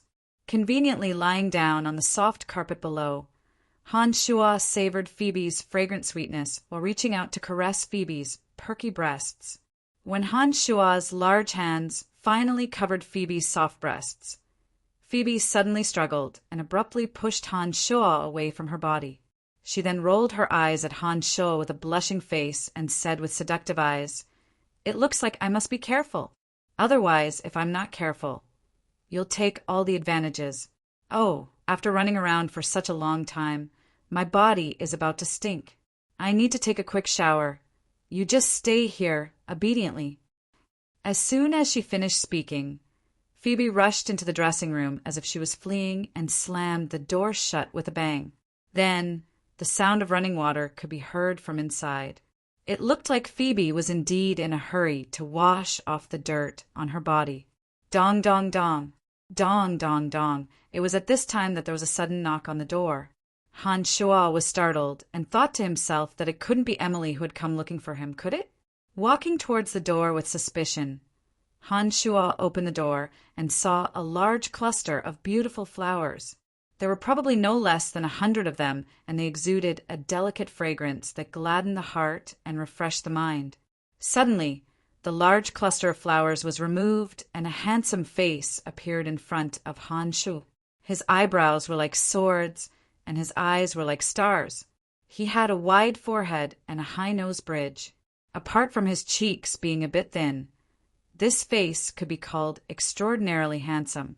The handsome face that originally had a brilliant smile on it suddenly furrowed his eyebrows and was covered by a haze. He looked at Han Shua with an unfriendly expression and said, "Who are you?" "Where's Phoebe?" "She's bathing inside, and who are you?" Han Shua was stunned at first, but then he suddenly reacted. This person must be Phoebe's admirer, and asked with an equally displeased expression, "Bathing? Then what are you doing here?" The person's face grew even uglier when he heard that Phoebe was bathing inside and Han Shua was in this room. He suddenly cried out in surprise, "Oh, nothing much. I'm also staying here. If you don't have anything important, please don't disturb our rest." Han Shua's expression was cold as he flicked a glance at the person and said unhappily, "I'm the captain of the Rainbow Sickle Mercenary Band, Florida. I'm Phoebe's good friend. Of course I have business with her. Please don't block me." He glared angrily at Han Shua and almost roared lowly as a magical ripple emanated from his body. Han Shua was startled when he heard that this person was called Florida and the captain of the Rainbow Sickle Mercenary Band. He looked at this person with an additional trace of vigilance. Just like the Cairo Mercenary Band, the Rainbow Sickle Mercenary Band was also a very famous power in the Valley of Sunshine. However, most of the members were from the Lancelot Empire. A few years ago, the Rainbow Sickle Mercenary Band was the strongest in the Valley of Sunshine and had once been in charge of order here. However, the original leader of the Rainbow Sickle Mercenary Band had met with misfortune during a battle against bandits, causing their decline. Florida was the current captain of the Rainbow Sickle Mercenary Band. Ever since he'd taken charge of the band 2 years ago, he'd made it flourish with each passing day. The greatly weakened Rainbow Sickle Mercenary Band had been revitalized in his hands, and it was said that they were now the Cairo Mercenary Band's greatest competitor. It was rumored that this person was a light archmage and seemed to have some connection to the Church of Light. His own strength was unfathomable, and he was a straightforward person, but he was decisive when it came to killing. He never showed mercy to his enemies and had great prestige within the Rainbow Sickle Mercenary Band. Who would have thought that such a person would be an admirer of Phoebe? When Han Shua learned of this person's identity, although he felt a bit of a headache, he wasn't afraid. He said coldly, "I'm sorry, I'm Phoebe's boyfriend. It's not convenient for Phoebe to see you at this time. Please come again next time." Han Shuo snorted coldly after speaking and slammed the door shut with a bang. Chapter 197. Florida was more domineering than Han Shuo had imagined. He'd already sensed a dangerous magical pulse in the instant that Han Shuo's door had closed. Han Shuo's heart jumped in fright as he immediately took a step back. An explosive crack rang out as the room exploded into a ball of white light. Large pieces of wood flew into the air as Florida's handsome face once again appeared in front of Han Shuo. He was still tightly clutching a bouquet of flowers in his left hand, but in his right hand was a staff embedded with red, yellow, and blue crystals, emanating strong magical pulses. "I said that I wanted to see Phoebe, didn't you hear me?" Florida looked at Han Shuo with a cold expression as he spat out each word viciously.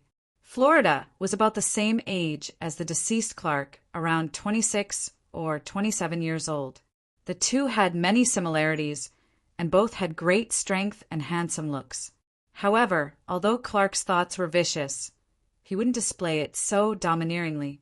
At least he understood that his status was noble and knew how to hide his emotions before making a move behind his back. This Florida, however, looked like a lawless person. His actions were even more brash and unbridled, as if he had no scruples. "I've also said that please don't disturb our rest." Han Shuo snorted coldly as his body closed in on Florida like lightning. He gathered magical yuan into a fist and punched straight at Florida's handsome face. Han Shuo's sudden move was obviously out of Florida's expectations. Panic immediately appeared on his face as he threw out the bouquet of flowers in his left hand, his body retreating rapidly at the same time. The punch that had gathered magical yuan caused the wind to howl as it pulverized the bouquet of flowers. The petals danced in the air as a sweet fragrance permeated the air. When the punch was about to land on Florida's handsome face, a strong magical pulse suddenly emanated from Florida's body. A brilliant, glazed magic shield suddenly enveloped Florida like an enormous light bulb. Bam! Han Shuo's fist smashed into the magic shield and felt as if he'd punched a soft cotton ball. The magic shield twisted at the point of impact from Han Shuo's punch, and a deep fist imprint appeared.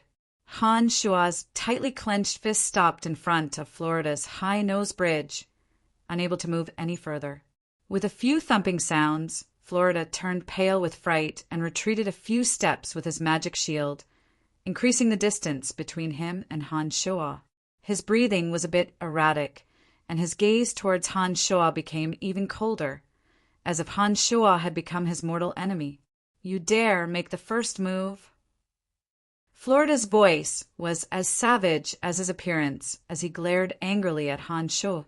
Han Shuo waved his outstretched fist and retracted it. Han Shuo pointed at the shattered door and said callously, "Your actions can be considered an invasion from the moment you broke the door." "I was only defending myself." Nodding with a cold smile, Florida looked coldly at Han Shuo and said, "Very good, you've got some guts. However, now that we've pulled apart, you won't have the chance to approach me again. Now let me see just how much skill you have." Florida took another few steps back after he'd spoken and raised the magic staff in his right hand, intending to officially fight Han Shuo. Han Shuo also solemnly took out the Demon's Lair edge from his space ring when he saw Florida's actions, preparing to deal with Florida's attack. This person was a light archmage, and his strength was certainly out of the ordinary. Han Shuo had tested him just now and discovered that Florida's reactions and movements were nimble. It looked like he was an expert who'd gone through hundreds of battles. Han Shuo hadn't been able to hurt Florida when the two had been so close before. Now that there was some distance between them, Florida would be able to make use of his strengths as a mage and would definitely be difficult to deal with. At this moment, hurried footsteps rapidly approached from the distance. Just as Han Shuo and Florida were about to make their move, Vice Chief Harris of the Cairo Mercenary Band, who they'd met in the shop in the place of extreme water, quickly approached with a few guards. "Isn't this Chief Florida? Why aren't you staying with the Rainbow Sickle Mercenary Band?" Why are you causing trouble in the property protected by the Cairo mercenary band? Harris's voice was full of faint mockery and was as cold as it had been during the day. The sound of water splashing in the washroom suddenly stopped at this moment.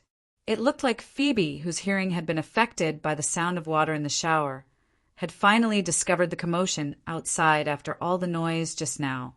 Florida, who had been hostile towards Han Shuo, turned his head to look at Harris when he heard Harris's voice. He put away the magic staff in his hand and said with a cold expression, "I'm here to see Miss Phoebe. I hadn't thought that I'd be blocked outside by a blind brat. If you're here to manage the hotel's business, then I welcome you on behalf of the owner. However, I hope that you don't try to make a move here, or our Cairo mercenary band will definitely intervene. You've stayed in the glorious Sun Tanai for so long. You must know the rules of the glorious Sun Tanai." Harris snorted coldly when he saw Florida put away his magic staff. "Humph, count yourself lucky today," Florida said coldly to Han Shuo and then turned to walk out. He stopped next to Harris and said with his back to Han Shuo, "I'll regain control of the Valley of Sunshine before long. I won't be as polite to you then." Florida laughed wildly after he'd finished speaking and walked out with large strides. He actually didn't stay here and wait for Phoebe to come out. Harris's face was ugly as the veins on his forehead bulged. He looked like he'd go berserk at any moment. Han Shuo knew that Harris was a berserker. It was said that a berserker's strength was quite astonishing to begin with, and they could also use a mysterious method to go berserk. Their strength would continue to increase explosively after going berserk, and they possessed unbelievable destructive power. Seeing Harris's current appearance, Han Shuo really hoped that he'd suddenly go berserk and be unable to suppress the rage in his heart, immediately attacking Florida to the death. It was a pity that Harris quickly returned to normal after his initial rage and didn't fulfill Han Shuo's wishes. He flicked a cold glance at Han Shuo and said, "You'll have to compensate for the door here. Florida has great power in the Valley of Sunshine, so be careful since you've offended him. You can come find us if you need anything from the Cairo mercenary band." Although his expression was still cold, perhaps because they had a common enemy, Harris's attitude towards Han Shuo had changed a bit. There was even a hint of concern in his words. Han Shuo hadn't planned on compensating for the door because it was Florida who damaged it. However, Harris's attitude had changed now, and Han Shuo also needed to obtain the shop with the place of extreme water through the Cairo mercenary band. Therefore, he smiled readily and said, "No problem." Nodding his head, Harris didn't say anything else. He waved his hand and left with his guards. The washroom door creaked open after Harris left, and Phoebe walked out in a bathrobe like a lotus flower emerging from the water. Her long, wet hair hung loosely over her shoulders, revealing a small patch of rosy white skin. Her red lips were moist and full as she quickly glanced at the door. She exhaled lightly and said to Han Shuo, "They've all left?" "They've all left. What's with that, Florida?" Han Shuo swept a glance over Phoebe and asked with an unhappy expression. Chuckling lowly, Phoebe pulled up her bathrobe and wrapped it tightly around her slender body. She walked to Han Shuo's side and blinked her wet eyelashes as she looked at Han Shuo with interest. She said teasingly, "What, jealous?" "Yes, I'm jealous. That brat looks all high and mighty, and even brought a bunch of fresh flowers to look for you. He even dared to ask me, his boyfriend, to move out of the way. I'm not in a good mood right now." Han Shuo was quite frank as he looked directly at Phoebe and spoke with displeasure. Her body softened as Phoebe sat directly on Han Shuo's lap and giggled softly before explaining, "I often come to the Valley of Sunshine and have done business with the Rainbow Sickle Mercenary Band. However, he's always pursued me, and I don't have any relationship with him." "Ha ha! All right, don't be angry. I'll explain things clearly to him next time I see him and tell him to stop bothering me in the future. Is that okay?" "There's no point in explaining. I don't think this brat is the magnanimous type. I didn't like him from the first time I saw him. but I think he feels the same way about me. I think the grudge between us has been sown." Han Shua shook his head and said to Phoebe, "Then what do we do? The Rainbow Sickle Mercenary Band is quite powerful in the Valley of Sunshine and is only second to the Cairo Mercenary Band. It's said that the Rainbow Sickle Mercenary Band has been recruiting even more recently. Through some unknown method, they've even invited a group of experts from the Church of Light. They seem to want to replace the Cairo Mercenary Band's position in the Valley of Sunshine. It'll be very troublesome if Tanai offends them in the Valley of Sunshine." Phoebe was startled and said with a bit of worry, "We'll deal with it as it comes. He's not the only one in the Valley of Sunshine right now. I don't believe he can do anything to me." Han Shua snorted coldly and said fearlessly, Chapter 198. Florida's appearance had caused the door to shatter.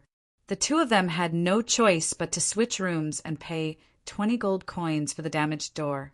This time, Phoebe had asked for 2 rooms, so Han Shua no longer had the opportunity to steal her beauty. When Phoebe returned to her room to rest, Han Shua didn't remain idle either. Han Shua found the cupboard in this room and set up the transportation matrix. He then adjusted his mental strength and released a dark mist spell in the cupboard before walking into the transportation matrix. The cemetery of death was as cold and desolate as ever. When Han Shua walked out, he saw that the enormous Gilbert had revealed his true form and was sleeping amidst the pure, white bones. He didn't notice Han Shua's arrival at all. After 2 days of rushing about, Gilbert had shouldered a heavy responsibility. His body had once again been injured and should be truly tired. Han Shua didn't disturb him and went to the place where the Earth Elite Zombie and Een demons were being refined. First, Han Shua channeled magical yuan into the Een demon cave.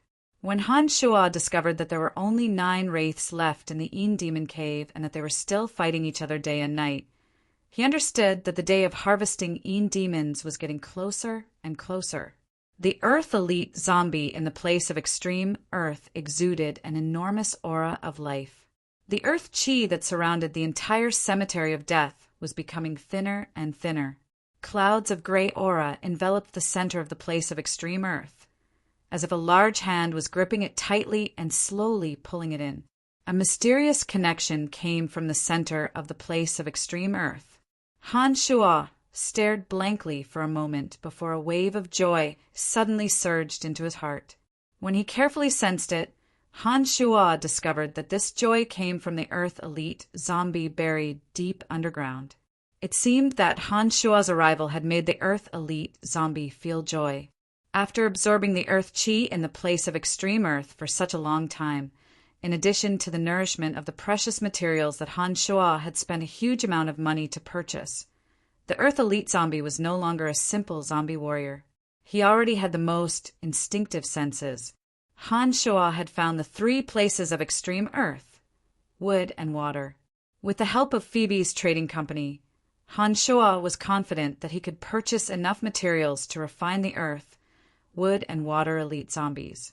As long as these 3 types of zombies were formed, the strength of Han Shua's body would greatly increase. If he could also find the places of extreme metal and fire together, Han Shua would possess a terrifying demonic formation when he gathered the 5 elemental zombies.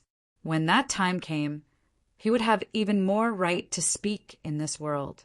Seeing that everything was normal here, Han Shua didn't wake up Gilbert and silently returned to the inn in the Valley of Sunshine. After climbing onto the bed, Han Shua sat cross-legged and closed his eyes.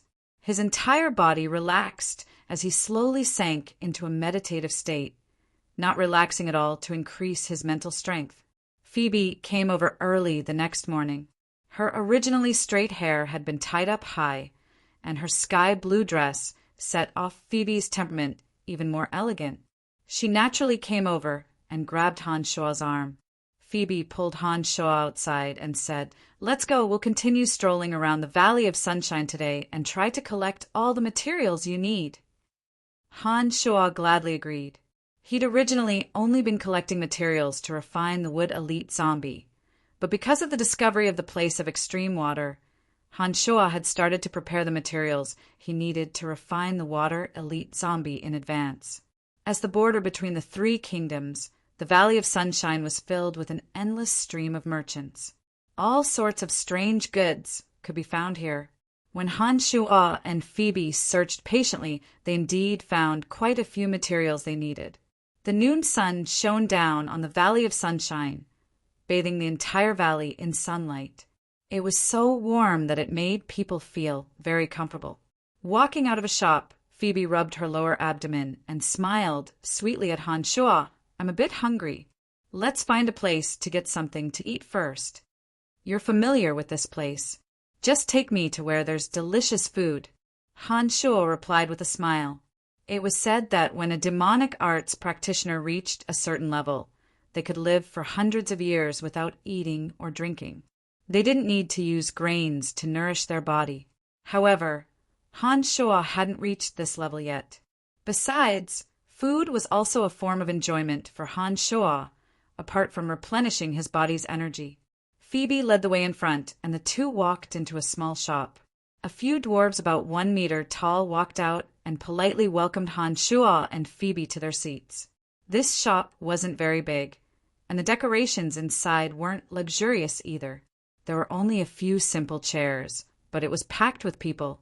A few merchants wearing luxurious fur coats and sparkling diamond rings on their fingers sat lazily on the tables and chairs that weren't very spacious, wolfing down the food on their plates without a care for their image. Han Shua and Phoebe sat down at a table for two by the window. Phoebe didn't ask for Han Shua's opinion and directly instructed a dwarf next to her, "Bring the best food in the shop." The dwarf smiled faintly and bowed courteously, then quickly left Phoebe and Han Shua's side. He was probably busy with something. Dwarves are really a strange race. Some dwarves are skilled at forging ironware, some are skilled at brewing fine wine, and some love to cook. When they fall in love with their craft, they can always bring some incredible masterpieces to people. The dwarves in this shop come from a remote mountain range in Kasi Empire. The joy of their life is to cook all kinds of delicious food. The food made by their hands is simply unforgettable, Phoebe explained to Han Shua with a smile. Han Shua, who came from another world, had enjoyed the influence of China's culinary culture. After tasting some of the food in this world, he always felt that the difference between the food here and the extensive and profound culinary culture of China was simply not small at all.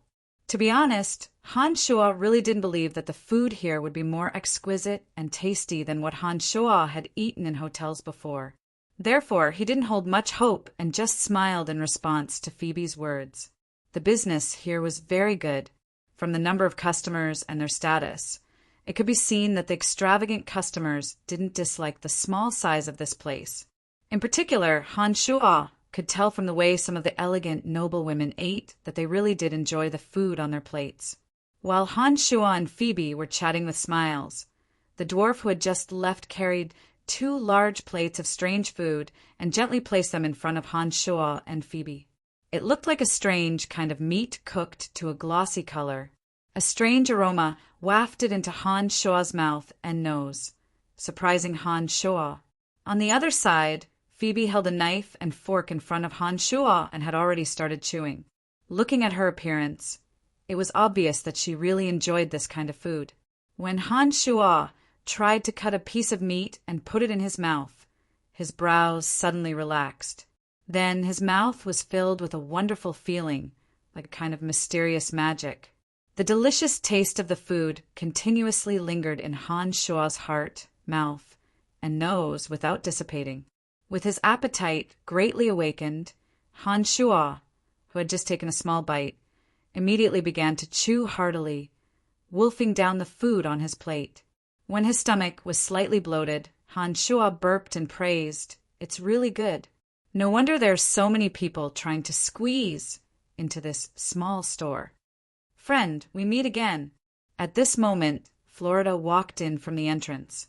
Florida, wearing a white magic robe, stood in front of the door and looked coldly at Han Shua. Phoebe, who was still enjoying the food on her plate, raised her head to look at Florida when she heard this. She then waved her hand to call the little dwarf over and threw a bag of gold coins on the table. She stood up and said to Han Shuo, "Let's go out." Han Shuo's expression was indifferent as he waved his hand and said to Phoebe, "I have nothing to talk about with him. Just tell him directly. If he continues to pester me and won't let go, I'll be more than happy to keep him company." After yesterday's exchange, Han Shuo understood that Florida's strength was indeed unfathomable. However, Han Shuo now possessed both magic and necromancy magic. He also had the mysterious little skull, the Earth Elite zombie, and the 3 Een demons on the verge of forming.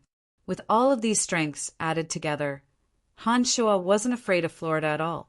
With his magic rapidly improving every day, Han Shuo didn't need to lower his head in front of anyone. Phoebe started slightly when she heard Han Shuo's words, then smiled sweetly and said, "I understand." Slowly moving, Phoebe got up and walked towards Florida. The smile she'd just shown to Han Shuo was replaced by cold arrogance when facing Florida. When they arrived at the door, Phoebe pointed at Han Shuo and said to Florida, "He's my boyfriend. I think we have nothing to say. Business is business, but you don't have the right to interfere in my life. I hope you won't disturb me in the future." Although he'd long since been mentally prepared, when Florida heard Phoebe's blunt words with his own mouth, he was still momentarily absent-minded. Different from how he treated Han Shuo, when Florida faced Phoebe, the rigid lines on his face became very gentle. Even his voice was abnormally gentle as he stared closely at Phoebe and said, "Where did this brat come from? What can he bring to you? Why did you choose him? Sorry, this matter has nothing to do with you. I hope you take care of yourself." Phoebe's expression was cold as she spoke in an equally cold voice. Nodding, Florida laughed ruefully and looked at Phoebe and Han Shuo in the distance. He said, "All right, 3 times in a row," then suddenly turned around and left. "Please, bring another plate of the same food." Han Shuo snorted coldly and then said to the dwarf beside him with a smile. Chapter 199. After filling their stomachs and walking out of the dwarven food store, Phoebe and Han Shuo strolled through all of Glorious Sunshine Tanai's stores for a while. Phoebe then went to find the Cairo mercenary band to purchase the store with a place of extreme water for Han Shuo. Han Shuo headed to the store that Emily was at alone, planning to find Emily and probe Florida's background. The old man was still standing guard at the door. This store was selling armor for knights from the Lancelot Empire. Because the sky hadn't darkened yet, there were a few people dressed like knights in the hall, shopping for knights' clothing. When the old man saw Han Shuo walk in, he smiled and gestured to Han Shuo, pointing to the courtyard in the back. Han Shuo understood and pretended to pick out the knight's clothing. He walked in through the door that led to the courtyard in the back. "How did you provoke Florida?" When Han Shuo asked Emily with a cold expression on his face, Emily was obviously taken aback and responded with a question of surprise. "Apart from the information that everyone already knows, do you have any other information about him? I know that the Dark Mantle must have information that no one knows about him." Han Shuo looked at Emily and said. Emily's brow furrowed slightly as she looked intently at Han Shuo. "Just what is going on?" Han Shuo briefly explained what had happened last night to Emily. Emily then said angrily, "I've long since heard that this Florida is arrogant and conceited, but who would have thought that he's actually this domineering? The Valley of Sunshine isn't even under the control of the Rainbow Sickle Mercenary Band now, yet he dares be so arrogant." Han Shuo's somewhat displeased mood suddenly improved a bit when he saw that Emily was also angry. He then said gently, "Just what is this Florida's background?" The Glorious Sun Tanai is a dark mantle stronghold. Their main mission is to collect the materials here. Florida isn't from our Lancelot Empire, nor is he from Kasi Empire. He comes from a vassal state of our Lancelot Empire. His grandfather is Grand Magus Ferguson of the Church of Light. His status in the Church of Light is very high, and it's said that he has great hopes of becoming a sacred magus. Florida grew up in the Church of Light and was personally taught magic by his grandfather. In addition to light magic, He also studied lightning magic. This was a secret that most people didn't know. With his grandfather's guidance and his own extraordinary talent, he had become an archmage 3 years ago at such a young age. The Dark Mantle had once paid close attention to him, believing that he would become one of the super experts on the continent in the future. However, Florida didn't join the Church of Light. He suddenly left the church a few years ago and went to the Valley of Sunshine, joining the Rainbow Sickle Mercenary Band. Because of his great strength, he'd won the trust of the leader of the Rainbow Sickle Mercenary Band, Jason, in an extremely short amount of time. Jason had even entrusted his only daughter to him, but during a battle against bandits, old Jason had accidentally died in battle, and his daughter had also gone missing. It's said that this matter seemed to have something to do with Florida, but no one had any evidence to prove this. After Jason's death, Florida naturally took control of the Rainbow Sickle Mercenary Band. Unfortunately, because some people suspected that this matter had something to do with Florida, some core members angrily withdrew from the Rainbow Sickle Mercenary Band and the Valley of Sunshine, allowing the Cairo Mercenary Band to grow. However, the Rainbow Sickle Mercenary Band has indeed developed quite well in Florida's hands. Their originally damaged strength has gradually recovered, and they've become the Cairo Mercenary Band's greatest opponent this year. Perhaps this time, the Rainbow Sickle Mercenary Band will truly be able to regain control of the Valley of Sunshine in Florida's hands. Emily creased her brow in thought as she tirelessly recounted Florida's information. When Emily had finished, Han Shua said lowly, "He's a strong opponent, all right. This person's heart is sinister, and he even dares to attack his benefactor without mercy. This kind of method is completely different from the Church of Light's principles. It looks like I must be careful. Brian, the Valley of Sunshine is different from other places. It's not bound by any country at all, and whoever has the most power here calls the shots. I know that your strength isn't necessarily weaker than Florida's, but Florida has the Rainbow Sickle Mercenary Band in his hands. 2 fists can't fight 4 hands. As long as you're inglorious, Tanai, I don't think he'll dare make a move with the Cairo Mercenary Band keeping you in check. However, it's best if you don't go out rashly, otherwise he'll find a chance to make a move." Emily was obviously very wary of Florida as she comforted Han Shua. "Don't worry, I know what I'm doing." Han Shua's expression was calm as he responded lowly. He paused and said to Emily, "Right, it's been so long. Why hasn't Elaine brought Belinda over yet? I've left a drop of blood essence on Belinda, so she won't be able to cause trouble at all. Did something happen along the way?" Emily shook her head with a wry smile when she heard Han Shua's words. She responded, "I'm also worried. Logically speaking, Elaine should have arrived in Tanai by now. Did something really happen?" "Forget it. I'll leave for a bit and search along the way," Han Shua said after thinking for a bit. "No, you've offended Florida. It's best if you don't leave the Valley of Sunshine for now. That person has great power in this area and won't let you off if he knows that you've left the Valley of Sunshine."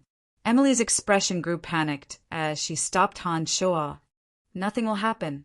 It's not like you don't know my senses. I'll immediately leave once I detect danger. In addition, I've planted a drop of blood essence in Belinda's body. Only I can sense her location within a certain distance. I must make this trip in order to achieve a perfect result for this mission." Han Shua smiled lightheartedly and didn't take Florida's threat to heart at all as he spoke with great ease. "Since you're so insistent, then I'll go with you," Emily said resolutely to Han Shua when she saw that she couldn't convince Han Shua. Shaking his head, Han Shua declined Emily's suggestion and turned to walk outside. With his back to Emily, he said lowly, "Emily, you should believe in me and not treat me like a child, planning everything for me. This isn't the life I want. If Florida really does make a move, I'll actually look forward to it." Emily had already set off, but she finally sighed when she heard Han Shua's words. "All right, but you have to be careful. Elaine and Belinda's lives aren't as important to me as you are. You have to remember to protect yourself first." "I will," Han Shua said. The sky had already gradually darkened when he walked out of the shop. Most of the shops in the Valley of Sunshine had already closed their doors at this time, replaced by the bright neon lights of entertainment. Han Shuo turned a blind eye to the crude and vulgar cries around him as he strode towards the fences leading into the valley. Some procedures were needed to enter the Valley of Sunshine, but nothing was needed to leave. No one questioned Han Shuo when he left, but the Cairo mercenary band knight who had come last time looked at Han Shuo with some surprise. He seemed to find it strange that the two beauties beside Han Shuo hadn't left with him. Han Shuo's sensitive senses detected that there were people spying on him when he walked out of the Valley of Sunshine, but he didn't pay too much attention to them. There was no need to think too much. Those spying on him were either the Rainbow Sickle mercenary band or the Cairo mercenary band. It wouldn't be difficult for Han Shuo to shake them off, and he had ample confidence in himself. Han Shuo had been walking slowly when he left the valley, but his speed suddenly increased several times. Under the dark sky, Han Shuo's figure was as swift as a shooting star that occasionally streaked across the sky. He'd already traversed several hundred meters in the span of a few breaths, pulling far away from those spying on him. When the feeling of being spied on disappeared, Han Shuo suddenly soared into the air and flew close to the lush silver treetops, heading straight for the road from Valen City. With a single thought, the mysterious power of the demon infant circulated in a bizarre manner. Waves of mysterious power spread out from the demon infant, like ripples in the water, covering the far distance. The demon infant and the blood essence had a mysterious connection. As long as Han Shuo was within 1,000 meters of him, Han Shuo would be able to immediately sense the appearance of the blood essence. As Han Shuo calmed his mind and focused on using the demon infant to sense the blood essence, a strange feeling suddenly leapt into his mind. Han Shuo suddenly sensed the presence of life, some large and some small. The feeling suddenly disappeared after Han Shuo's heart trembled. Startled, Han Shuo once again calmed his mind and focused, carefully comprehending the feeling that had suddenly surged into his mind. Han Shuo then discovered that the life auras belonged to the insects and small beasts that had fallen into hibernation beside him. Although they were somewhat indistinct, Han Shuo was still shocked by this discovery. The demon infant suddenly moved slightly at this moment, and Han Shuo sensed the location of the blood essence in the next moment. The overjoyed Han Shuo abruptly sped up in the air, flying rapidly in the direction of the blood essence. However, when Han Shuo arrived at his destination, he saw Elaine lying beneath a large tree covered in blood. Her neck was bent unnaturally, as if someone had forcibly broken it. Her body seemed to have been struck by wind blade magic, as bone-deep wounds tore through her clothes.